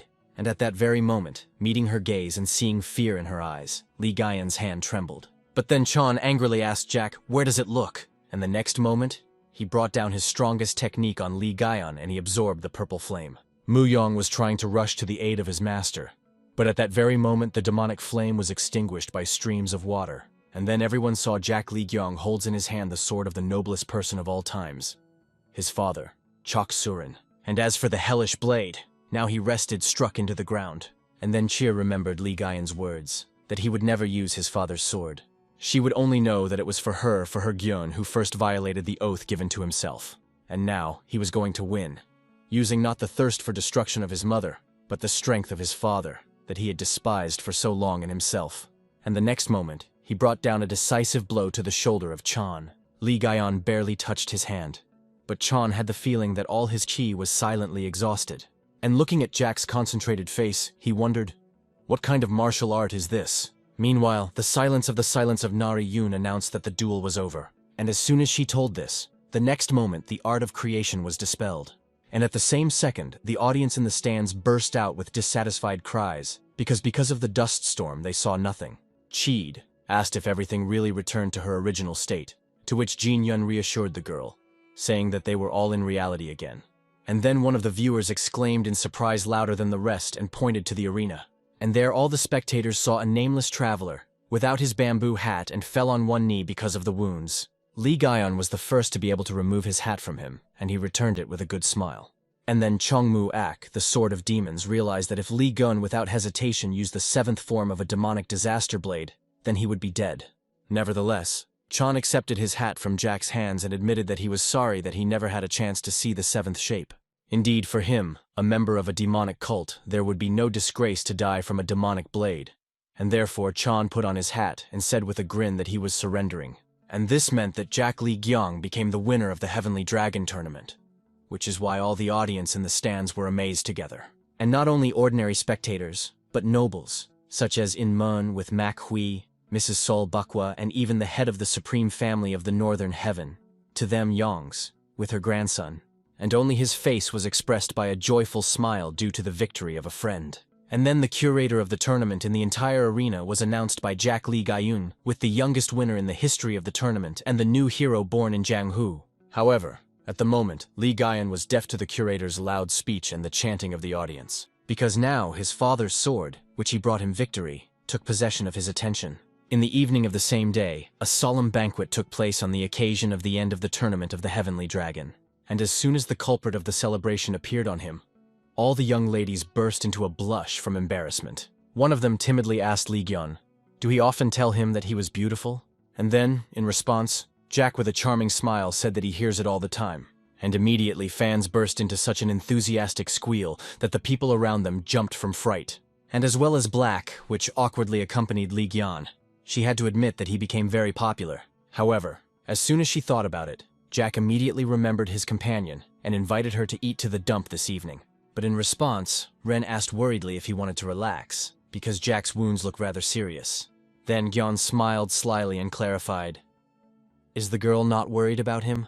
But unfortunately, before Ren managed to answer, it suddenly called out by the head of the supreme family of the Northern Heaven. To him, Chan. Cheed was respectfully greeted the chapter, to which he stated that he was waiting for a meeting with her. And when the girl reasonably asked why, Jongs grinned quite and stated that she was a beautiful couple for his grandson, Haga. And only after he asked Ren what she was thinking about this. But the girl was expected to be confused. After all, she never even talked to Hagi, so why is such an offer? Meanwhile, two nobles nearby began to actively whisper, hearing the words to Yongs about the possible union of the Northern Heaven with a righteous sword. Seeing doubts about the girl, Yongs assured them that he has long been watching the successes of the righteous sword, and therefore he is sure that Ren is an ideal couple for Haga. However, before cheer, she was able to somehow gather her thoughts. Instead of her, Li Gyan answered with a smile, explaining that she liked some other. From such words, the girl was surprised even more and immediately turned to Jack. And then he looked into her eyes, and with a sly smile added that this someone, he himself. The nobles eavesdropping on the conversation cautiously glanced at Yong's quiet, thinking that Jack was definitely crazy. However, contrary to their fears, the head of the supreme family smiled condescendingly, and said that he expected such self-confidence from the winner of the tournament. And then he added that he understands why Li Gyun liked Mrs. Jung, which is why the latter looked down and burst into a light blush. But then Jack gazed into Chan's eyes and stated that he also liked Madame Young, and therefore he asks to leave her alone. However, the next moment, one of the noblemen was unceremoniously stuck in the conversation that he was indignant at such a disrespect for the head of the supreme family of the Northern Heaven. Then in response, did Gyan ask if he offers him to give a woman to the head without question? The nobleman did not answer, but only reproached Jack for not respect for the elders. Then Li Gyun said in a cold tone that with adults, it is always the case. If someone corresponds to their expectations, he is immediately encouraged. But you just have to say the word across, and the person instantly becomes an ungrateful bastard. And no one will flash thoughts, how much these primitive standards are obsolete. Cheed noticed how Li Gyan squeezed his hand into his fist and wondered, why was he so angry now? Meanwhile, the nobleman objected, saying that Li Gyun did not understand much at his age. But then Li Gyong said that he doubts this, because he is not going to become like a nobleman. And then he added that age does not make him a respected person by default. But the next moment, someone from the crowd strictly called to Li Gyan, and when he turned around he saw his father, Chok Surin. The shouting nobleman immediately turned to him, demanding that he would engage in the upbringing of his son. However, instead of Serena, his wife answered that she ordered the nobleman to shut up. And when he was indignant, Yusola said that such an old man like him should sit in the corner of the room in a hug with his nightpot. And then Yusola came out from behind her husband, and showing herself in all its glory, she asked the nobleman, how dare she poke a finger at someone else's son? All dissatisfied and offended in an instant bit of languages, and only to them Chonsei felt such an ominous chi from this woman that it was impossible to convey in words. But Chi did not feel anything, only surprised and thought, was it really Gyan's parents? Meanwhile, the nobleman faded and awkwardly tried to explain himself to Li Gyan's mother. However, the next moment, the head of the supreme family gave him a murderous look and stated that to insult his parents, even if their child is wrong, the height of disrespect. And when the nobleman finally understood his place, Yongya looked at Solhu again, and thoughts in his thoughts that she was not an ordinary woman. Then he looked at her husband and let it not feel the powerful chi from that. But something did not give the head of peace, and therefore he decided to find out everything about them. The conflict was exhausted on this, Young's reporting that he did not want to interfere with the reunification of the family and retired. And as soon as he left, Surin immediately told his son that he behaved like a child. However, in response, Hyung objected, saying that he did not do anything correct. And then he told his father that he always asks for any nonsense that has no value. And in the end, Li Gyan asked his father not to impose his beliefs, as well as his own mistakes. And then Cherry realized that Jack arranged this whole argument because he knew about the arrival of his parents. Meanwhile, Sola sighed heavily and closed her husband, stood in front of her son. And then she said with a loving smile how much he grew up and offered to go inside in order to make up a lot. Li Gaion listened to his mother's words, but instead of the nearest tavern, he invited his parents to the estate of the New Wind. And there, at one table, there was the acquaintance of two families.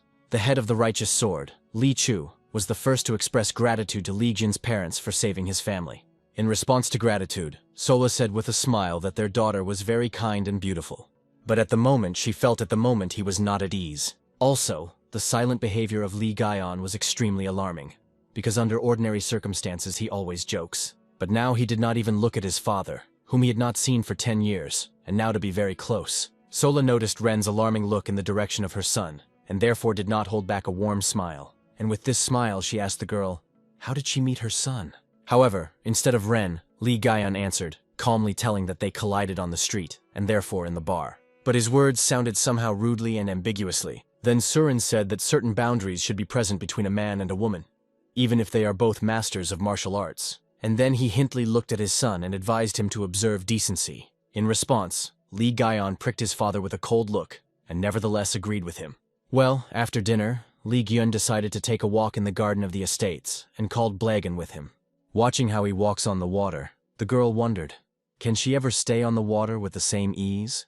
However, soon Ren was distracted from thoughts of Li Gaion's displeased voice. He repeated his father's words about the observance of decency and the borders between a man and a woman. And then he asked himself, is it all that he can tell him? However, despite the fact that Jack was clearly upset, he was heavily touched by his behavior, because at such moments he behaves as a child, and she is completely not against seeing this side of Jack Li Gyun.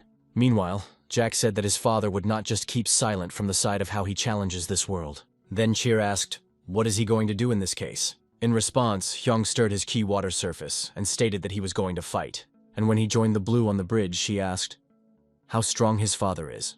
The girl's question was forced to smile, and after he admitted that he was still a long way in comparison with his father. Then Ren asked how strong his mother was, to which Jack replied that his parents were equal in strength. But then he said that for the past 20 years, his mother hid his face. Rather, she not only hid, but disfigured her own beauty with the help of the technique of reverse transformation. After all, if she sold fruit, having such a beauty, then many would have questions, and in addition, his parents were forced to hide. Cheed was amazed at what he heard, because for so many years his mother lived without loved ones nearby, and what was the reason? But then, Li Gyun admitted that the technique that he used in the last battle of the tournament is this technique of his mother. And then he suddenly asked Chuten whether it was interesting for her to know where his mother knows the martial art of the heavenly demon. But before answering the answer, Ren thought, recalling how Gaian looked when he was going to use the mother's technique. At that moment, it surprised her and even scared her. But now it was not important for Cheed what was in Jack's past. Therefore, she said with a smile that she would not be surprised at any of his stories. And then Li Jun gave her his former and such a familiar smile. Meanwhile, the palace of the heavenly demon was high, among the mountains. And that night the heavenly demon, Yu Jinchon, visited a messenger with an important report. The messenger said that the young mistress came out of the shadows, to which Jinchon specified, was she noticed with that lousy? And having heard confirmation, the heavenly demon suggested that apparently the news reached the Yu Solha, and after 20 years it still seemed to see her son. Then the messenger reported that according to the last rumors, Jack Li Gyong intends to win the world. From the last words, the face of Yin Jinchon visited a mocking smile, and the next moment, the heavenly demon broke out with a loud laughter throughout the palace. And having laughed, Yu Jinchon propped his face with his fist and angrily muttered, "That's an arrogant bastard." The morning of the next day pleased the estate of the New Wind and its residents with clear weather. This time was the most suitable for low cleaning in a small garden. Exploring the pulling, Jin Yoon with a smile admitted that this is the most beautiful pastime. But then Lee San reasonably asked why, in this case, she was destroying everything. To which the old woman explained that this was the whole essence of the beautiful. But then Devan Yang squinted at Chon that he was suspiciously silent with this thoroughly. Therefore, she told a friend that he should not lose heart. Whether Gyun is just at a completely different level, so that as a master of Chon did not lose. But in response, he asked what kind of technique that Gyeon defeated him. Then Lee took the word and crossed his hands on his chest, explained that that technique is called the Sword of the Galactic Meteor. This is the martial art of a clan of the Power of the Wind, which is an analog of the technique of 9 disasters. From these words, Chon's stern face stretched out in surprise, because he had never heard about it before. Then Lee San explained that all because the clan of the Wind Power does not interfere in Jianghu's affairs, but all the families of the orthodox path in great duty to them. And then Li San admitted that he served Li Gaion's father for 2 decades, and it was he who was the legal heir to the Wind Power clan. For him, a sword of thunder, a clan of the power of the wind. As for Chan, a sword of demons, a cult of a heavenly demon. However, the next moment, Li Gaion joined them that he had heard the words of Li San. He said with a smile that he was not so much new, but he later asked, did his parents visit them today? Then Li Gyong looked at Chan and suggested that for that it was the first meeting with his father. Then Chan asked whether that last blow was really the martial art of Father Li Gaion. Jack confirmed his words and himself asked, how long did Chan have to give all over the battle in the battle? He did not answer the question, but with a malicious grin stated that Chok Surin is much more beautiful than his son. In response, Li Gaion gave Chan a promising look and said that he was definitely deprived of a good taste. Meanwhile, the Chok's Surin discussed examined the estate of the Azure Heaven from the window of his chambers. Yusolha hugged her husband from the back and clinging to him asked, what worries? In response, Surin admitted that he was worried about how much their son spent money on the construction of this estate. Then Sola reminded her husband that their son is not one of those who will take the property from innocent people. Surin gently covered his wife's hand and said that he had a request for her. And when Sola asked which one, her husband asked her to leave this business on him, because it is impossible to realize their son's dream. But then Sola pressed to Surin even more, and replied that this is why Gyeon makes sense in Li Gyeon's dream. Surin turned to his wife, expecting from her the subsequent but, and then Solha told her husband that she loves and respects him, but she would not dare to put everything on his shoulders as for Li Gaion. And if Surin tries to stop him, he will even lose their son forever. In response, Surin gently touched his beloved cheek and said that she was constantly worried about 2 of them. And then Solka clung to her husband's chest and whispered that she was worried because they both could suffer. But she would not allow this, even if she has to drown the whole Junghu in the blood. At noon, the weather sharply deteriorated and now the rain poured from a bucket. But Li Gun was lucky to visit one roadside tavern before the start of the rain and naturally invite Shine with you for the company. Ren first tried a heated sake and with a cheerful smile admitted that it was bitter. And from her question, why do people generally drink such muck, Li Gyun did not restrain his tenderness and smiles. And after that he explained, even those who say that they love alcohol do not drink it because of taste, because only hopeless alcoholics can really enjoy this bitterness. Ren asked why then drink, or Gyung replied, for the company. Because to divide the drink with the interlocutor is part of the culture. But then Jack looked at his reflection in the glass and added that people were drunk in order to get drunk in order to plunge into a state of lightness when you have fun. And all your experiences dissolve in alcohol. And after these words, Li Gyun devastated his glass, which is why Ren suggested that his father really excites.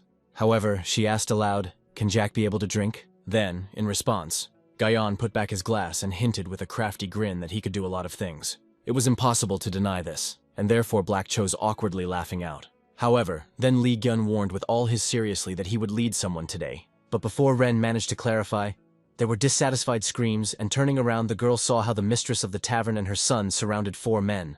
The main one angrily asked the hostess about the debt, and then Li Gyun calmly explained Ren that these people were money rasters, and they belonged to a dirty group known as 3 Heads. Their leader is the name of Shim Yang, and he is so ruthless that he was nicknamed Heartless. They are not very famous in Jianghu, but they are supported by the Northern Heaven. Who would have thought that such an outstanding family would resort to such dirty divisions, just to make money? Meanwhile, the mistress of the Karchevny told the Moneylend that if she knew that there were 3 heads behind this, she would rather have died with hunger than would take money. Then Shimyangu said that she would die anyway, and by the end of the month this place will be them.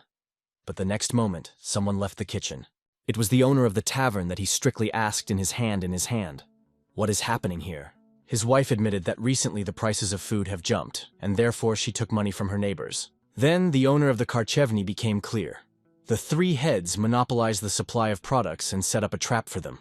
In response, Shim Yang asked, was it not a business? This is not an eternal struggle, and invited the owner of the tavern to work for him.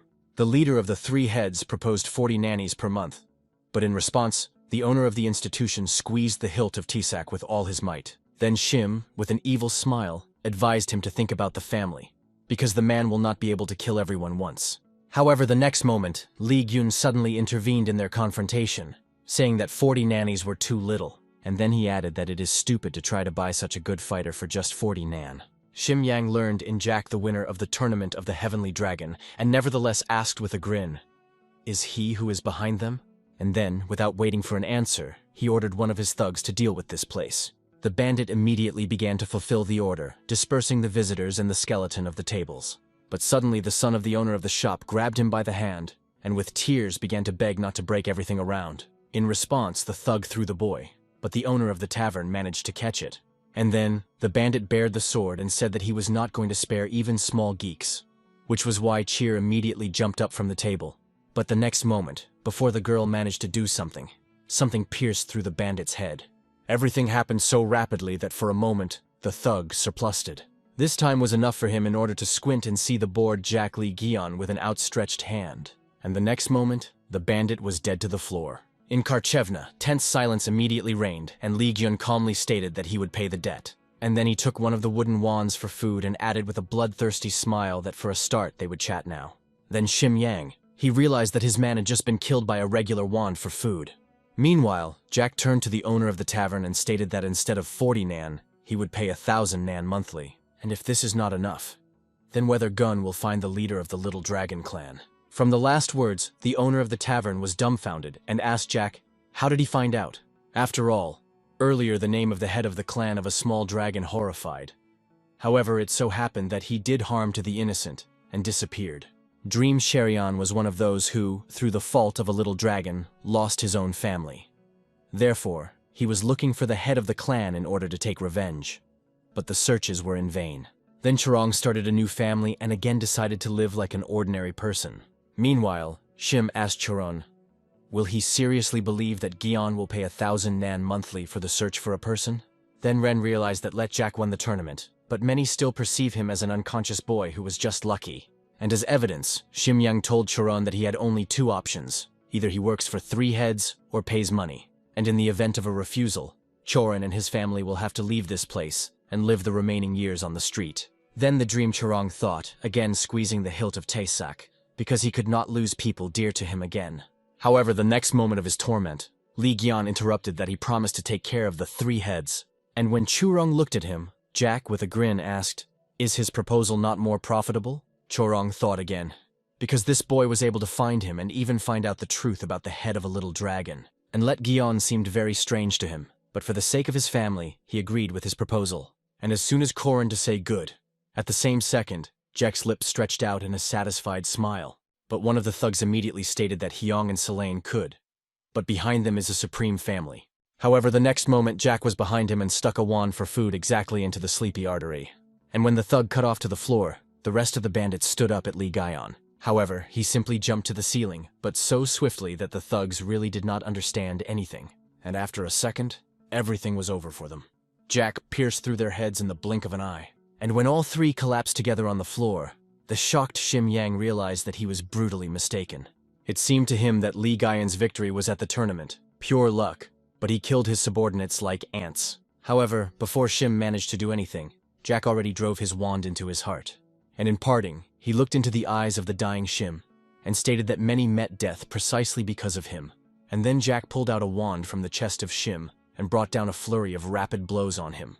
And having dealt with the leader of the 3 heads, Li Gyun threw into that bloodied stick, and said that he would miss the stage of the interview. Then Chorong was alert and asked what he meant, but Jack reassured the man, saying that he needed such a person. Because with his skills, Chorong could easily deal with the bandits, but restrained himself because of the family.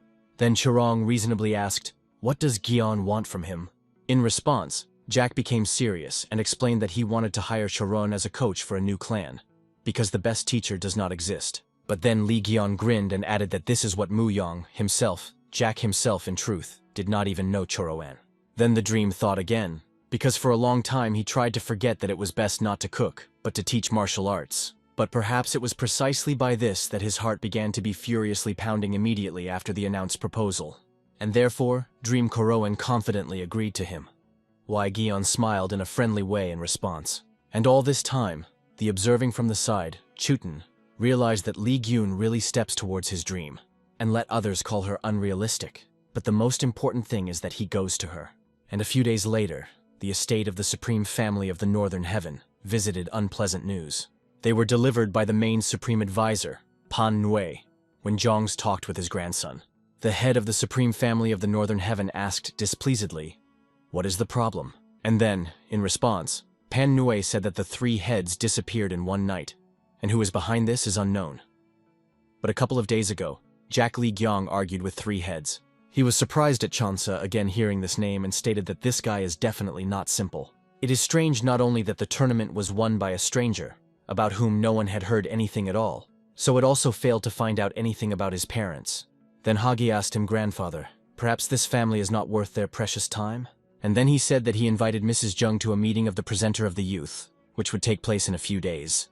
And it is there that the heir to the supreme family of the Northern Heaven will demonstrate where one power ends and the other begins. A few days later, as Hagi was predicted by him, the same collection of the young people who visited the company at Li Yan visited. Having taken a place at the table, he explained to the girl that at this meeting, the children of powerful families Jianghu are building connections. So for everyone, it is a very important political event. Then Ren realized why all the gathered girls were dressed so elegant. But she was also a little bothering Li Gyun, because he said that he was not going to come, but in the end he came. However, the next moment, all the conversations subsided together, because Pek Sangi, deputy head of the inner hall of the Supreme Family of the Northern Heaven, ascended a small scene. He said with a smile that the time had come for the main event, and today they have 2 special guests. Namely, the winners of the Dragon and Phoenix tournament of this year, the young Mr. Jan Suchin from the Alliance of the South Peak, and also the young Madam Young is cut from the clan of the Righteous Sword. The hall immediately erupted in ovation in honor of the Dragon and Phoenix, and Peck asked them both to go on stage to begin a special event of this evening. Namely, the opportunity to chat with the Dragon and Phoenix of this year is played. Anyone who offers the largest amount will be able to spend an hour with special guests. From such a proposal, the fan of Yana shook embarrassedly, but now it was clearly not laughing. But at least she comforted her that half of the funds raised would go for a good matter. Pek prevailed to start with Phoenix, and at the same second the young men and the men began to throw up their hands and shout their bets. And looking at all of them, Cheer was sincerely surprised, because they offer so much neon for a normal conversation with her. Meanwhile, Salt Bukewa approached what was happening to be obsessed with what was happening and asked, how can he just look at it? After all, it seemed to the girl that for the sake of Black, Jack would fight for her. However, before Li Gyung managed to answer, someone offered 1,000 nan for Ren. And when Jack turned to his voice, he saw the heir to the Supreme Family, Hagi, to them. From such a bet, all the other participants instantly frowned, because they, by mere mortals, would not be killed by such an amount. Nevertheless, the Supreme Family of the Northern Heaven was at a completely different level. And looking at the faces of the participants of the auction of Haga smiled rather, because now they all felt the difference in statuses. Meanwhile, Pek Sangi began to count before the closing of the Hague rate was closed. But suddenly Hyong raised his hand and stated that he was offering 2,000 nannies. From such insolence, not only Black with Jan and Bukva, but even the heir to the Supreme Family were surprised. Pek Sanga also froze in surprise, but Li Gyun brought him a mocking voice. He asked the deputy, "Is he going to count?" Pike realized and awkwardly specified the crowd. "Will anyone offer more?" Then Hagi raised his bet to 2,500 nan. In response, Jack offered $3,000. Hagi raised them to 4, but Li Gaian did not think to retreat. However, observing their confrontation, he was forced to admit that they went too far. Meanwhile, the bet has already reached 6,000, but Li Gyun calmly raised it to 7. Then Chi turned to him with the help of mental technology and asked to stop. However, Jack remained adamant and stated that there was nothing wrong with this, because they would simply talk 1 hour. But while he was talking with Cheyenne, Pak suggested that Li Gun has nowhere else to raise a bet, because the prize fund is only 5,000 nannies. However, the next moment, Jack publicly proposed 10,000 nannies for the blue. And then Jan Suchin still could not stand it and asked Li Gaian in amazement, "Does he have that money?" The rest of the auction also began to ask questions, because 10,000 are too many. Even Peek mentally admitted that the young Mr. Haga would not be easy to get a similar amount, and therefore should retreat, even if it looked humiliating. However, contrary to his expectations and common sense, Haga asked him Jack, could he continue further? Then, in response, Hyung raised the bet to 12,000, and with a grin added that he would give up only if such an amount for Haga is too large. The heir to the Supreme Family said that a real man would sacrifice everyone for the sake of a woman who wants, and raised a bet to 15,000. And at a miter second, Li Gaian jumped up from the table and shouted with an ominous smile that he was surrendering. And at that moment Hagi realized him what he had just done. And as if reading his thoughts, Li Gaian with a sly grin said that spending 15,000 nan for 1 hour of conversation with a woman is simply crazy. Pek Sangi understood that if everything would end like that, then he would have problems, and therefore he had to help Hagi, even if he had to annul the entire auction. He went down from the stage and asked whether Lee Gyan had 10,000 Nianu, to which he imprinted on the table and invited the deputy to check himself. And after getting acquainted with the check, Pak said that he was genuine and asked Jack, where did he get so much money from? In response, he said that he had earned them. But Pacey was not enough, and therefore he prevented the question. How did Jack manage to earn such a large amount at such a young age? Then Hyong looked at Paces from the bottom and answered the question with the question, why on earth did he have to report on his money? The deputy immediately froze and hastily asked Mrs. Jung to take a place next to the winner of the auction, Mr. Hagi. In response, Gyan indifferently drank tea from a cup, and then Peck announced the beginning of the auction for the young Mr. January. And when the auction came to an end, the deputy head of the inner hall hastened to retire in his office. He needed to deal with all the affairs before the Dragon and Phoenix finished communicating with the winners of the auction. Picking up a check for 15,000 Nan, Peek said that that girl from the Righteous Sword Clan was terribly lucky, and it was she who would have to give half of the 15,000. The second half that was supposed to go on donations, Pek was going to pick up. But then Lee Gyan, who suddenly appeared in his office, asked if Hagi would definitely be pleased with him, which frightened the deputy to half a target. Meanwhile, Jack continued the interrogation, specifying Pak. Isn't this money for those in need? After all, this is why she agreed to the auction. But as soon as Pak only hinted in response, Lee Gyan immediately shut up the deputy, imprinted his fist in his face. Pak collapsed from a chair to the floor, and rising, began to call for help guard. However, Jack, hanging over him with a smile, said that no one would come, because everyone was sleeping with an unstable dream. And then he stepped into Pak's hand and recalled that he was interested in how Jack earned so much money. Then Lee Gyan took away from the deputy check, and told that he got rich selecting everything from the same bastards as Pek Sangha. And then Jack asked, did Pak think that no one would know how he covered the atrocities of Haga? And the next moment, instead of an answer, the deputy screamed in pain to his entire office. The meeting ended, like this day, and under the light of the full moon, Cheer with Lee Gyan returned home through the forest. Jack did not conceal anything from the girl, and told how Pek Sengi tried to assign money to himself, and therefore Jack took it for the necessary purposes. Cheed awkwardly admitted that she did not think that Hagi would do so vilely. What Jack asked. What did they talk about together?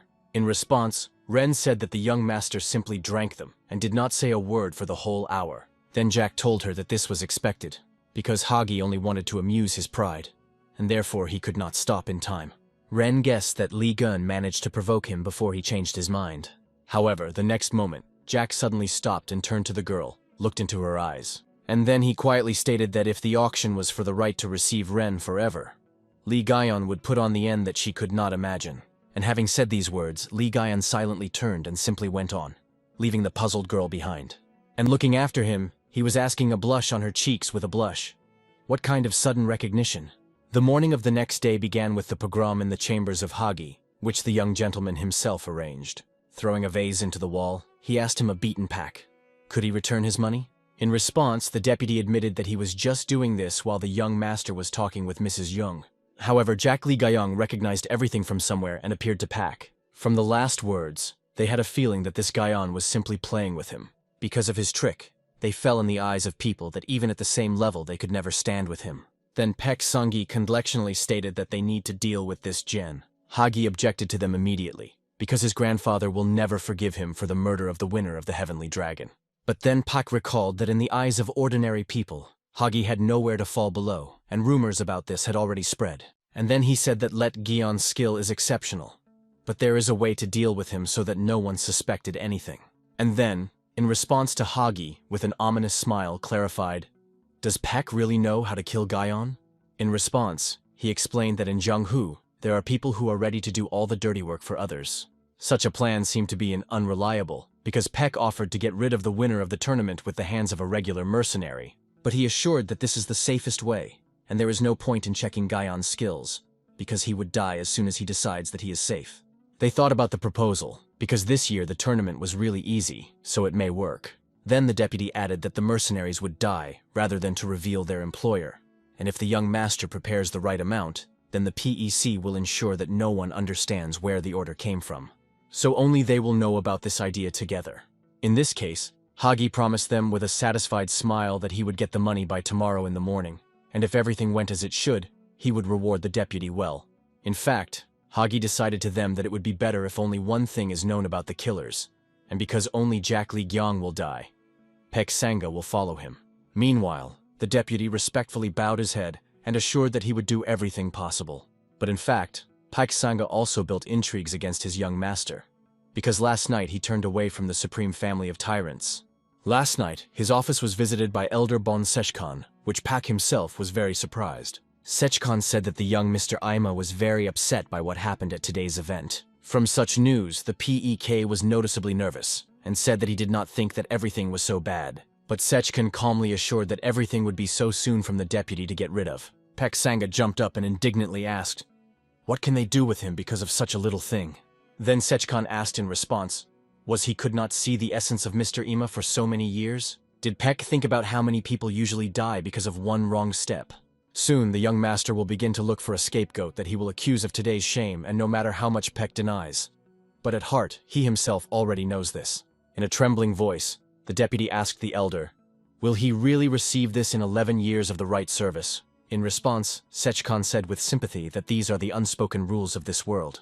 But then he admitted that he himself was not in the best position, because they planned to blame him for what happened at the Dragon and Phoenix tournament. Such a revelation surprised Pak, and then, leaning on the table, Sechkan asked, did he want to take revenge? And then, in response, Pek Sanga without hesitation said that he wanted to live. The next day, Bon Sechkan met in the forest with Jack and Mu Yang. The elder reported to them that Pek Sangi convinced Mr. Ima so soon the mercenaries of the ghostly killer would go to business. In response, Hyung said that he, Bon Sechkan, was very useful, although he was the elder of the Northern Heaven. Then Sechkan added that Pek agreed only because he promised to provide him with money, which would be enough for the rest of his life. But Lee Gyeona said that this was no longer their problem, which is why the elder frowned with displeasure. Since he was caught on the theft of explosive thunderbolts, Sechkan did everything that he was ordered. But what Jack and Mun's had been madness. Therefore Shkan asked them, do they really want the scent killers to get rid of a completely different person? But in response, Lee Gyong only threw him a pill with a monthly dose of antidote and said that he was free today. Shkan took the pill and decided that he did not care about the plan of these two because he would survive no matter what. And when the elder retired, Mu Yong told Jack that he had decided to provoke Hagi very on time. In response, Hyung said that he probably thinks that the goal of the killers will be the winner of the tournament. But what will happen when everything will open?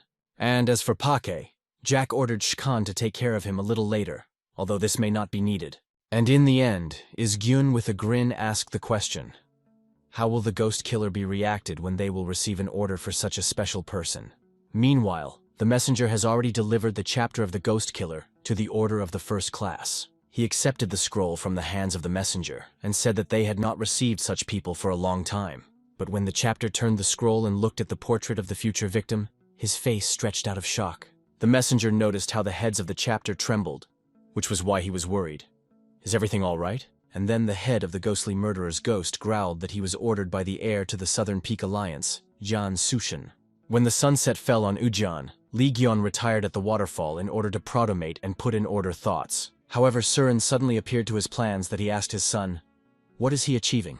The appearance of his father was surprised by Jack, but he did not give the species and calmly replied that he wanted to unite Jianghu. But then Surin looked at the sunset sky and again asked his son, why did he need this? Lee Gayun still answered coldly that he wants so. But for Surin, such a reason was not enough, which he told his son about. Then Jack got to his feet and stated that he was not going to convince him of anything. And then he already asked his father, why can't he dream like ordinary people? Is it for a master of martial arts to want to win the world? Surin intended to object in his strict manner, but suddenly changed his mind and calmed down. Then Lee Gaion told his father that he had many reasons to convince him. However, he is not going to agree with any of them. In response, Surin sighed heavily and said that it was like the truth. And then he asked his son, what is the true goal of Jianghu's unification? And then, in response, Lee Gyeon said that he simply does not like to lose, which seriously puzzled his father. And then Jack asked him, who belongs to Jianghu in his opinion? Surin without hesitation replied that Jianghu belongs to ordinary people, such as he and his son. Then Lee Gyun disappointedly stated that this was the expected answer, but not true, because neither Jack Lee Gyeong nor Chok Surin are the owners of Jianghu. At the moment, 4 Masters of Heaven behave as if Jianghu belongs to him, but in fact they are only a pack of impudent foxes, pulling on each person ahead. The true rulers Jianghu are those who started the Great War with the demons 20 years ago, or their descendants, in the event of the death of the former. Then Surin asked his son, knowing who is this pack of foxes, is Gaion going to take Jianghu from them still? And in response, Hyung also said without hesitation that he was going to. Surin had nothing more to have left, except to come to terms with his son's aspirations. But in this case he asked, how then he was going to unite Jianghu? Does Jack just kill everyone who will resist or will immediately plunge the world into impenetrable chaos? And then, in response, Gyeon stubbornly told his father what would do so if necessary. And as soon as he, so to say, in the next moment, Chok Surin let out the threatening aura of Ki. He could not remember that he was so furious someday. World domination is the dream as illusory as it is difficult. Number difficulty is only one of the problems. Does his son really understand how many he will have to sacrifice to fulfill this dream? Does this naive fool realize how much blood he will have to shed? Nevertheless, Surin curved anger and again asked his son, what would he do after united Jianghu? And again, whether Gyun calmly replied that he would make Jianghu better than now. Then Surin could not stand it and asked his son loudly, how much? And then he shouted that the best Jianghu did not exist. And at the same moment he was horrified by his own words. Looking in the face of his son, Surin wondered, did he really think so always? Now he felt as if someone was whipping from the inside, which is already no longer that young and brave warrior. However, in this, Surin did not admit his son, but only said in response that no one could forcibly make Jianghu better. Jianghu change step by step when everyone lives in fairness in it and engage in their intended affairs. But then Li Gyun calmly told his father that no one has been living for a long time. The words of his son were the truth that Surin knew, but denied, and therefore it hurt so painfully. On this, Jack decided to finish their conversation, and turning around, he said goodbye to his father that he was returning to the estate. But Chok Surin did not say anything in response, only raised his head and peered into a gray heaven because of the clouds. The next day, a dream of Kuroan arrived at the estate of the clan of the Azure Heaven. Watching his training, Muyong could not help but admit that he was working hard. Li Gyun agreed with his friend, because Chorin did not take his sword in his hands for a long time. So now the struggle with the inner eye was raging in him for the return of himself, the former. Then Muyong reported that just in case he put people to his wife and child, Mr. Sun. In addition, Muyong hired 50 martial arts masters and all of them were made the best offer about the salary. In response to this news, Li Gyong said that the one who is paid 10 nanes is becoming a 10th warrior, while the paying 100, a warrior of 100th. Then Muyong admitted that he believes in the early return of Mr. Sun to the ranks of the elite. Jack agreed with his opinion and stated that while the North and South are trying to gnaw at each other's throats, they would take the Huan and start with the ghostly murderer. Meanwhile, the head of the very gate convened an urgent meeting at which he stuck a dagger into a portrait with Jian Suchen and asked everyone who gathered what kind of idiot he ordered him. If the ghostly killer's gates kill the heir to the Southern Peak Alliance, they are ended. After all, everything always pops up in Jianghu. Then one of the killers said that they had another problem. As it turned out, who exactly made the order.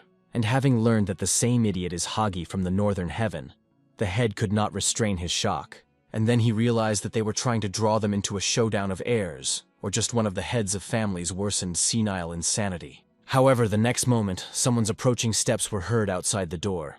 And then the door opened, and an old man with a sword entered the head of the head. The chapter did not know this man, but he could confidently declare that he was a true master, because the elder was able to go through protection completely silently. Then the head lifted him from his seat and greeted the invasion, asked where he was from.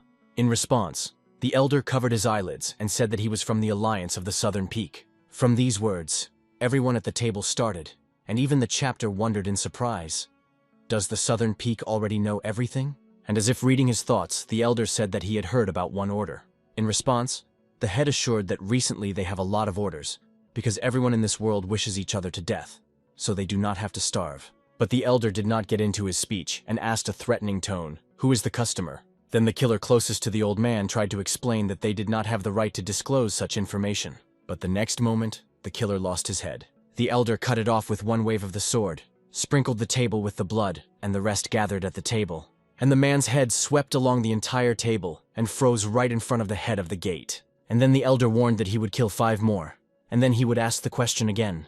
But despite the threat, the head said that it makes no sense to ask them to reveal the name of the customer. Then the elder restrained his word, and, in the blink of an eye, blessed the remaining 5 at the table. And then, as previously said, the elder repeated his question. And then the chapter was forced to admit that only a wet place would remain at such a pace from his organization. Therefore, he looked into the eyes of the old man and said that the customer was Hagi, from the supreme family of the Northern Heaven. Meanwhile, the same Hagi looked at the deeds of his hands. He killed Paeksangi, the only person who knew about the order, so this secret will now remain with him in the grave. And using his chi, Hagi made sure that this secret would never be found, falling asleep with the Earth's body with Earth. But as soon as he had a pavement of the crime, someone called him out the next moment, and sharply turning around Huga, whether Guyan saw that he was inquired, "Why is he alone without security?" They did not answer them and asked Jack, how did he find himself here and from what moment? However, Li Gyong did not answer. He only hintily glanced at Pak's grave. Then Hagi asked him a different question. Who is Jack at all? And then whether Gyeon said with a smile that if he was curious, he could tell. But then he looked intently into the eyes of Ima, and warned that in this case, he would have to die. And then Jack let out the aura key and specified, Ima, does he still want to know the answer to the question? Between the two masters immediately hung intense silence that Jack considered it for consent. Therefore, he told that he was the eldest son of floating clouds and fluid water. This is a fairly successful fruit store. Hagi expectedly did not believe the words of Lee Gyeon, and asked with irritation what kind of nonsense he carries. Then Jack answered the question with a question, asking how many Hagi had already killed him, and how many were guilty among them. But instead of an answer, they calmly stated that he could never understand the nonsense breaking out of Jack's mouth, and added that those who did not have power are always below. Then Lee Gyeon said that he decided to reflect on his father's words, and come to the conclusion that the path he had chosen is true. And then, he endowed the heir to the supreme family with a murderous look and with a terrible smile added that he decided so, because Jung-Hu was full of such scoundrels as Hagi. From such a look and words, they immediately grabbed the hilt of the sword and prepared for battle. But as soon as he expelled the blade, at the same second Lee Gyun simply disappeared, as if evaporated in the air. And having returned the sword to the scabbard, Hagi reassured himself to think that it doesn't matter who Jack Lee Gyong is. In any case, he would not live soon. The next day I met visitors to the market of Yugen with sunny weather, and it was on this sunny day that Lee Gyeon and Chin decided to take a walk around the market with Suren. The younger sister Ren enthusiastically stated that she had not been on the market square for many years, and then she thanked Lee Gyeon, because all this became possible thanks to him. After all, if he had not brought the healer, she would have had to live locked up by the end of days. In response to gratitude, Jack only with a good smile asked the girl to work hard and eat well. This is what she will pay him off. Chid also smiled, watching her sister, and thought that at times Lee Gyeon was very caring. But the next moment, Jack noticed the girl's gaze and asked, "Why is she looking at him like that?" Ren immediately turned away and burst into a blush, reminded Jack that he was about to buy something. Lee Gyun in an instant realized and asked Ren and Suren to wait on the spot. He excommunicated to the nearest counter. And while Jack asked the seller about the place of purchase, he was not ahead of her eyes all this time. Then Suren pulled her older sister with a malicious smile and advised him not to miss such a guy. From such a counsel, Cheat was stunned with a new blush on her cheeks, asked her sister what she had in mind. In response, Suren explained that Jack is cute, funny and strong. Where else to find this? Then Ren thought, because so far she was concentrated only on training and did not even think in that way. But what is she about him of opinion? A very controversial feeling took possession of the girl, because it seems she really liked Gyun, like a man. However, before Ren managed to decide in his feelings, a noise suddenly rose on the market square, and when the sisters turned around, they saw the horse detachment passes through the Ujan market. Meanwhile, Lee Gyong finished with the purchase, and joining Chagan, said that he was just thinking when they would come out. Ren asked what Jack was talking about, and then he admitted with a grin that he called here these big cones. And then did Gyun change the subject, saying that he bought medical herbs for CERN, and therefore they can return home? Meanwhile, the leader of the Southern Peak Alliance, John In-moon, accompanied by McHwee and the entire White Tiger detachment, drove into the central square of Ujin. A detachment of the Great Heavenly Union, led by him and the main supreme advisor, Pan Nui, came out to meet them all towards them. Two of the four powerful forces in Jianghu stopped opposite each other, which gave rise to excitement among ordinary inhabitants. And then the head of the supreme family of the Northern Heaven stated that Yan In-mayon was disappointing such behavior. In response, the leader of the Alliance of the Southern Peak admitted that he himself was not enthusiastic about all this, and he even sorry that they have no other way out. Hagi also admitted to them, but only to himself, that the matter is bad, because Yan In-myong himself brought a detachment of the White Tiger to their territory. However, he should not show in the public that the head of the supreme family was not in the know, and therefore he asked, "What's the matter?" And then, in response, the leader of the Southern Peak Alliance told that someone from the supreme family of the Northern Heaven ordered his grandson, Sushin's head. From these words, a wave of shock and horror swept through the crowd of gathered passers-by, and the head of the Supreme Family himself became darker than a thunderstorm. But Chance immediately pulled himself together and swore that if it really was someone from his clan, then this person is a traitor, and everything that happened is definitely a conspiracy. However, out of respect for a long friendship, In Myung asked the chapter not to make premature promises, because the traitor could be too close to a person. From these words, Yong's visited a very nasty guess.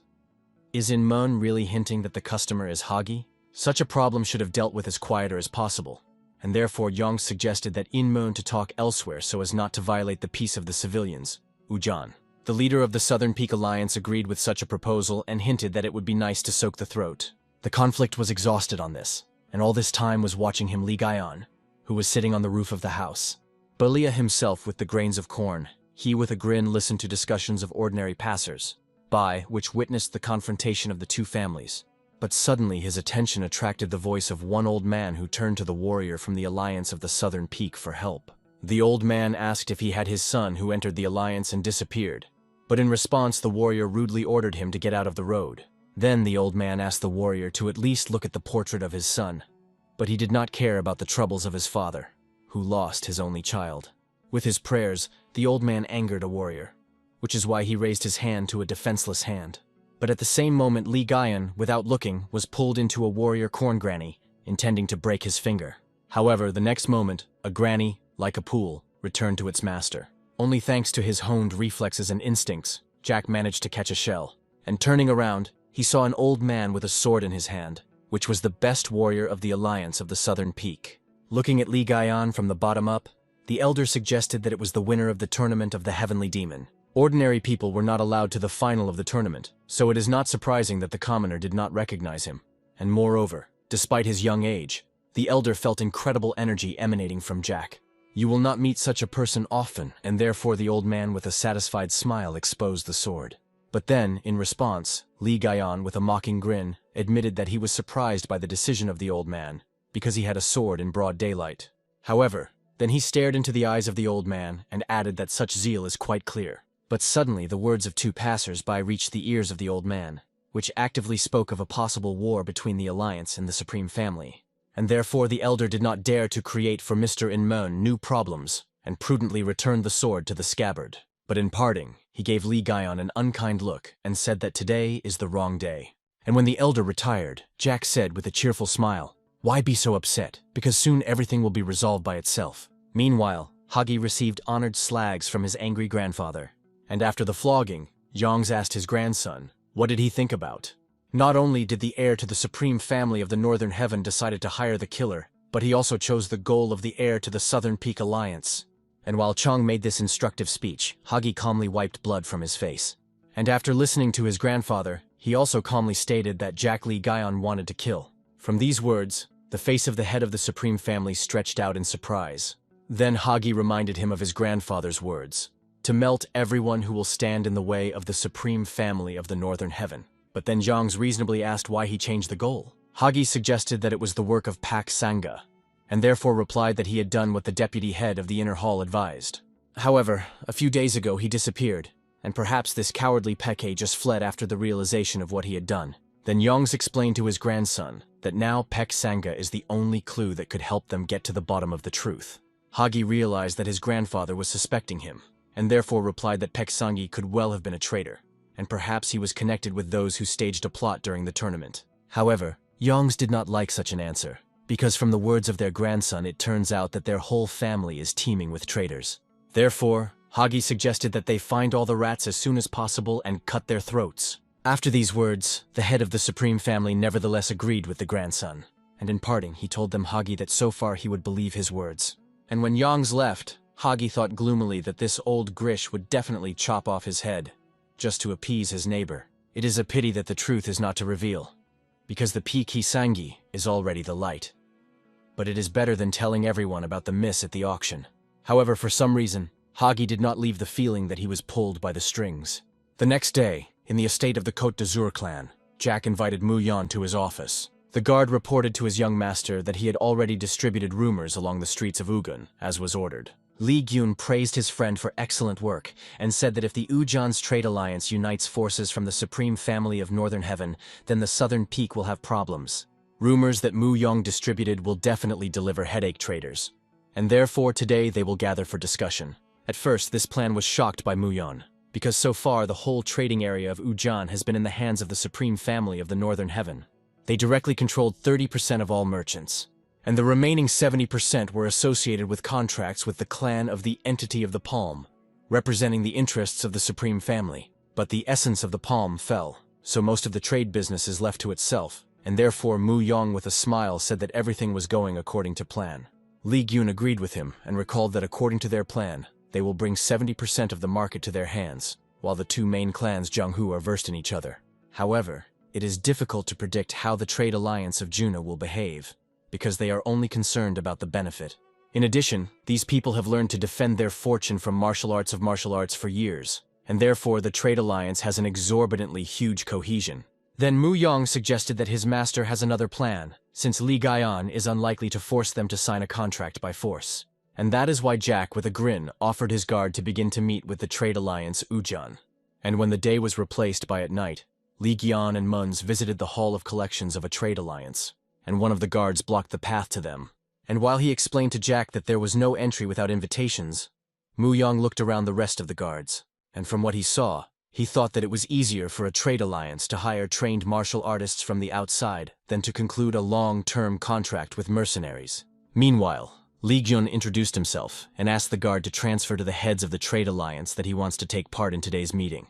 However, the guard told him that he knew nothing about the estate of the New Wind, nor about Jack Li Gaian, and Jack did not look like a simple merchant, so the guard ordered him to get out.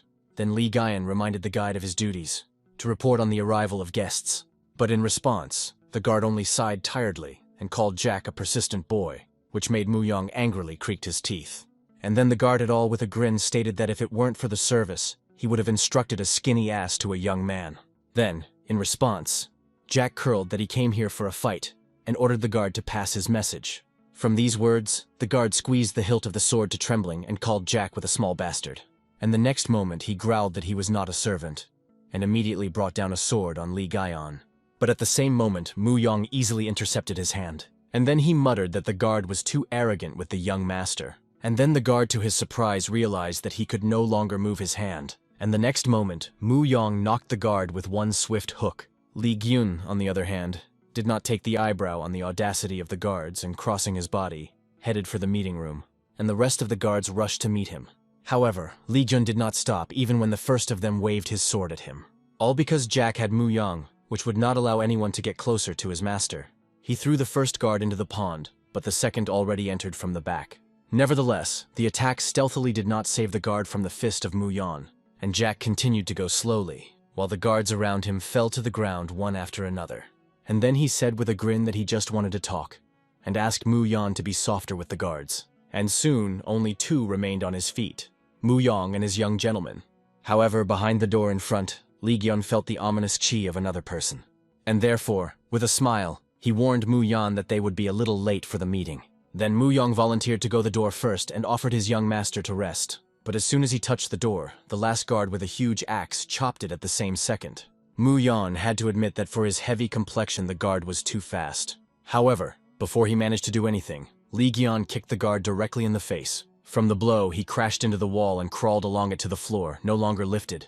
The battle ended, not having time to really begin, which sincerely struck Mu Yong. And then Li Gyun turned to him and admitted with a mischievous smile that he had not crushed for a long time. However, before heading further, Jack called out two guards that pretended to be defeated. Mu Yong practically did not beat them, and therefore Jack ordered them to raise them to their feet. And when he finally retired, one of the guards incorrectly asked the second, "Is this guy so strong?" Meanwhile, the heads of the Ujan's commercial alliance were already discussing the problem over their whole, because the conclusion of a deal with the Supreme Family will lead to a conflict with the Southern Peak. Then one of the merchants dared to declare that even if these rumors were true, Ujan is still under the rule of the Supreme Family, so betrayal is not an option. But in response, the second merchant with a mustache jumped up from his place and angrily advised the first to go to the Supreme Family and repent to them. However, before the meeting grew into a scandal, the head of the trade alliance, Yu Sind, with a smile called everyone to calm. and then he asked the merchant with a mustache. Does not it seem to him that it was somehow noisy outside? And when Sind found out that the merchant brought the mercenaries with them, he was sincerely worried, because innocent people could suffer. But the next moment someone outside the door asked, could he enter? A mustache merchant was surprised at an unexpected guest, because outside his mercenaries guard the hall. But Sind swallowed a lump in his throat, and only after he ordered the unknown to go in. And then Li Gyun entered the hall, that he was respectfully greeted the head and introduced himself. And unlike mercenaries outside, Sind and the rest of the merchants immediately recognized the winner of the tournament of the Heavenly Dragon. And therefore, Yusinda, with a warm smile, greeted the young master and apologized for the guards outside. In response, Jack also apologized to everyone for the troubles, while Mu Yong dutifully pushed his chair for his master. Then Sind reasonably asked, what led Gion to the place where the merchants gather? In response, he took a place at the table and said with a smile that he had arrived with the business. Then Jack took out a document from his pocket and put it in front of him on the table. And then he stated that it would be about all the contracts concluded earlier with the clan of the Entity of the Palm, because the clan of the New Wind wants to protect the business of the Alliance. Then he transferred the document with the terms of the contract to the chapter, and after getting acquainted with him, Sind said that the conditions are good, but they still could not do this. Then Gaion specified, the whole thing is in the Supreme Family of the Northern Heaven? Yusindi confirmed his guess and explained that let them sign an agreement with the clan of the Essence of the Palm, but those only intermediaries, and the Supreme Family controls everything. Then Li Gyun told all the merchants at the table that he was the winner of the tournament organized by the Supreme Family and was already founded in June, so he has enough grounds for participating in the affairs of the Northern Heaven. And if someone is interested in details, merchants can simply say that Jack Li Gyong made them sign a contract. From the last words, Yusindi was agitated and asked Jack, what is he talking about?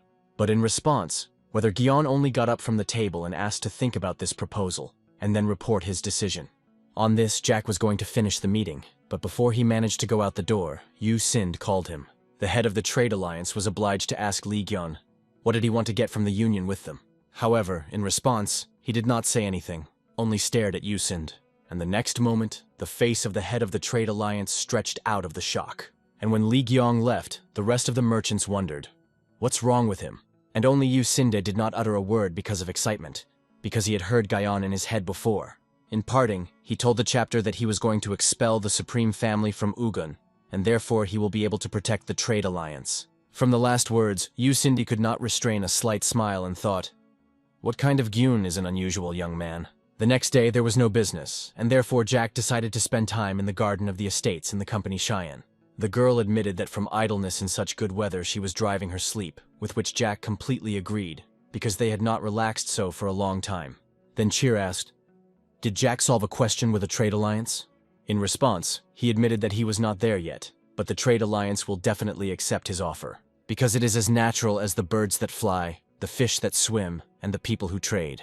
Then Ren realized that the trade alliance would choose what would bring them the greatest profit. But is the Supreme Family really, in case of consent, will simply observe everything from the outside? Li Gaian reassured the girl, saying that they would not immediately find out about it, because now they are concerned about the resolution of affairs with the Alliance of the Southern Peak, and by the time of awareness, they will all remain with the nose.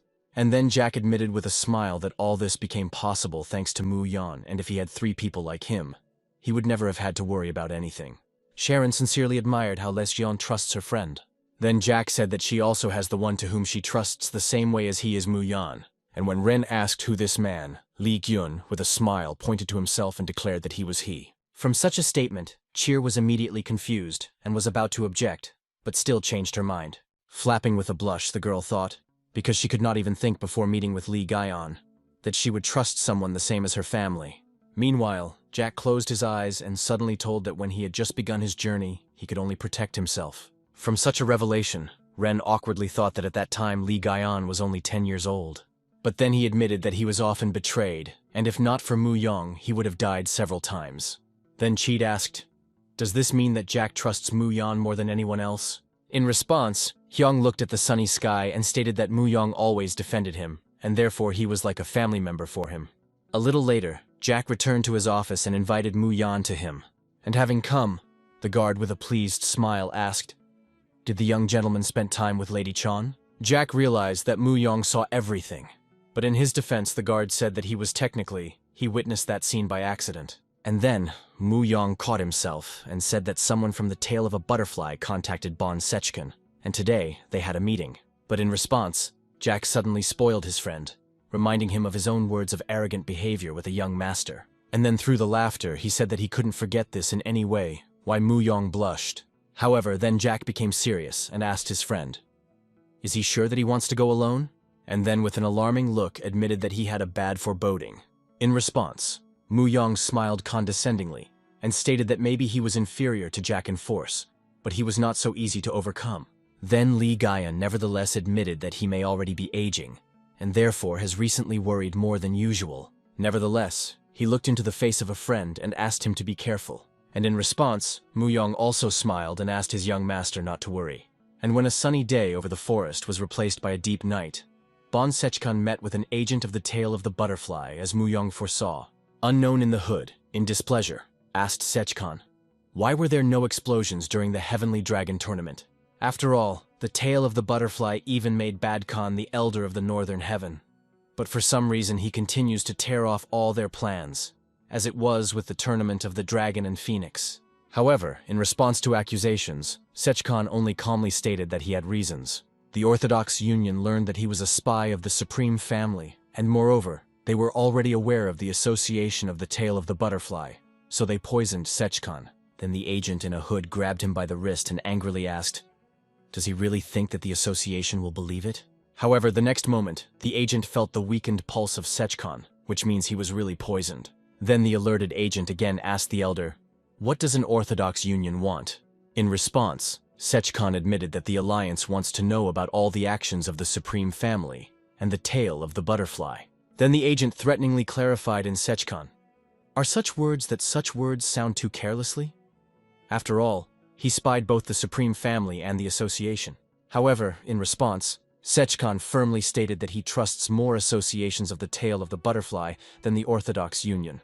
The agent believed his words and said that he would think about what to do with the elder. At this, the meeting ended, and while Sechkan and the agent diverged in different directions, Mu Yong watched them from the tree. If it weren't for him, Bon Sechkan would have killed his butterfly tail, but this bastard was still useful, so that the guard could not allow him to die.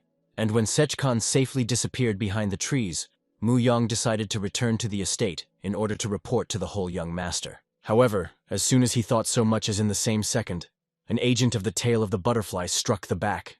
But, fortunately, his sword did not overtake Mu Yong, which could not be said about the tree. The blow was so strong, and the blade is so sharp that the tree cut down with one wave. Meanwhile, the association agent has already swung for the next blow, but Mu Yong immediately became close to the opponents. And the next moment, he inflicted 3-point strokes into the pain points on his chest. But at the same moment he felt under the agent's cloak what in his form reminded Mu Yona bloody poisonous bombs. If the core of such a bomb is under pressure, it will immediately tear, and therefore Mu Yong instantly bounced away from the enemy. However, contrary to his expectations, the explosion of the bomb did not happen, and the agent continued to curse in pain. And then a hood flew off his head and was sincerely surprised from the leading Mu Yong, because all this time a girl was hiding under the hood, that it was the 14th butterfly of the association. She grumbled displeasedly that she was lucky, since the body was paralyzed only on the right, and with her left hand she took out a signal firecracker from under the cloak. And the next moment, the 14th launched it, illuminating the night sky with a bright flash. Then Mu Yong asked who she calls, and why did not use the technique of self-destruction. But at the same moment he realized that he had miscalculated. And the next moment, Mu Yong barely managed to evade the steel claws of the new enemy. However, his terrible weapon nevertheless touched Mu Yong's shoulder, depriving him of the opportunity to use his right hand. And then Mu Yong guessed who exactly his new against. It was a peer, also known as a Black Claw, and now an association of the 7th butterfly. He was not backward, so he immediately appeared. But Pyun said the 14th that since she sent a signal, the 3rd was also probably already in a hurry here. Mu Yong heard about the 3rd butterfly of the association for the first time, but he knew one thing for sure. He could not cope with the Black Claw. Therefore, he also launched a signal firewood into the sky. The 14th realized that Mu Yong called for help, and informed the 7th that he was eavesdropping on her conversation with Bon Sechkan. Then the Pyun's Poon growled that it was necessary to kill the spy, and immediately rushed to the attack, but Mu Yong was able to block his claws with a sword. Mu Yong was not afraid of death, but he was afraid that if he died, then the young master would blame himself until the end of his life. Therefore, he is obliged to survive. And with this zeal, Mu Yang pushed the black claw away from himself. But in response, he immediately slashed his claws on the left hand of Mu Yan. It became doubly more difficult to fight with wounds. But Mu Yang was not intended to give up and threw himself on the attack through the pain. And soon the night forest, Ujan, was filled with the ringing sounds of the battle. But also soon, the sounds of the struggle smoothly verses, and the forest again plunged into silence. And the wounded Mu Yang rolled his back to the tree and crawled to the ground. Nevertheless, he did not let out the broken sword from his hands. The black claw approached the defeated enemy and said with a grin that he was holding for a long time. However, in response to such praise, Mu Yang gave the seventh gloomy gaze from the late, and he mockingly noticed that no one had come to the rescue. Then Mu Yang suggested that the young gentleman did not notice the signal, because this place was too far from the estate of the new wind, and it had long been dark. Meanwhile, the seventh had already swung his claws for a decisive blow, but at the same second he was stopped by the 14th. The girl said that Mu Yang knew too much, and therefore she offered to take him captive and patch out as much information as possible. The seventh liked this idea, which is why he lowered his claws. But Mu Yang was horrified from what he heard. He will withstand any torture, but if the association takes advantage of the techniques connecting the soul or drugs, then in the end, they will learn everything. And then everything that the young gentleman was so carefully prepared is to collapse in the blink of an eye. And if Mu Yan simply had no other choice, the seventh too late noticed how he raised his sword out of her last strength, and the next moment, Mu Yang fixed the blade to his throat, and the last thing he thought was, "Sorry, young master." But at the same moment, all three felt the rapidly approximation of a colossal number of ki, and the next moment, the trees in front of Muhan scattered into chips, and only miraculously the seventh managed to jump to the side along with the 14th. And then Mu Yang removed the blade from his throat, since now there was no need for him. And then he closed his eyes, and with a smile told his young master that he had the appearance that he was going to demolish the mountain. And then, in response, Jack Gion calmly stated that he would do this if necessary. The appearance of Cheokli Gion stunned everyone.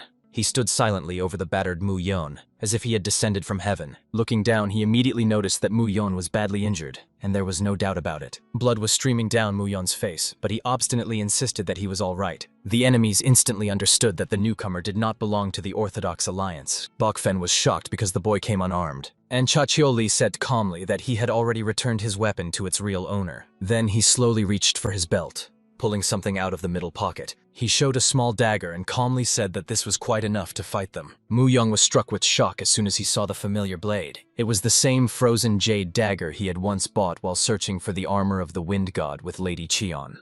Undoubtedly, it was a divine artifact. Bokfen, known as the Black Claws, was not to be underestimated. This dagger alone might not be enough to defeat such an opponent. A small jade dagger began to spin in Cheokli Gyeon's hand like a top. His gaze was calm and confident, without any doubt. But Bokfen could no longer wait. He was eager to join the fight. He yearned to see if the dagger had enough power to defeat him, and fiercely swiped his claws at the boy. At the moment of impact, the dagger stopped the attack, despite its small form. Bokfen was caught in shock, stunned by the unexpected strength of the blade. His hands jerked and he was thrown back slightly. But he didn't give up. On the contrary, it fueled him. Now he attacked with both hands to destroy the opponent. At the same moment, Chok Lee Keon didn't get flustered and vanished from the spot as if he had dissolved into the air. He made a leap upwards, spinning in the air, flying over the enemy. Focused, he flew down, preparing a strike to prove that this dagger was not ordinary at all. But Bokfen noticed him just in time above himself. He reacted instantly, pushing the boy back with a blow and disgustingly called him a conceited bastard. But Cha Yok Lee Hyun was not going to give up. He knew well that his bodyguard never acted without a serious reason, and it seemed he had already begun to understand why he had been summoned at this very moment. Looking simply at the enemy, he said that before him was an experienced fighter. That's why he was called. Feeling that Muyon was his bodyguard, Bokfen burst out laughing, finding it amusing that such a weakling was supposed to protect him. At these words, a spark of anger flashed in Chokli Kyon's gaze, but Bokfen didn't stop. He continued to mock and gleefully stated that it was a real spectacle to watch the boy desperately launch an attack. Unable to withstand the tension, Chokli Gyeon rapidly rushed forward, slashing the enemy's face with a dagger. Blood burst out in a fountain in all directions. Fayen's side was twisted with pain and anger, and on the line of his eyes there remained a deep mark from the blow, from which blood was flowing. The girl who was next to him stood in stupor. What was happening shocked her. Mu Yong, sitting aside, calmly observed. There was no doubt in his eyes about his master. Blinded by rage, Bokfen charged, but Chake Lee Gyeon moved with confidence, easily anticipating every strike. The enemy's face contorted with hatred. He no longer restrained his emotions, and Cho Chil-yong remained calm, his gaze radiating cold confidence. Blood suddenly gushed from Bok Fen's eyes again. He was already starting to lose his sight. The enemy's body was covered in new wounds. This time, Chokli Gyeon had struck him in the back. Blood gushed everywhere, spouting from each new gash. The will of Bok Fena was disappearing. Blood was flowing from his eyes, and he could no longer see anything. He tried to strike blindly, yelling and threatening to gouge the boy's eyes out. But at that moment, Chokli Gyeon was already falling from above with a new attack. He gripped the dagger tightly, enraged that he had almost lost his guard because of this worthless scum. Bok Fen heard these words, but he could no longer see anything. He just listened, blinded. In the next moment, Chokli Gyeon struck a blow from above straight to the head. The air became heavy, and the blood gushed out like a fountain. Ruthlessly, he thrust the dagger with his hand straight into the enemy's skull. Everything around was splattered with blood. His gaze was cold and unyielding. That Bok Fen wanted to kill Mu Yeon only fueled his anger, and in an instant Chokli Gyeon stood over his fallen enemy, and the girl couldn't believe her own eyes, because it was the 7th butterfly. The head of Bok Fen lay smashed on the grass, drenched in blood.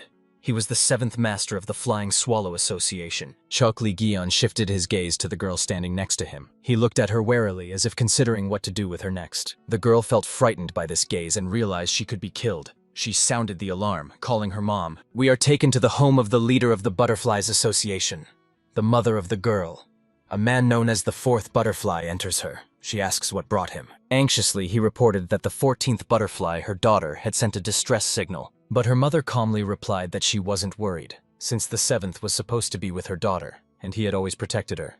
She didn't know yet that he had already been killed. The 4th butterfly was shocked, as he was usually the one to utter these words, and even more it shocked him how calmly she took the alarm signal from her only daughter. However, he accepted her reaction, understanding that a leader has their own reasons for it. And yet she admitted that lately she has been troubled by the feeling that something is not quite right, and maybe this signal is somehow connected to it. The 4th butterfly agreed and said that he also suspects evil, because the 14th butterfly may be in real danger. At that moment, the expression on the leader's face changed sharply. Anxiety broke through the cold mask, and she restrained herself by an effort of will and said that everything was all right. She recalled that the 3rd butterfly was supposed to appear nearby this evening, and at that very moment, in the forest where the battle had just taken place, an old man appeared. He was the 3rd. The girl looked at his figure with hope in her eyes. Mu Young looked up and didn't understand who it was, and Chokli Gyeon looked at him warily as he was hovering right above him. The 3rd butterfly hung in the air and coldly said that Chokli Gyeon was too arrogant a boy. The silhouette of the old man began to slowly descend, approaching the ground. He set his foot on the ground, and the air around seemed to hush. In a cold voice, he said that Jo Chol-young had very bravely appeared here. But Chokli Gyeon replied that he came with only one purpose: to destroy the members of the Flying Swallows Association. He had no time for reflection, so he decided to act immediately, and at that very moment, he noticed how the enemy's hand jerked sharply towards him. In response, he touched the palm of his opponent's hand, and a burst of energy crackled between them. The 3rd butterfly widened his eyes. He hadn't expected such direct opposition. Chokli Gyeon's gaze became anxious, as if everything had not gone according to plan. At the place of their collision, a powerful explosion of energy occurred. Mu Yeon covered his face with his hand. What he saw shocked him. This power was equal to Cheon Mu-ak's sword, or perhaps even surpassed it. And what happened next shocked him even more. Chokli Gyeon couldn't withstand the blow. His body was thrown backward by a wave of force, and he was able to stand, landing on his feet, clutching the sword with both hands. The 3rd butterfly looked at him with disgust and obvious superiority. But Choi Ryung-hae had no intention of tolerating this, and did not intend to retreat. Mu Young watched the match with anxiety, his gaze revealing deep concern for the host. The enemy's blow enraged Choi Ryung-hae. No one had ever been able to push him back before, and now it had become a personal challenge. After a fierce skirmish over the forest, an oppressive silence hung in the air. Chokli Gyeon stood facing his enemy, as if time had stopped. The enemy was ablaze with fury, and his gaze caught. The boy's breathing became ragged. He realized that he had already lost most of his inner energy. And yet, even in such a state, Chokli Gyeon was not going to retreat. His gaze remained confident. His posture was manly and unshakable, full of strength. The air between them grew thick with tension, like before a storm. The 3rd butterfly sharply grabbed his dagger. In an instant, a battle flared up between them. They collided with frantic speed. Their collision caused an energy explosion that disturbed the space around. Having seen the boy's weapon, the enemy snorted and said that this was a toy dagger. But Chokli Gyeon replied with a smile that this thing is very valuable. Despite these words, the 3rd butterfly attacked again, and the boy managed to dodge his sword. A fury flashed in the boy's eyes. He swung his small dagger. The blade sliced through the air around the enemy, creating a cutting splash. The enemy froze. He couldn't believe the boy was capable of that. He didn't take that dagger seriously and didn't understand how the boy had the audacity to go on the attack. But the reality was obvious. He was wrong. Chokli Gyeon stood unshaken. His gaze burned with determination. The third butterfly swung again, and for the first time thought that the boy was skillfully handling this fragile blade. He concentrated all his strength, applied a lightning-fast technique, and again pushed the boy back. And even flying in the air, Chokli Gyeon did not lose his composure. In his eyes burned confidence. The enemy's blow ripped through everything around. Trees shattered like splinters. But now Chokli Gyeon knew what to do. In flight, he activated his energy, and he struck with a dagger from a distance. Space exploded from the incredible force of the blow, and suddenly behind his back he felt a threat.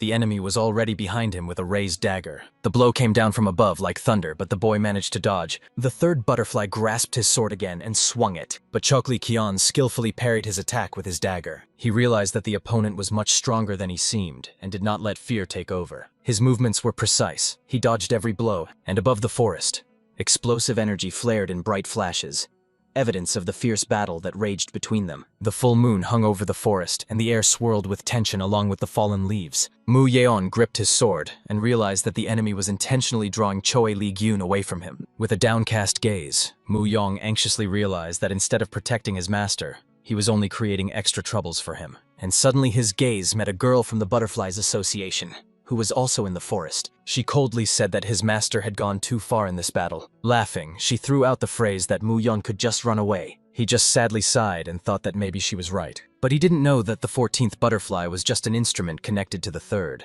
who was now fighting the boy. At that moment, the girl received a message from the third butterfly with an order to use something against Chokli Gyeon. She froze, guessing what he had in mind. The third butterfly knew that the leader had empowered her, and had already decided to kill the boy, leaving no chance. Chokli Gyeon was still holding on in the fight, though he looked exhausted. The girl stood in the forest and realized that she had never taken advantage of this opportunity before. But this moment had arrived. From its place in the sky, a thick green smoke suddenly rose with a dreadful tint. Against the backdrop of smoke, a little further, Cho Kun-li Kyeon continued the battle, not surrendering. Breathless but unbroken, he asked the old man what he had in mind. The old man noticed that the boy was breathing harder than before. But even in this state, his blows were accurate and strong. Every attack by the boy was sharp, like an icy knife. And the old man understood that Cho Gung-yong wouldn't last long. And suddenly he asked the boy why he was interfering in their affairs. With just one glance at Cho Gaeon, Lee Hyun understood. He wanted to take control of Jonghu. If this is true, then the boy's enemies won't end with the third butterfly. From now on, everything will only get complicated. Morning has arrived. The events moved to one of the palaces. The young master asked the patriarch if he really intended to continue. He had in mind a marriage of convenience with Lady Cheon, as he had heard that the patriarch had transferred some of the profit rights of the Southern Peak Alliance in the Phantom Battle Sect affair. And having banged the bottle on the table, the patriarch said that it was just a few profitable rights and nothing more. He was certain that it would not hinder their plan to capture the Central Plains. The Righteous Blade sect may be small, but it has a good reputation. Moreover, their daughter has become a phoenix. This is a very auspicious event. The young master understood that the patriarch craved fame and expressed concerns that the relationship between the sect and Chokli Gyeom could complicate the situation, as the latter had recently attacked someone from the Justice Sword. But the patriarch replied confidently that even if Chokli Gyeon had handled the Palm Union, he would not be able to handle their family. With a cold gaze, he said that if the Righteous Sword sect refused the marriage, they would have to answer for it. The young master wondered how strong Cho Gung-li Gyeon was, and whether he could defeat that old man. For if that happens, the supreme family of the Northern Heaven will come under his control. And the boy agreed to the patriarch's adventure. He stated that since the Dragon and Phoenix tournament was over, he would return to his family. The patriarch replied that he understood his anxiety as his father had passed away, and the clan was left without a pillar. The patriarch raised the cup to his lips and took a sip. Then he asked if the estate was really called Novi Viter, and the boy confirmed it. Then the patriarch said that Jonghu does not need a new wind. All those who tried to bring that new breath either perished or disappeared, because it was a naive dream. We are again returning to the battle in the forest, where Chogyeon continued to confidently hold the defense. The enemy attacked with frantic speed, not giving the boy a chance to rest. The sword barely cut him, but Chokli Gyeon managed to dodge. The opponent watched him and mentally sneered at his determination. After all, the guy risked his life for the sake of one subordinate. And it was then that the enemy's sword left a wound on Chokli Gyeon's face. His eyes clouded with fear for a moment. The enemy was approaching, aiming his sword, and stated that the boy had no chance. He swung, preparing to strike the decisive blow, but something unexpected happened. Chuk Lee Gyeon grabbed the blade with his bare hand, and blood flowed from his fingers. The enemy was stunned, unable to believe that this was possible. And Jo Cheol-yong, holding a sword, calmly said that it was worth standing up for his subordinate. In his other hand, he gripped his dagger, ready to strike. The enraged enemy activated fiery energy in his hand, his body literally smoldering. He threatened to blow Choi Ryong-hae's head to pieces, and then shock appeared in his eyes. He didn't understand why the boy continued to resist when death was already near. But Chuk Lee Gyeon's gaze remained calm and unbroken. He was not going to give up. And then the enemy started screaming in pain. Blood splashed all around. Blood gushed from the enemy's mouth.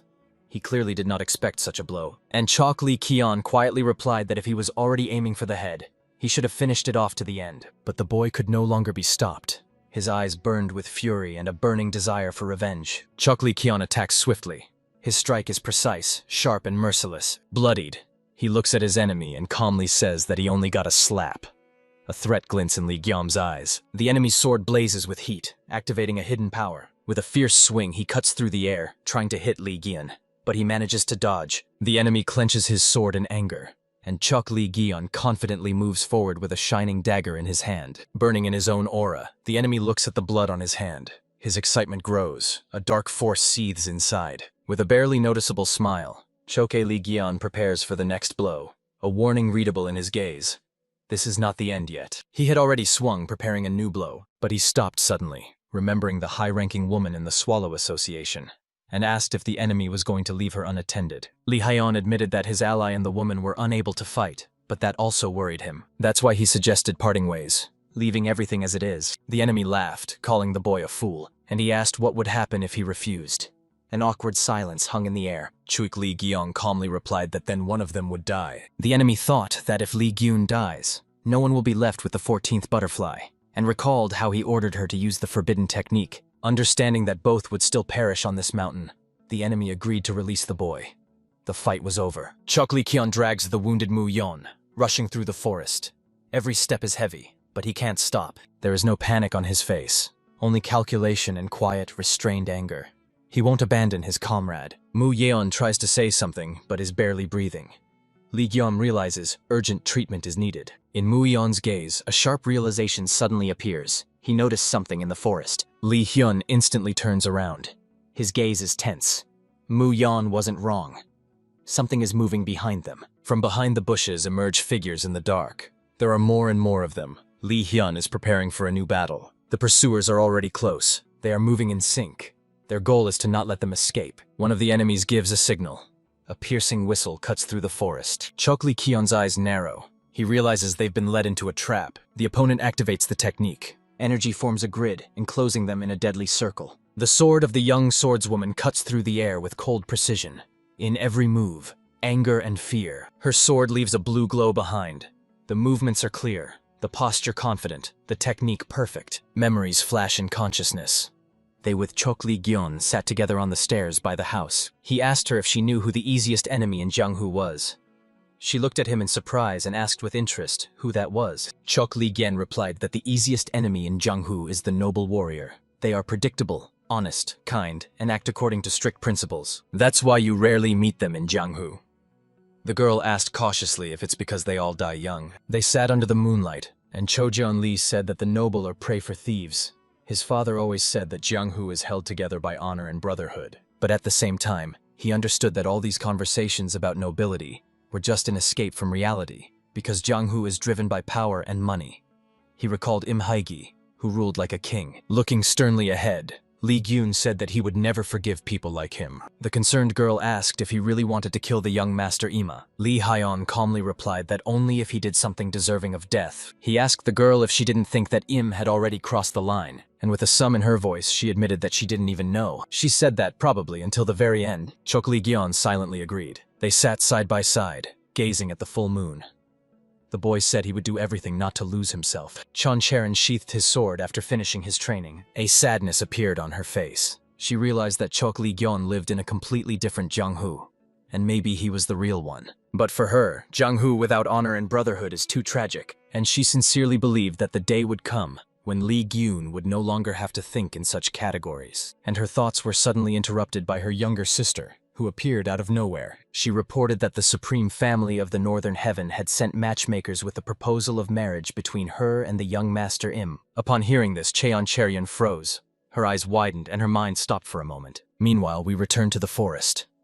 Chukli Kion's enemies have caught up with him again. A downpour is pouring over the trees, and the air is filled with an ominous foreboding. On the branches of the trees hang bloodied bodies, lifelessly frozen in the fog. Death has enveloped the forest, leaving only the shadows of the dead. There are even more dead on the ground, smashed, blood-soaked, and discarded amidst the grass. Every patch of space screams of a brutal massacre. Chokli Kion, together with Mu Yan, continued to move without stopping, not giving the enemies even a chance to live. The wounded Mu Yan realizes that despite dozens of kills, the pursuers do not disappear. There are more of them, and Choi Li Gyun notices how they transmit signals with whistles, and it's at this very moment that new enemies descend from the sky. One is already flying down with a sword, and right behind him is another one. In another part of the forest, another warrior gives a signal. The whistle is clutched in his fingers. The enemy's face is tense. Their system works like clockwork. And Cha Yok Li Gyom reacts lightning fast, a determined glint igniting in his eyes. It releases a powerful projectile of purple energy. It slices through the air and flies with unrelenting accuracy. The blow strikes the enemy's head. Blood and debris fly everywhere. Everything is consumed by a flash of purple flame. Another attacker tries to strike, but in an instant he is left without a hand. The battlefield is covered in blood and corpses. The wounded enemy tries to grab Choke Li Gyon with his last hand, but all is in vain. In a second, a dagger is already sticking out of his skull. Another enemy falls dead. Li Gyun is exhausted but doesn't retreat, continues to support the wounded Mu Yun. Mu Yong can barely stand on his feet. He doesn't understand who these madmen are and what the hell is going on. Looking at one of the fallen enemies, he said that even with broken bones and mortal wounds, they do not cry out, but simply move forward. Li Hyun says that these weeds are intoxicating. It's like a paralytic poison that numbs pain and fear. Upon hearing this, Mu Yeon realizes that those freaks won't stop appearing, and his strength is at its limit. Now he's just a burden to Chok Li Gyeon. Tom asks him to leave him here. Chok Li Gyeon asks in surprise if he really wants to stay, to win him time to escape. Mu Yeon responds with a question. Can't they do it that way? But Chok Li Gyeon said confidently that if Mu Yun had a hard time walking, he would carry him on his back. But Mu Yeon refused this offer, and then Chok Li Kyung realized he was still alive and holding on. In any case, they needed to get to the New Wind Estate, and in such a state, Mu Yeon couldn't move on his own. And Cho Gyok Leong assured him that he had brought him to Jianghu, not just to force him to take this path. Mu Yong said with sadness that he would not survive if something happened to his master. These words caught Chok Li Kion off guard. Turning away and moving forward, he replied that then Mu Yon could die at any moment. Not knowing where else enemies might appear, he urged Mu Yong to leave immediately. There was no choice left. Mu Yon followed him, muttering that even Bon Su-chan should understand. They are not from the Orthodox Alliance. But Zhou Chil-gyung replied that since they had already pumped him up, there was no going back. But now that his identity has been revealed, it was interesting to see how the Swallowtail Association would react to this.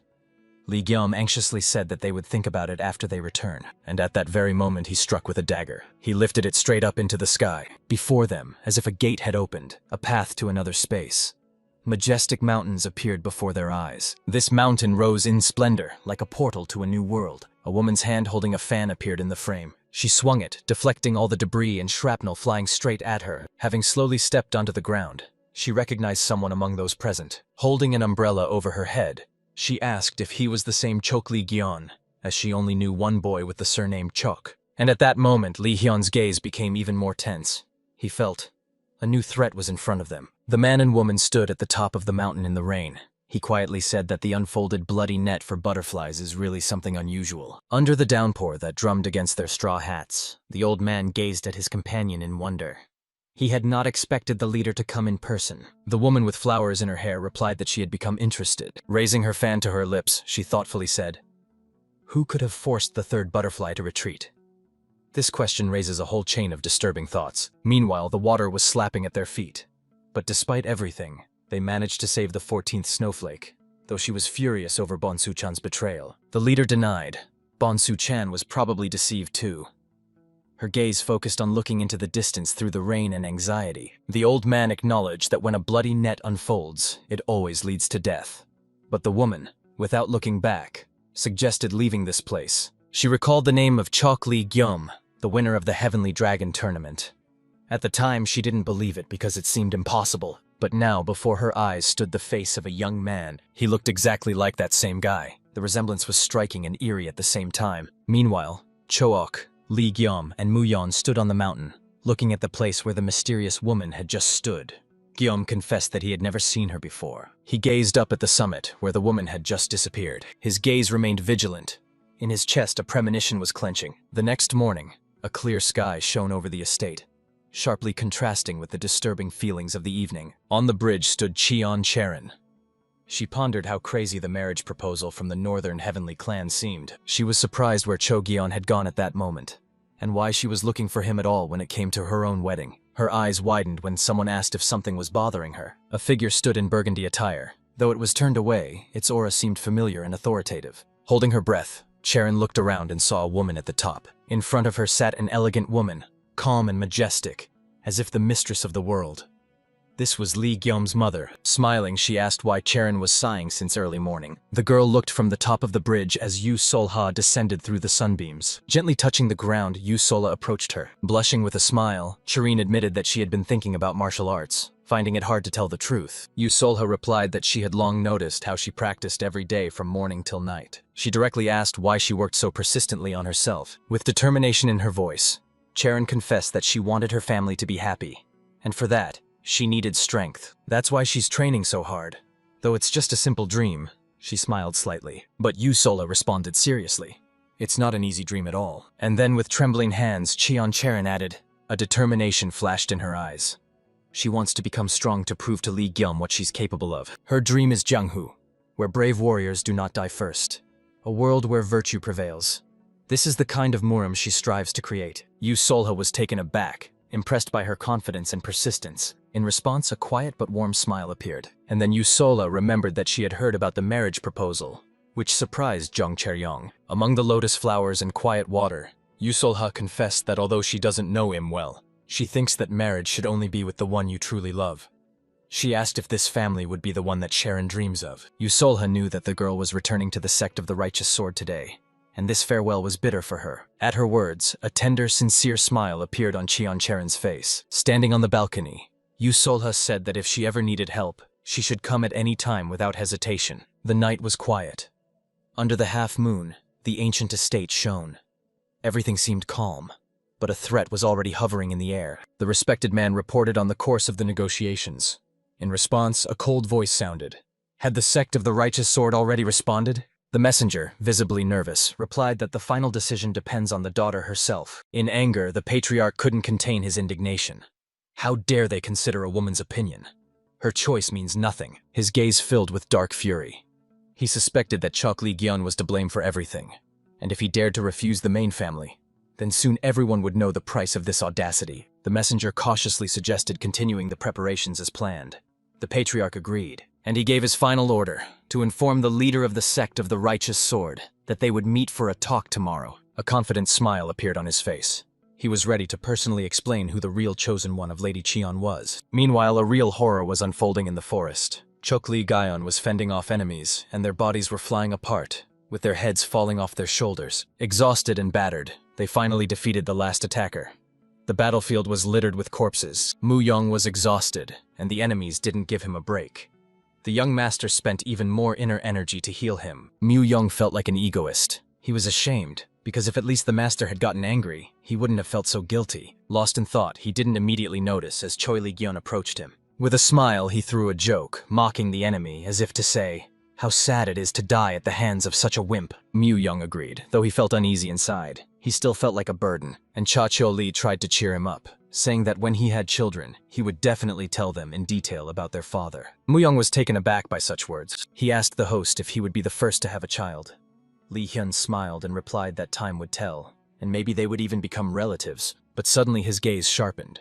He noticed something in the forest. Looking around, they realized these are the same enemies again. They sat in the trees, camouflaged in leaves. In the darkness, only their eyes shone. And at that very moment, the enemies swiftly descend from the trees, like shadows come to life. They take Chok Lee Gyeon and Mu Yeon in a ring again, not letting them escape. Panic appeared on Mu Yeon's face. There were too many of them. But Cho Jaeon stayed calm. His strength was at the limit, but he knew. He had to act without hesitation. When the enemies approached with fierce looks, Mu Yong suggested retreating in order to save their lives, and Cho Chio Li Gyom, raising with his foot the blood-stained sword of the enemy, firmly rejected this thought. Having swung and directed the sword with energy forward, he was confident they would break through. He soared into the air at a frantic speed, cutting down enemies one by one. As he flew by, his leg hung just above the face of one of the enemies, and the next moment he delivered a kick. The enemy's face exploded in blood. Chok Lee Kion rushed forward with an unstoppable determination, not leaving his opponents any chance, cutting through their bodies, and at the same time ordered Mu Yun to hold on to him. Mu Yum rushed after him with a bewildered face. He didn't understand at all what his master had planned. He was following orders, but had no idea where Choke Lee Gion was headed. And suddenly his legs stopped sharply, as if instinct had warned of danger. Before his eyes appeared the same place that had evoked horror in him. Right in front of them was an abyss. Jumping there was the same as signing their own sentence. Mu Yong's gaze was frozen in shock and incomprehension. What his master had done struck him to the depths of his soul. Choke Lee Kion, without hesitation, jumped into the abyss. For him, there was simply no other way out. Mu Yong was stunned. He couldn't understand what the master had in mind. Meanwhile, Choi Ryong-hae was rolling in the air, and couldn't understand why his subordinate still hadn't followed him. Sweat drops appeared on Mu Yon's forehead, and finally he gathered his courage and jumped off the cliff after his master, with enemies closing in from behind. They didn't hesitate and immediately chased after Mu Yon. But the guy was horrified to see that they were no longer just two, but a whole horde. Their faces were distorted with rage. They rushed, trying to get to the boys first. Mu Yong realized that something was wrong with them. They were acting like madmen. As he was distracted by his pursuers, a rock suddenly appeared before his eyes. One more second and he would simply crash. But at this moment, someone grabbed him by the collar, saving him from an inevitable blow. It was Chok Lee Kion. He reacted instantly, not letting Mu Yon die, and a new threat arose before the guy. His face was filled with horror. Chok Lee Kion saw the same thing but knew there was no choice. They both plunged into the river at a run. The water rose in a high splash. The fall was from a great height, so they were pulled almost to the very bottom. They struggled to swim out faster. Finally surfacing, they breathed heavily. They were only seconds away from drowning. Mu Yong looked back and noticed. Those who were chasing them belonged to the Swallowtail Association, but all these enemies crashed against the rocks, trying to repeat their jump. Chuk Lee Gian watched everything with cold confidence. He knew that although there were many of them, their skills were worthless. Mu Yon said with pride that Choe Liang jumped without any hesitation, and he replied with a smile that he just thought it was time to gather together. As soon as they came to, the sun had already risen in the sky. It was time to move on. That evening in the courtyard of the estate there was a quiet and peaceful atmosphere. People were walking, bustling about. Chon Charon, walking through the courtyard, looked around, hoping that her father had already returned. She was going to invite him to dinner until he showed up. In the morning, a messenger from the family of the Northern Sky visited him. Then the father told the girl that she was not obliged to accept a marriage she did not want, and promised to inform Patriarch Imu about this. Now she stood in the yard, lost in thought. She believed her father, but the excitement wouldn't leave her. Suddenly, the passers-by recognized her as the daughter of the sect of the Righteous Sword. They were surprised that the girl still had not heard the news about her father. She didn't know anything yet, but she felt that something was wrong. The atmosphere had changed, although no one said anything directly. As she passed by the traders, she heard them roughly chasing her away. One of them said that he wouldn't sell anything to the daughter of a murderer. She didn't understand what they were talking about. The merchant with anger added that she should be ashamed to appear here after what her father had done, and she was frozen in shock, hearing that the leader of the sect, Jung, had allegedly ruthlessly destroyed the entire family of Li Hanjiang that morning. The merchant said he heard it from the martial arts masters of the Supreme Family of the Northern Sky who were passing by. And in the courtyard, people began to spread rumors and looked at the girl with contempt. Cheon Charon stood with wide eyes as she learned that the Supreme Family of the Northern Sky had captured her father, the leader of the Cheon sect. She realized it was a trap. At that very moment, she jumped up from her seat, realizing that this was revenge for her refusal to marry. Without hesitation, she headed straight to the estate of the Supreme Family of the Northern Sky. Passing by the streets, she prayed that everything would be fine with her father. Their estate was just nearby around the corner, and she suddenly stopped when she saw a familiar figure. Before her stood Yu Sol-ha, who, looking around, said that she had been waiting for her for a long time. And it was only then that Jeon Chaerin realized that the woman in front of her was Jok Li-gyun's mother. This stunned her. The sun has already hidden behind the horizon, and the action moves to the Patriarch's estate. The Patriarch warmly welcomed Lady Chun, expressing his joy at the new meeting. "Ha!" Yu Sol-ha asked with a sigh. Wasn't this world cruel? She was afraid to let her child wander alone. The Patriarch listened attentively, and couldn't believe that such a charming woman could be the mother of that scamp. They started a conversation, and the patriarch quickly realized that they had come to meet with the leader of Chang's sect. But he reported that it was currently impossible due to a serious incident. The words of accusation shocked Yu Sol-ha. She did not believe that the leader of the sect, Zheng, could commit a crime. Her gaze pierced the patriarch. She stated that someone else was involved here. The patriarch's face changed a bit, but he said they have witnesses. A thorough investigation will be conducted within 5 days. Having heard this, Cheon Cheryon felt relieved, but she didn't understand what they were planning. She said nervously that it was a misunderstanding, since her father was not capable of such a thing. The patriarch promised that everything would be clarified, and his next words shocked her. He stated that his family would make an effort to clear her father's name, in exchange for her consent to marriage. Moreover, he used marriage as a lever of pressure, offering in exchange the clearing of his father's name for consent. With a smile, the patriarch wished Yu Sol-ha to meet again on the next occasion. She smiled in response, but her eyes remained wary. The sky was ablaze with a bloody sunset. From the top of the rock, dust and debris rose, a harbinger of a new battle. Muyang clenched his teeth in anger. His gaze was filled with hatred for the ruthless enemies. Chok Li Gyeon stood by with icy determination, a fire of struggle burning in his eyes. Behind, like shadows, the opponents were coming one after another. They were becoming more and more, and it was impossible to stop this wave. And here the black boot of Chok Li Gyeon crashed into the ground with a dull sound. It was the beginning of an explosion of strength. Flaming bursts surrounded him. Magical energy swirled in the air. He decided to destroy them all at once. The sudden sound made him twitch. For a moment, his heart stopped, anticipating something strange and disturbing. The wind brought with it a new sound. A subtle, tense whistle that differed from all the previous ones. Having sensed him, the enemies abruptly began to deploy. They retreated, and it looked strange and sudden. Finally, Cho Kyu-hyun has been waiting for this moment. He suspected that maybe they were afraid of him, or it was time to take the next dose of medication. But even so, it's highly likely that someone gave them the order to retreat, and the image of the leader of their association flashed through his mind. As soon as the enemies disappeared, the guys decided to return as quickly as possible, because they knew that Chon Charon was already waiting for them. Mu Yan suddenly asked if Chok Li Gyeon had ever held Lady Cheon's hand. He smiled awkwardly and confessed that nothing like that had happened between them yet. This question brought up warm memories of the girl in Chok Li Gyeon. A sly smile appeared on his face. The atmosphere became light and carefree, and in an instant Cho Gyeon's face lit up with a confident smile.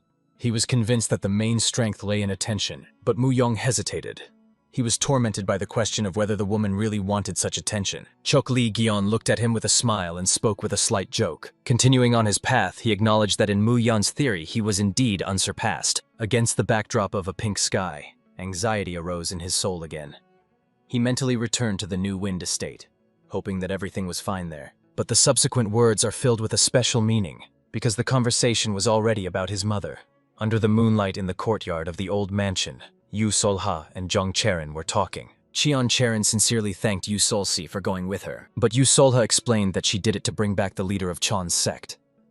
She was sorry that she couldn't find him, didn't even feel his energy. However, there was still time. She asked Jung Charin not to worry, and promised that she would also deal with he. She was struck by how much Chok Li Gyeon resembled his mother.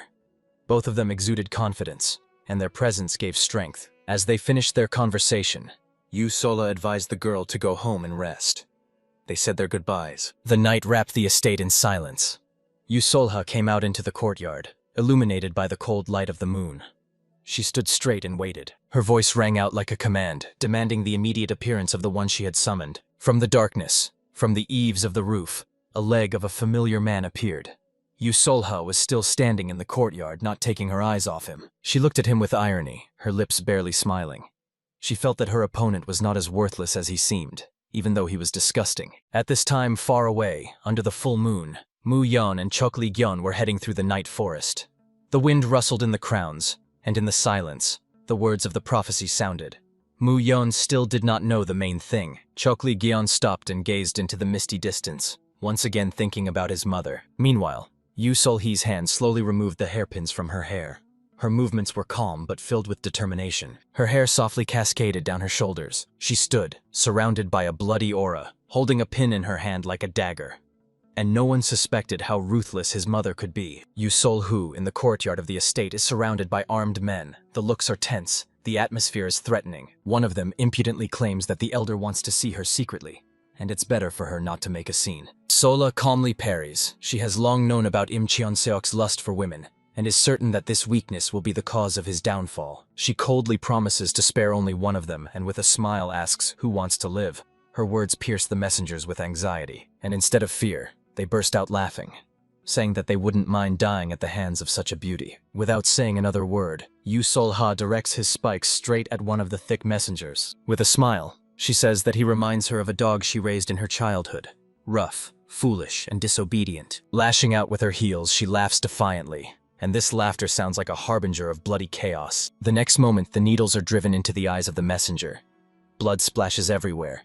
The fat messenger is no longer laughing. He is in shocked horror. One of the messengers, bloodied and disfigured, looks at her impudently, and even now does not lose his smile. Yu Sol-ha darts forward like lightning and pierces the head of the next messenger with a needle, blood splashing through the air in a red splash. She strides forward confidently, as if death itself had taken on a female form, and they still don't understand who they're dealing with. Her body twists in a whirlwind, leaving bloody trails in its wake, enemies falling one by one in a merciless, cold slaughter. The fat messenger stands entirely in drops of blood, his eyes frozen in horror. He does not believe what he sees. Another merely raises his weapon, but is already sliced, with pieces of clothing and blood splatters flying through the air. Yu Sol-ha stands in the center amidst the fallen bodies, one calm amidst the bloody chaos, with only one left alive. Two pins, still covered in blood, fly through the air, carrying with them the smell of death and punishment. She calmly gathers her hair with hairpins, as if these same decorations had just not killed several people. She turns to the survivor and gently tells him not to worry, her voice calm and quiet, almost gentle. Extending her hand to him, she repeats her previous words so that he remembers them well. Her finger touches the man's forehead.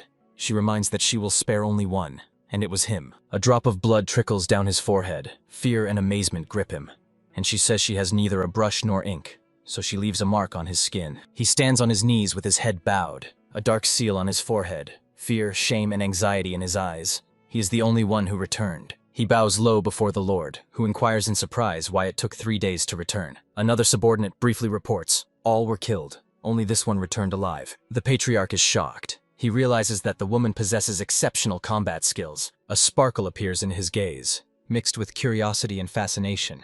The more he hears about her, the more interesting she becomes. Another subordinate warns that the situation is complicated, since Zhang's sect is already branded as a murderer, and even if he is acquitted, the stain will remain. The question of marriage arises. The man doubts whether it is worth concluding it, but in response he hears the cold voice of the patriarch, who assures that he is not touching him. The Lord explodes with anger. Refusal of their proposal is an unforgivable impertinence for him. He craves humiliation, not mercy. Enjoying his tea, he imagines the girl crawling and begging for marriage to save her father. This scene will be the sweetest for him. The subordinate in a low bow awaits new instructions, silently asking what to do with the victim. The victim begs for mercy, but the verdict has already been passed. With one strike, everything ends, and the cry drowns in blood. His eyes were bulging with horror. The bowl had pierced him right through. The subordinate calmly bows his head, no emotion after the murder. The girl turns away, closes her eyes, doesn't let emotions break through, though inside her soul is screaming. There is a bloody corpse lying on the floor,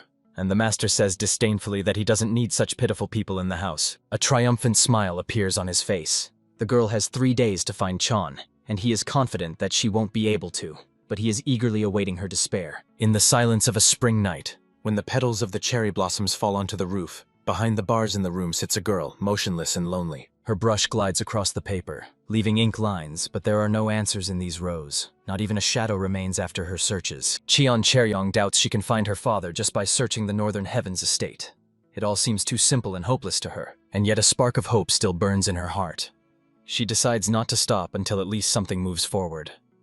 The next target is Li Han-chan. Suddenly, her eyes open wide. Something familiar, strong and ancient appears in the air. A light flashes on her palm, where a strange symbol appears, echoing like a call. The armor of the wind, God has awakened. At that very moment, the window dissolves. The silence of the night is disturbed by an invisible call. Cherry runs up to the window and sees a figure. Li Gon stands under her window, as if he came out of a dream. His face is lit up with a gentle smile. The gaze is warm, but something deeper can be guessed in it. Cherry looks at him in wonder and asks when he returned. Li Gon says it was very recently. Respectfully gazing into the night, he confesses that he received news from his mother. He asks not to worry about his father. She asks about Uncle Moon, her voice trembling like a candle in the wind. full of anxiety and hope. Li Gan assures that he is fine. His wounds have already been treated. He adds that he has been watching the Northern Sky family the whole time, and her gaze stops on him. She notices a deep scratch on his cheek, a sign of danger. Li Gan smiles, saying it's just a trifle. Everything will heal. But her anxiety grows. If even he was hurt, the situation is worse than it seems. He jokes that only he could return in such a state, but then quietly adds that he came because he is worried. About her and about the leader. His voice becomes more serious. He says straightforwardly that Charon's efforts may not be enough. There is another way, less pleasant but more reliable. She ponders. He is right. But her heart resists this method. It doesn't accept easy solutions. A fire reappears in her eyes. She wants to clear her father's name not through roundabout ways, but through a fair trial. Because she knows that this is exactly what her father himself had been striving for. Li Gan sighs, a gentle smile appearing on his lips. Under the stars, he says that her words remind him of someone important. She asks in surprise who exactly he has in mind. He doesn't answer directly, only hints that it's a person he will never forget. Her shadow lives in his memory. The picture changes. A stern warrior with a vigilant gaze, resolute and silent, appears in the memories. Before him 2 swords, wrapped in cloth, lay by the wall, like beasts sleeping before battle. He looks at them silently, as if waiting for a sign that the time has come. We return to the estate of Im Chong-sek. In the dark hall, he is furious. His voice rings with anger. He swears to avenge the attempt to steal his profitable business. A look of surprise appears on Im Chong-sek's face as he sees an unfamiliar figure right in front of him. In the semi-darkness, in the dim light of the lamp, a figure in the shadow coldly asks whether it's worth eliminating the enemy. The tense silence lasts, like a stretched string, but the answer comes unexpectedly. The order is simple and clear: to leave the newcomer in peace. The leader of the criminal clan sinisterly smiles. Before him stands a fearless opponent, but he still doesn't realize who he's dealing with. A sudden gust of wind bursts into the room. The flames of the candles die out in an instant. The doors creaked open with a long screech, as if the estate itself had shuddered. Sheets with important records fly into the air, as if even paper is afraid of the approaching force. Among the chaos and the shadows, Li Gan appears. His steps are even, his gaze calm and focused. When the light breaks through the dust and flying sheets, he appears fully. In his gaze, an undisguised challenge can be read. Im Jong-seok, watching him, notices something familiar in Li Gan's eyes.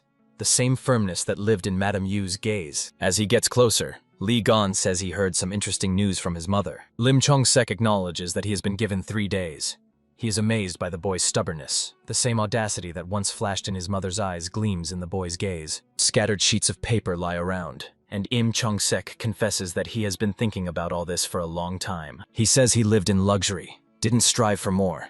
Even the most naive woman wouldn't have refused his proposal. But suddenly his voice changes, anger ringing in it. He is outraged that the alliance with the Wuhan coalition has been abruptly broken off, and he demands an explanation. In response, Li Gan merely smiles.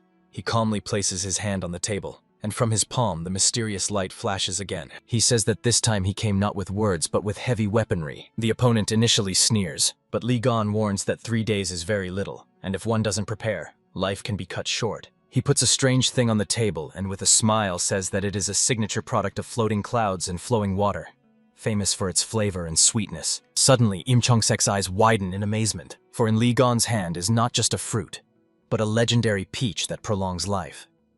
With a slight smile, he asks if the other wants to buy it. Im Chong-sek just smiles as the boy's proposal seems funny to him. He perfectly understands that everything that prolongs life has a high price.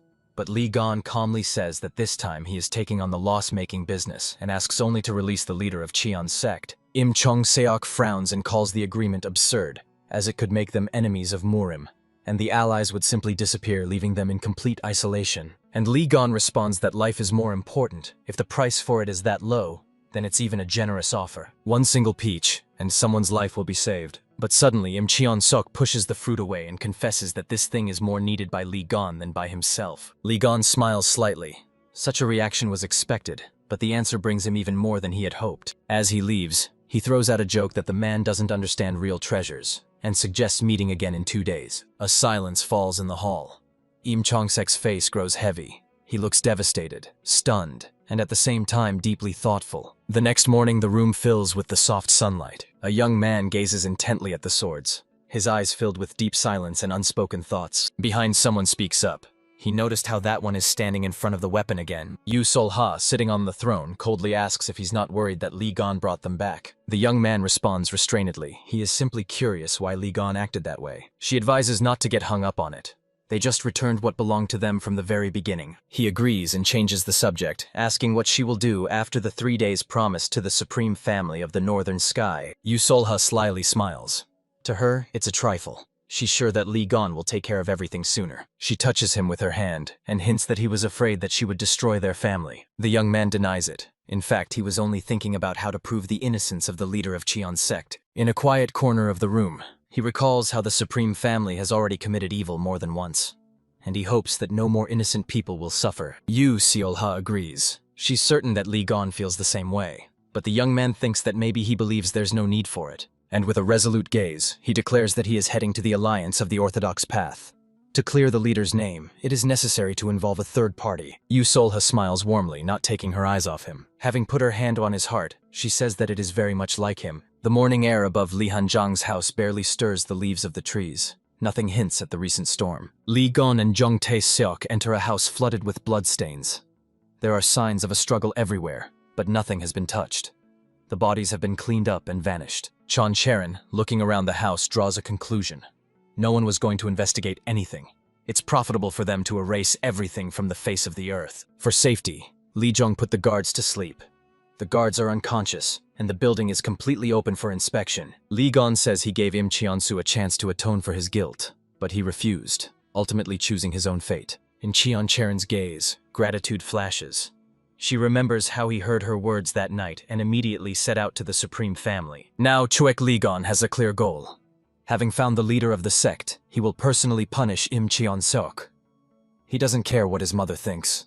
A murderer should not live. Blood and dirt by the doors indicate that there were several attackers, but none of them possessed true mastery. However, for the humble abode of Li Hanzhang, their preparation was quite sufficient. Chok Li Gon looks around. Something alarms him.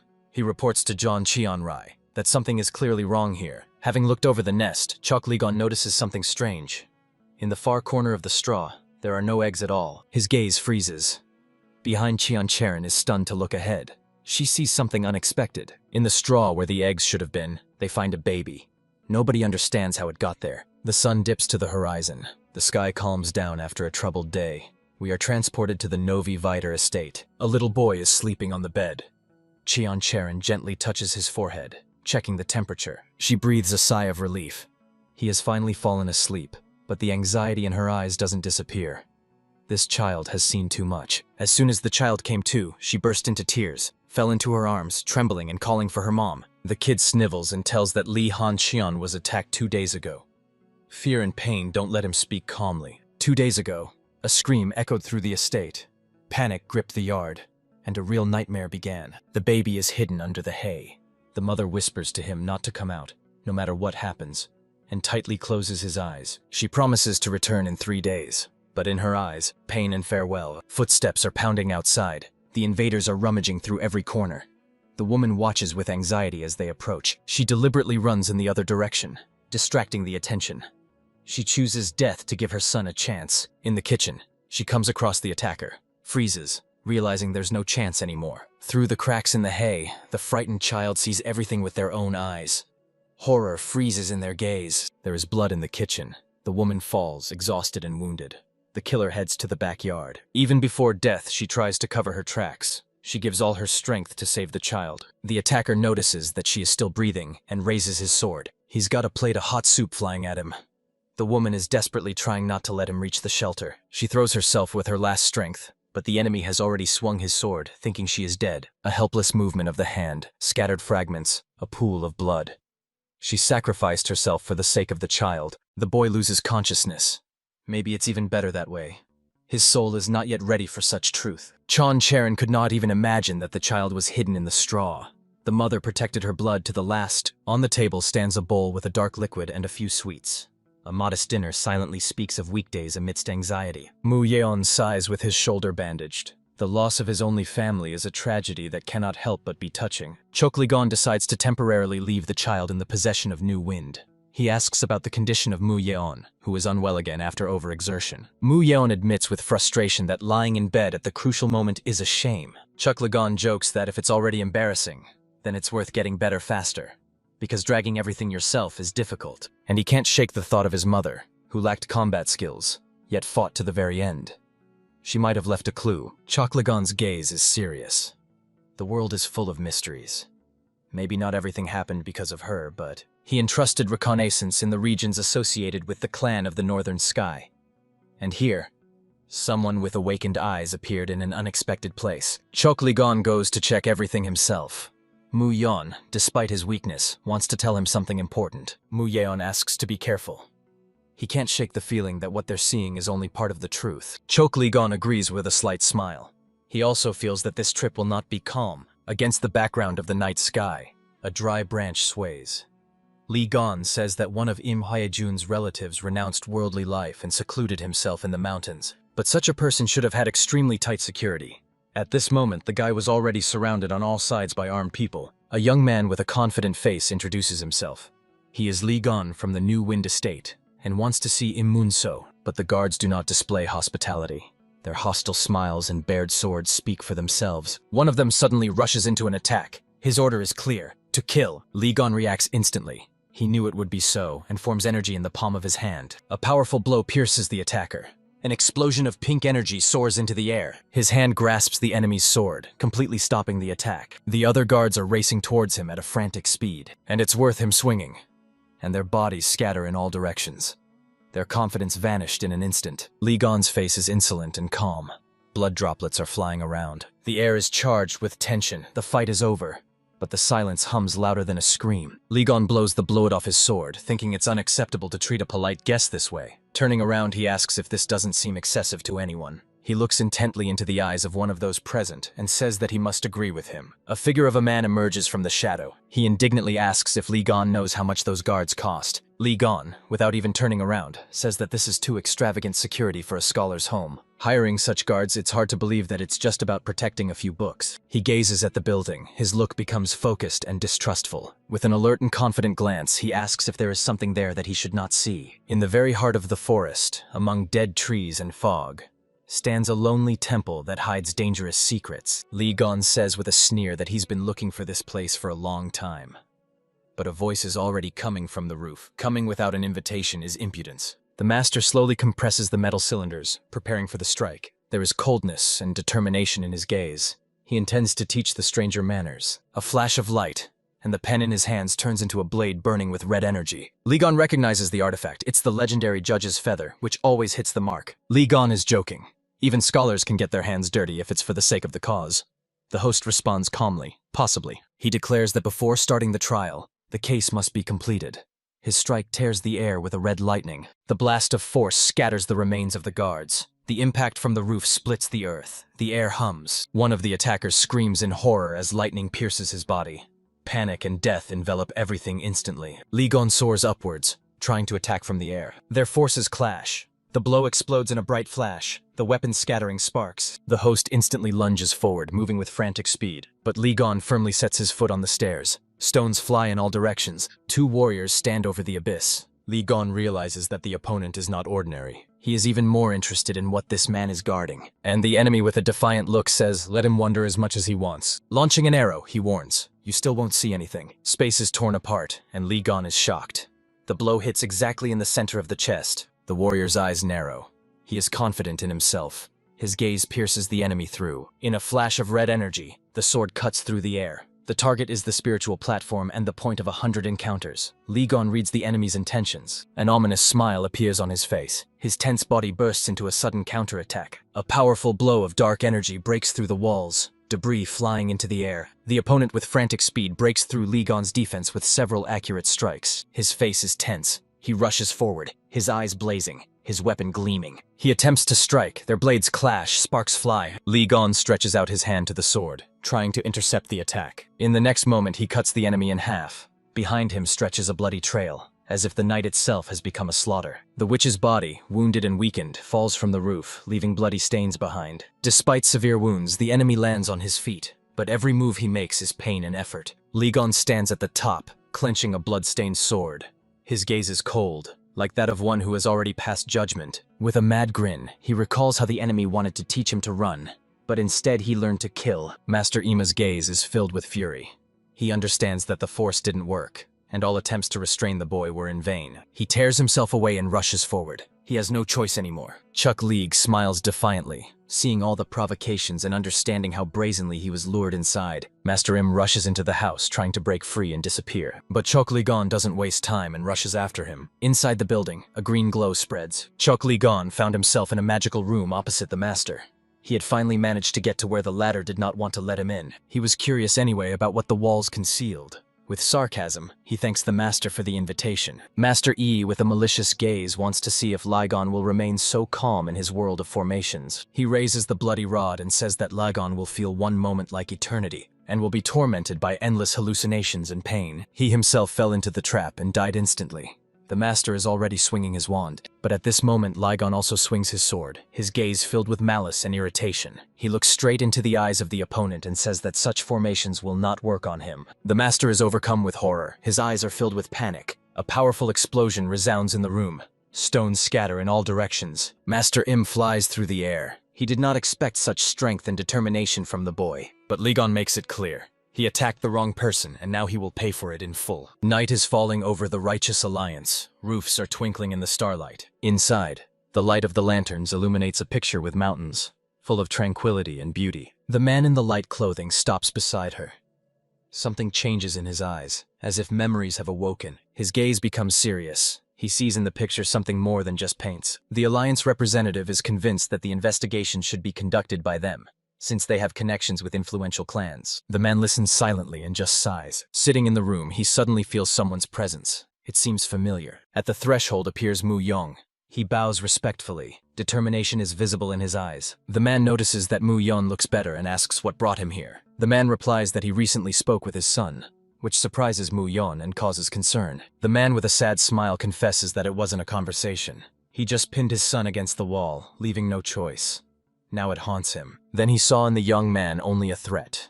The boy seemed to be the beginning of a new bloody storm that could again plunge Jianghu into chaos. But the words thrown in his face did not leave his head. The young man said that virtue and justice no longer mean anything. He realized that even at a young age, Cho Lik-wan had already gone through the pain and experience that only a true Jianghu would leave. From that time on, he decided to wait.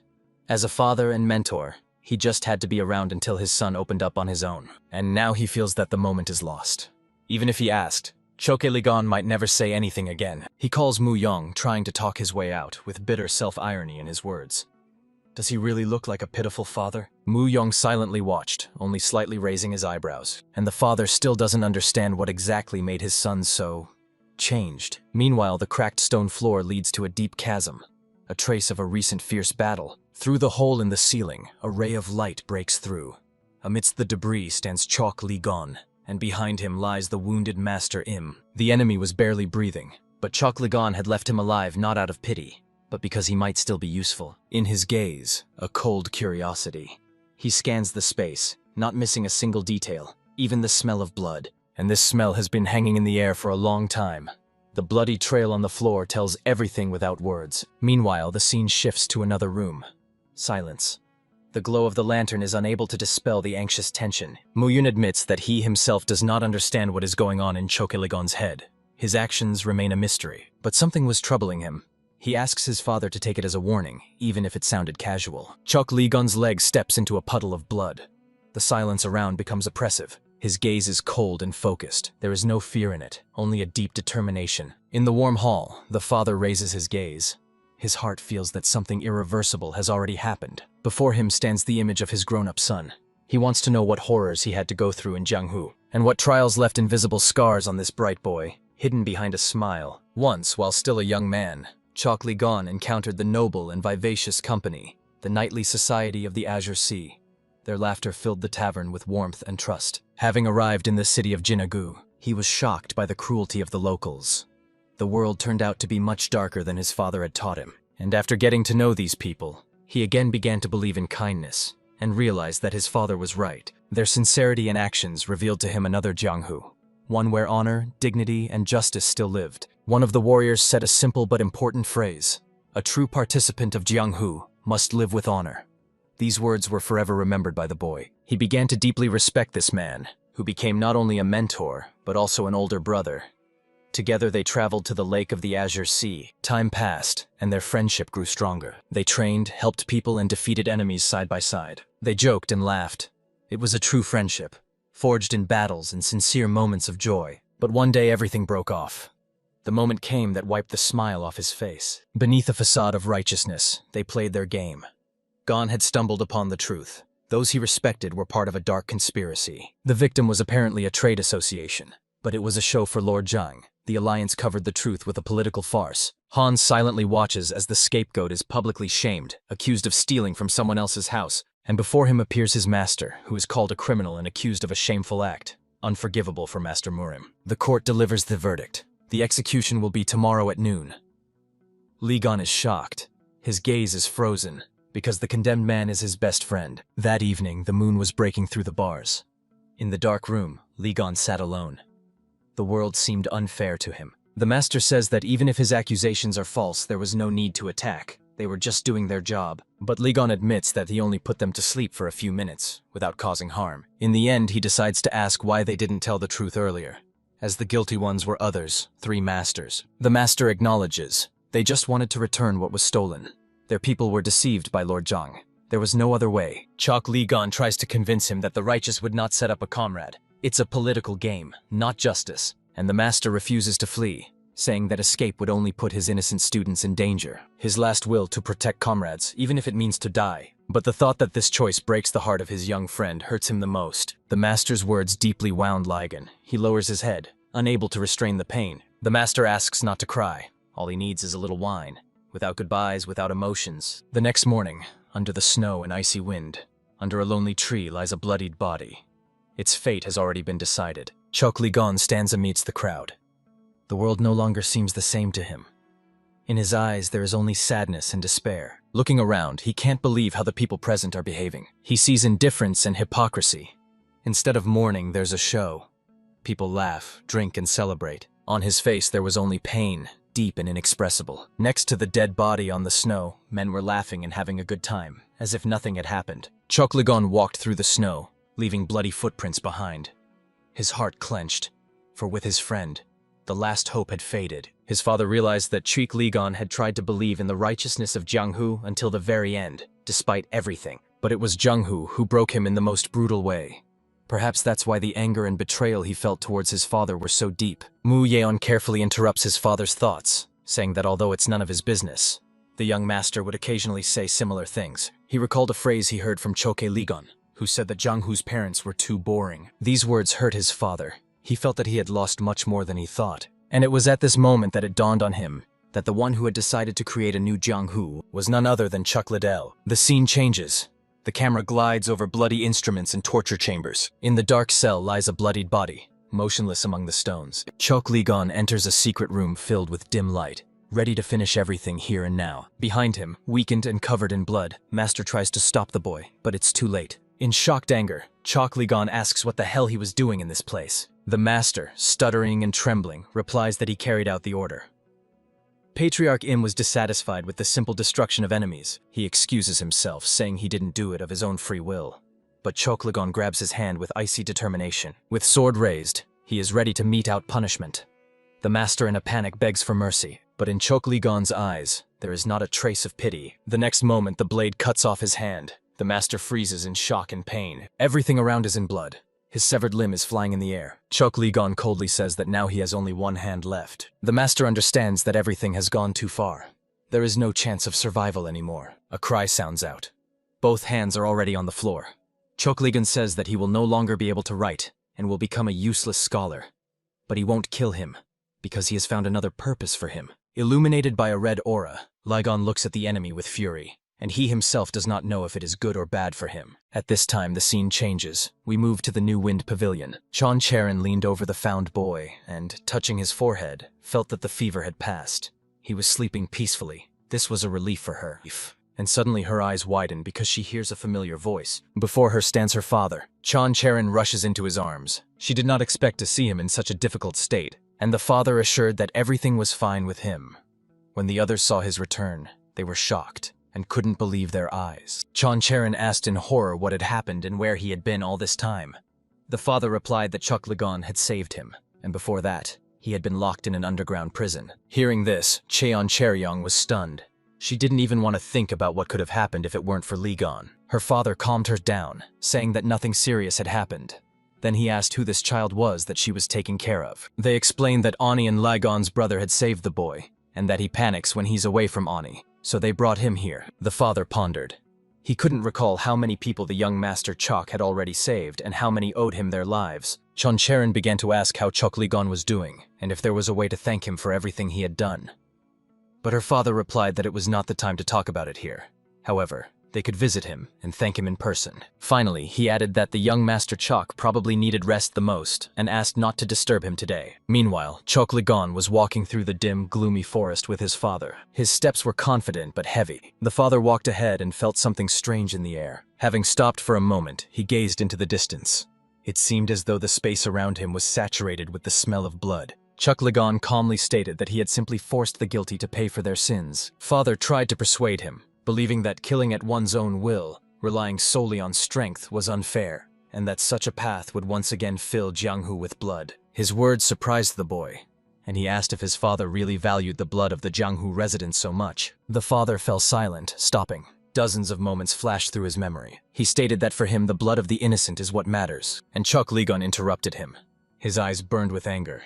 He said that for his father, the blood of the defenseless is more valuable than anything. These words struck the father to the depths of his soul. But Chueki Ligon continued. If it means creating Jianghu where no one has to shed blood anymore, then he will kill anyone who stands in his way, even if it's someone like Im Chong-sok or anyone else. They stood facing each other, with tense silence hanging between them. The father looked at his son with pain and tried to understand, whether it was rage or whether it was sorrow. He could not tell which dominated in the eyes of Chokligon, and when he finally dared to speak, Mu Yong joined them. He apologized for interrupting the conversation and reported important news. Someone from the supreme family of the Northern Sky came for him to hold him accountable for the attack on Im Munso. Something changed in Chokligon's eyes. He realized that a new trial awaited him. Looking back at his father, he said that he was going to the supreme family of the Northern Heaven, but before he left, he wanted to ask one more question. His father is still trying to stop him. The father's gaze changed. His eyes filled with emotions, and he didn't know how to respond at that moment. Father said that this problem will not be solved just because Chokligon killed Im Chongse. In the silence of the forest, serious words resound. Father reminds that even if the rituals seem empty, it's not for him to decide someone else's fate. The world won't accept the truth without confirmation from the Alliance. But Chokligon asks cautiously, does his father still believe in the Orthodox Alliance, if he himself saw that they were just afraid of the supreme family of the Northern Sky? And the father replies that even if they go for a compromise, he won't believe in Im Cheonse's submission. But if Zhou Jiolin kills them all of his own free will, this will no longer be justice, but ordinary revenge. However, Ligon closes his eyes and does not want to listen to him. Moving forward, he says that he is not asking to be trusted, to walk past father, not paying attention to his words. Ask for just one thing, don't disturb. His steps are confident. He knows what he's doing. Mu Yan looks surprised as the young master simply walks away. But Li Gan says he was going that way anyway and asks him not to say anything to Yung Taiyul so she won't worry. After these words, the father stands in a stupor. He can't come to his senses, although there's something he'd like to show his son. Mu Young is perplexed and silent. He doesn't understand what the boy's father has in mind. Meanwhile, we are transported to the estate of the supreme family of the Northern Sky. Inside, there are bloodied bodies lying on the floor. On the throne sits Im Cheonse, and in front of him stands a confident Chokligon. Im Cheonse says he knew these good-for-nothings wouldn't be able to handle him. But he drops the pretense of courtesy, and menacingly asks if stealing the leader of the Cheon sect wasn't enough. And now he's also raising his hand against his family, and if he's ready for the consequences. But Chokligon confidently replies that Im Mensio, his loyal dog, has already given testimony. After everything was destroyed, betrayal became his only chance to avoid death at the hands of his own master. Ligon gathered all the dirty orders that Im Cheonse had sent over the years. Lim Chongsi did not expect the young man to learn such details. But Chuck Liddell doesn't stop. Im Chongsi raises his hand and orders to kill the boy. He's already tired of listening to this nonsense. His subordinates proceed to carry out the order. Before Ligon appears the best martial arts master Im Chongse, but the guy wasn't scared. He says that if even such a person is under his command, then the money is obviously huge. Before him stands a former Orthodox master, now a member of the non-Orthodox faction of Cheon Cho. Im Chongsi with a scornful smile says that this subordinate can destroy the entire room. So let him show what he's capable of. At this moment, Cheon Cho activates his power and swings a heavy sword, but Chok Ligon doesn't hesitate. His dagger flashes instantly in his hand. A fierce battle begins between them. Everything around is ablaze with power and fury. Cheon Cho, directing his sword, sees how the young man puts inner energy into his weapon, aiming at defense. At this moment, Chok Ligon easily parries a powerful blow from a stronger master. With a sneer, he says that one cannot block the Grandmaster's attack with cheap weapons. But Chuncho doesn't fall for such mundane tricks and is preparing to strike the next blow. And Chok Ligon jumps aside in time. He remains confident and still hasn't received any injuries. Somehow the dagger ends up in his hand. Chuncho is perplexed. He didn't understand how it happened. One strike from Chuck Liddell is enough to knock out an opponent. A stream of blood gushes from Chuncho's mouth. He doesn't understand how he lost his vigilance, but he is not going to give up. An even fiercer fury breaks out between them. But on the other hand, another enemy attacks Ligon. He is forced to defend himself from two fronts at once. In the commotion, he loses his weapon. The dagger falls out of his hand. Looking ahead, he freezes in amazement. Before him stands Dan Wol, the shadow of Im Chongse, whom he had seen 2 days ago. And now Chok Ligon understands that everything will last longer than he expected. He bursts from the spot. His energy explodes around, like a flash of power. At this moment, we are transported to another place. One of the masters yells at his subordinates, calling on them not to be self-assured. They continue training, and he says that the title of the best should not be worn but earned. Above all this, Chok Ligon's father watches together with Mu Yon. This is exactly what he wanted to show him. He says the man is a good instructor. Ligon recognizes him. He once saved him when he couldn't pay back a debt. His wife and child are now safe. They live peacefully in the New Wind estate. But Mu Yon adds with a smile that they are not the only ones saved. Even Hua Mu Chiol, the owner of the Steel Phantom Villa, who was broken after losing his family. After being saved by Chok Ligon, he returned to life and resumed his affairs. The child who was left alone, and even the leader of the Chon sect. All these people were saved by the young master, and nobody knows what would have happened to them if Chok Ligon hadn't intervened. The father was amazed, realizing how much his son had accomplished. Having looked at his actions, it becomes clear that he is much deeper than he seems, with sadness in his eyes. But still, the father agrees with Mu Yon. He is indeed absolutely unpredictable. At this time, Chok Ligon firmly grips his sword, leading a fierce battle. He couldn't imagine that 2 grandmasters of the supreme family of the Northern Heaven would join forces against him alone. And it's hard for him to believe that they're not ashamed. Lim Chong-suk watched the battle and understood that although Chok Ligon was trying to remain calm, it was getting harder for him, especially with Dan Wol's shadow attacks. The boy was fending off blows from all sides, and the entire battlefield was already drenched in blood. He skillfully wielded the sword in his hand, trying not to lose it in the heat of battle. At that moment, from the height, Cheon Cho attacked from behind, but the boy reacted and put out his sword for protection. Lim Chong-sek understood that even if Ligon defeats one, he will still have problems over time. A powerful blow from Cheon Cho shattered the boy's sword into pieces. Among the ruins and blood stood Chok Ligon. His clothes were torn, his entire body covered in bloodstains. The blade in his hand cracked, sharp fragments scattered in all directions. The air was saturated with metal dust mixed with blood, but he didn't give up.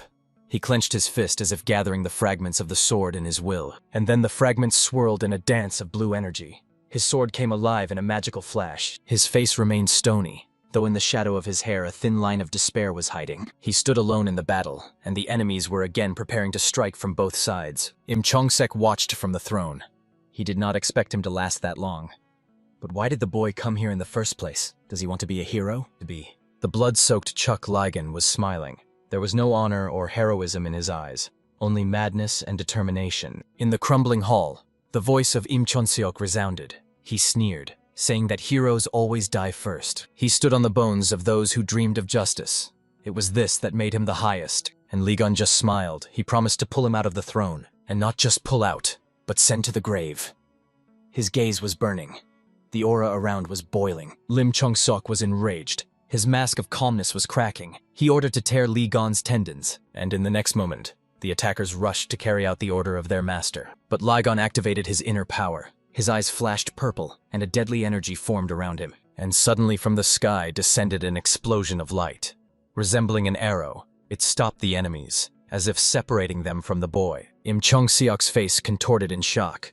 He didn't understand anything. His eyes were wide and his skin had paled. The attackers froze. Before them stood a sword wrapped in a white cloth. Ligon was no less impressed. He also hadn't expected to see this. The sword fell from the sky right in front of him. Silence hung in the air. It was not just a sword. Ligon slowly turned around. He knew this sword. The gaze rose to the sky, to the source of light. His eyes were wide open. There was no anger in them, only shock and something more. The cloak rose in the air. Someone was approaching. The air was pressing, and the ruins seemed miserable before this moment. And then from the heavenly radiance his father appeared. He did not believe what he saw. His son had gone through this path just for this.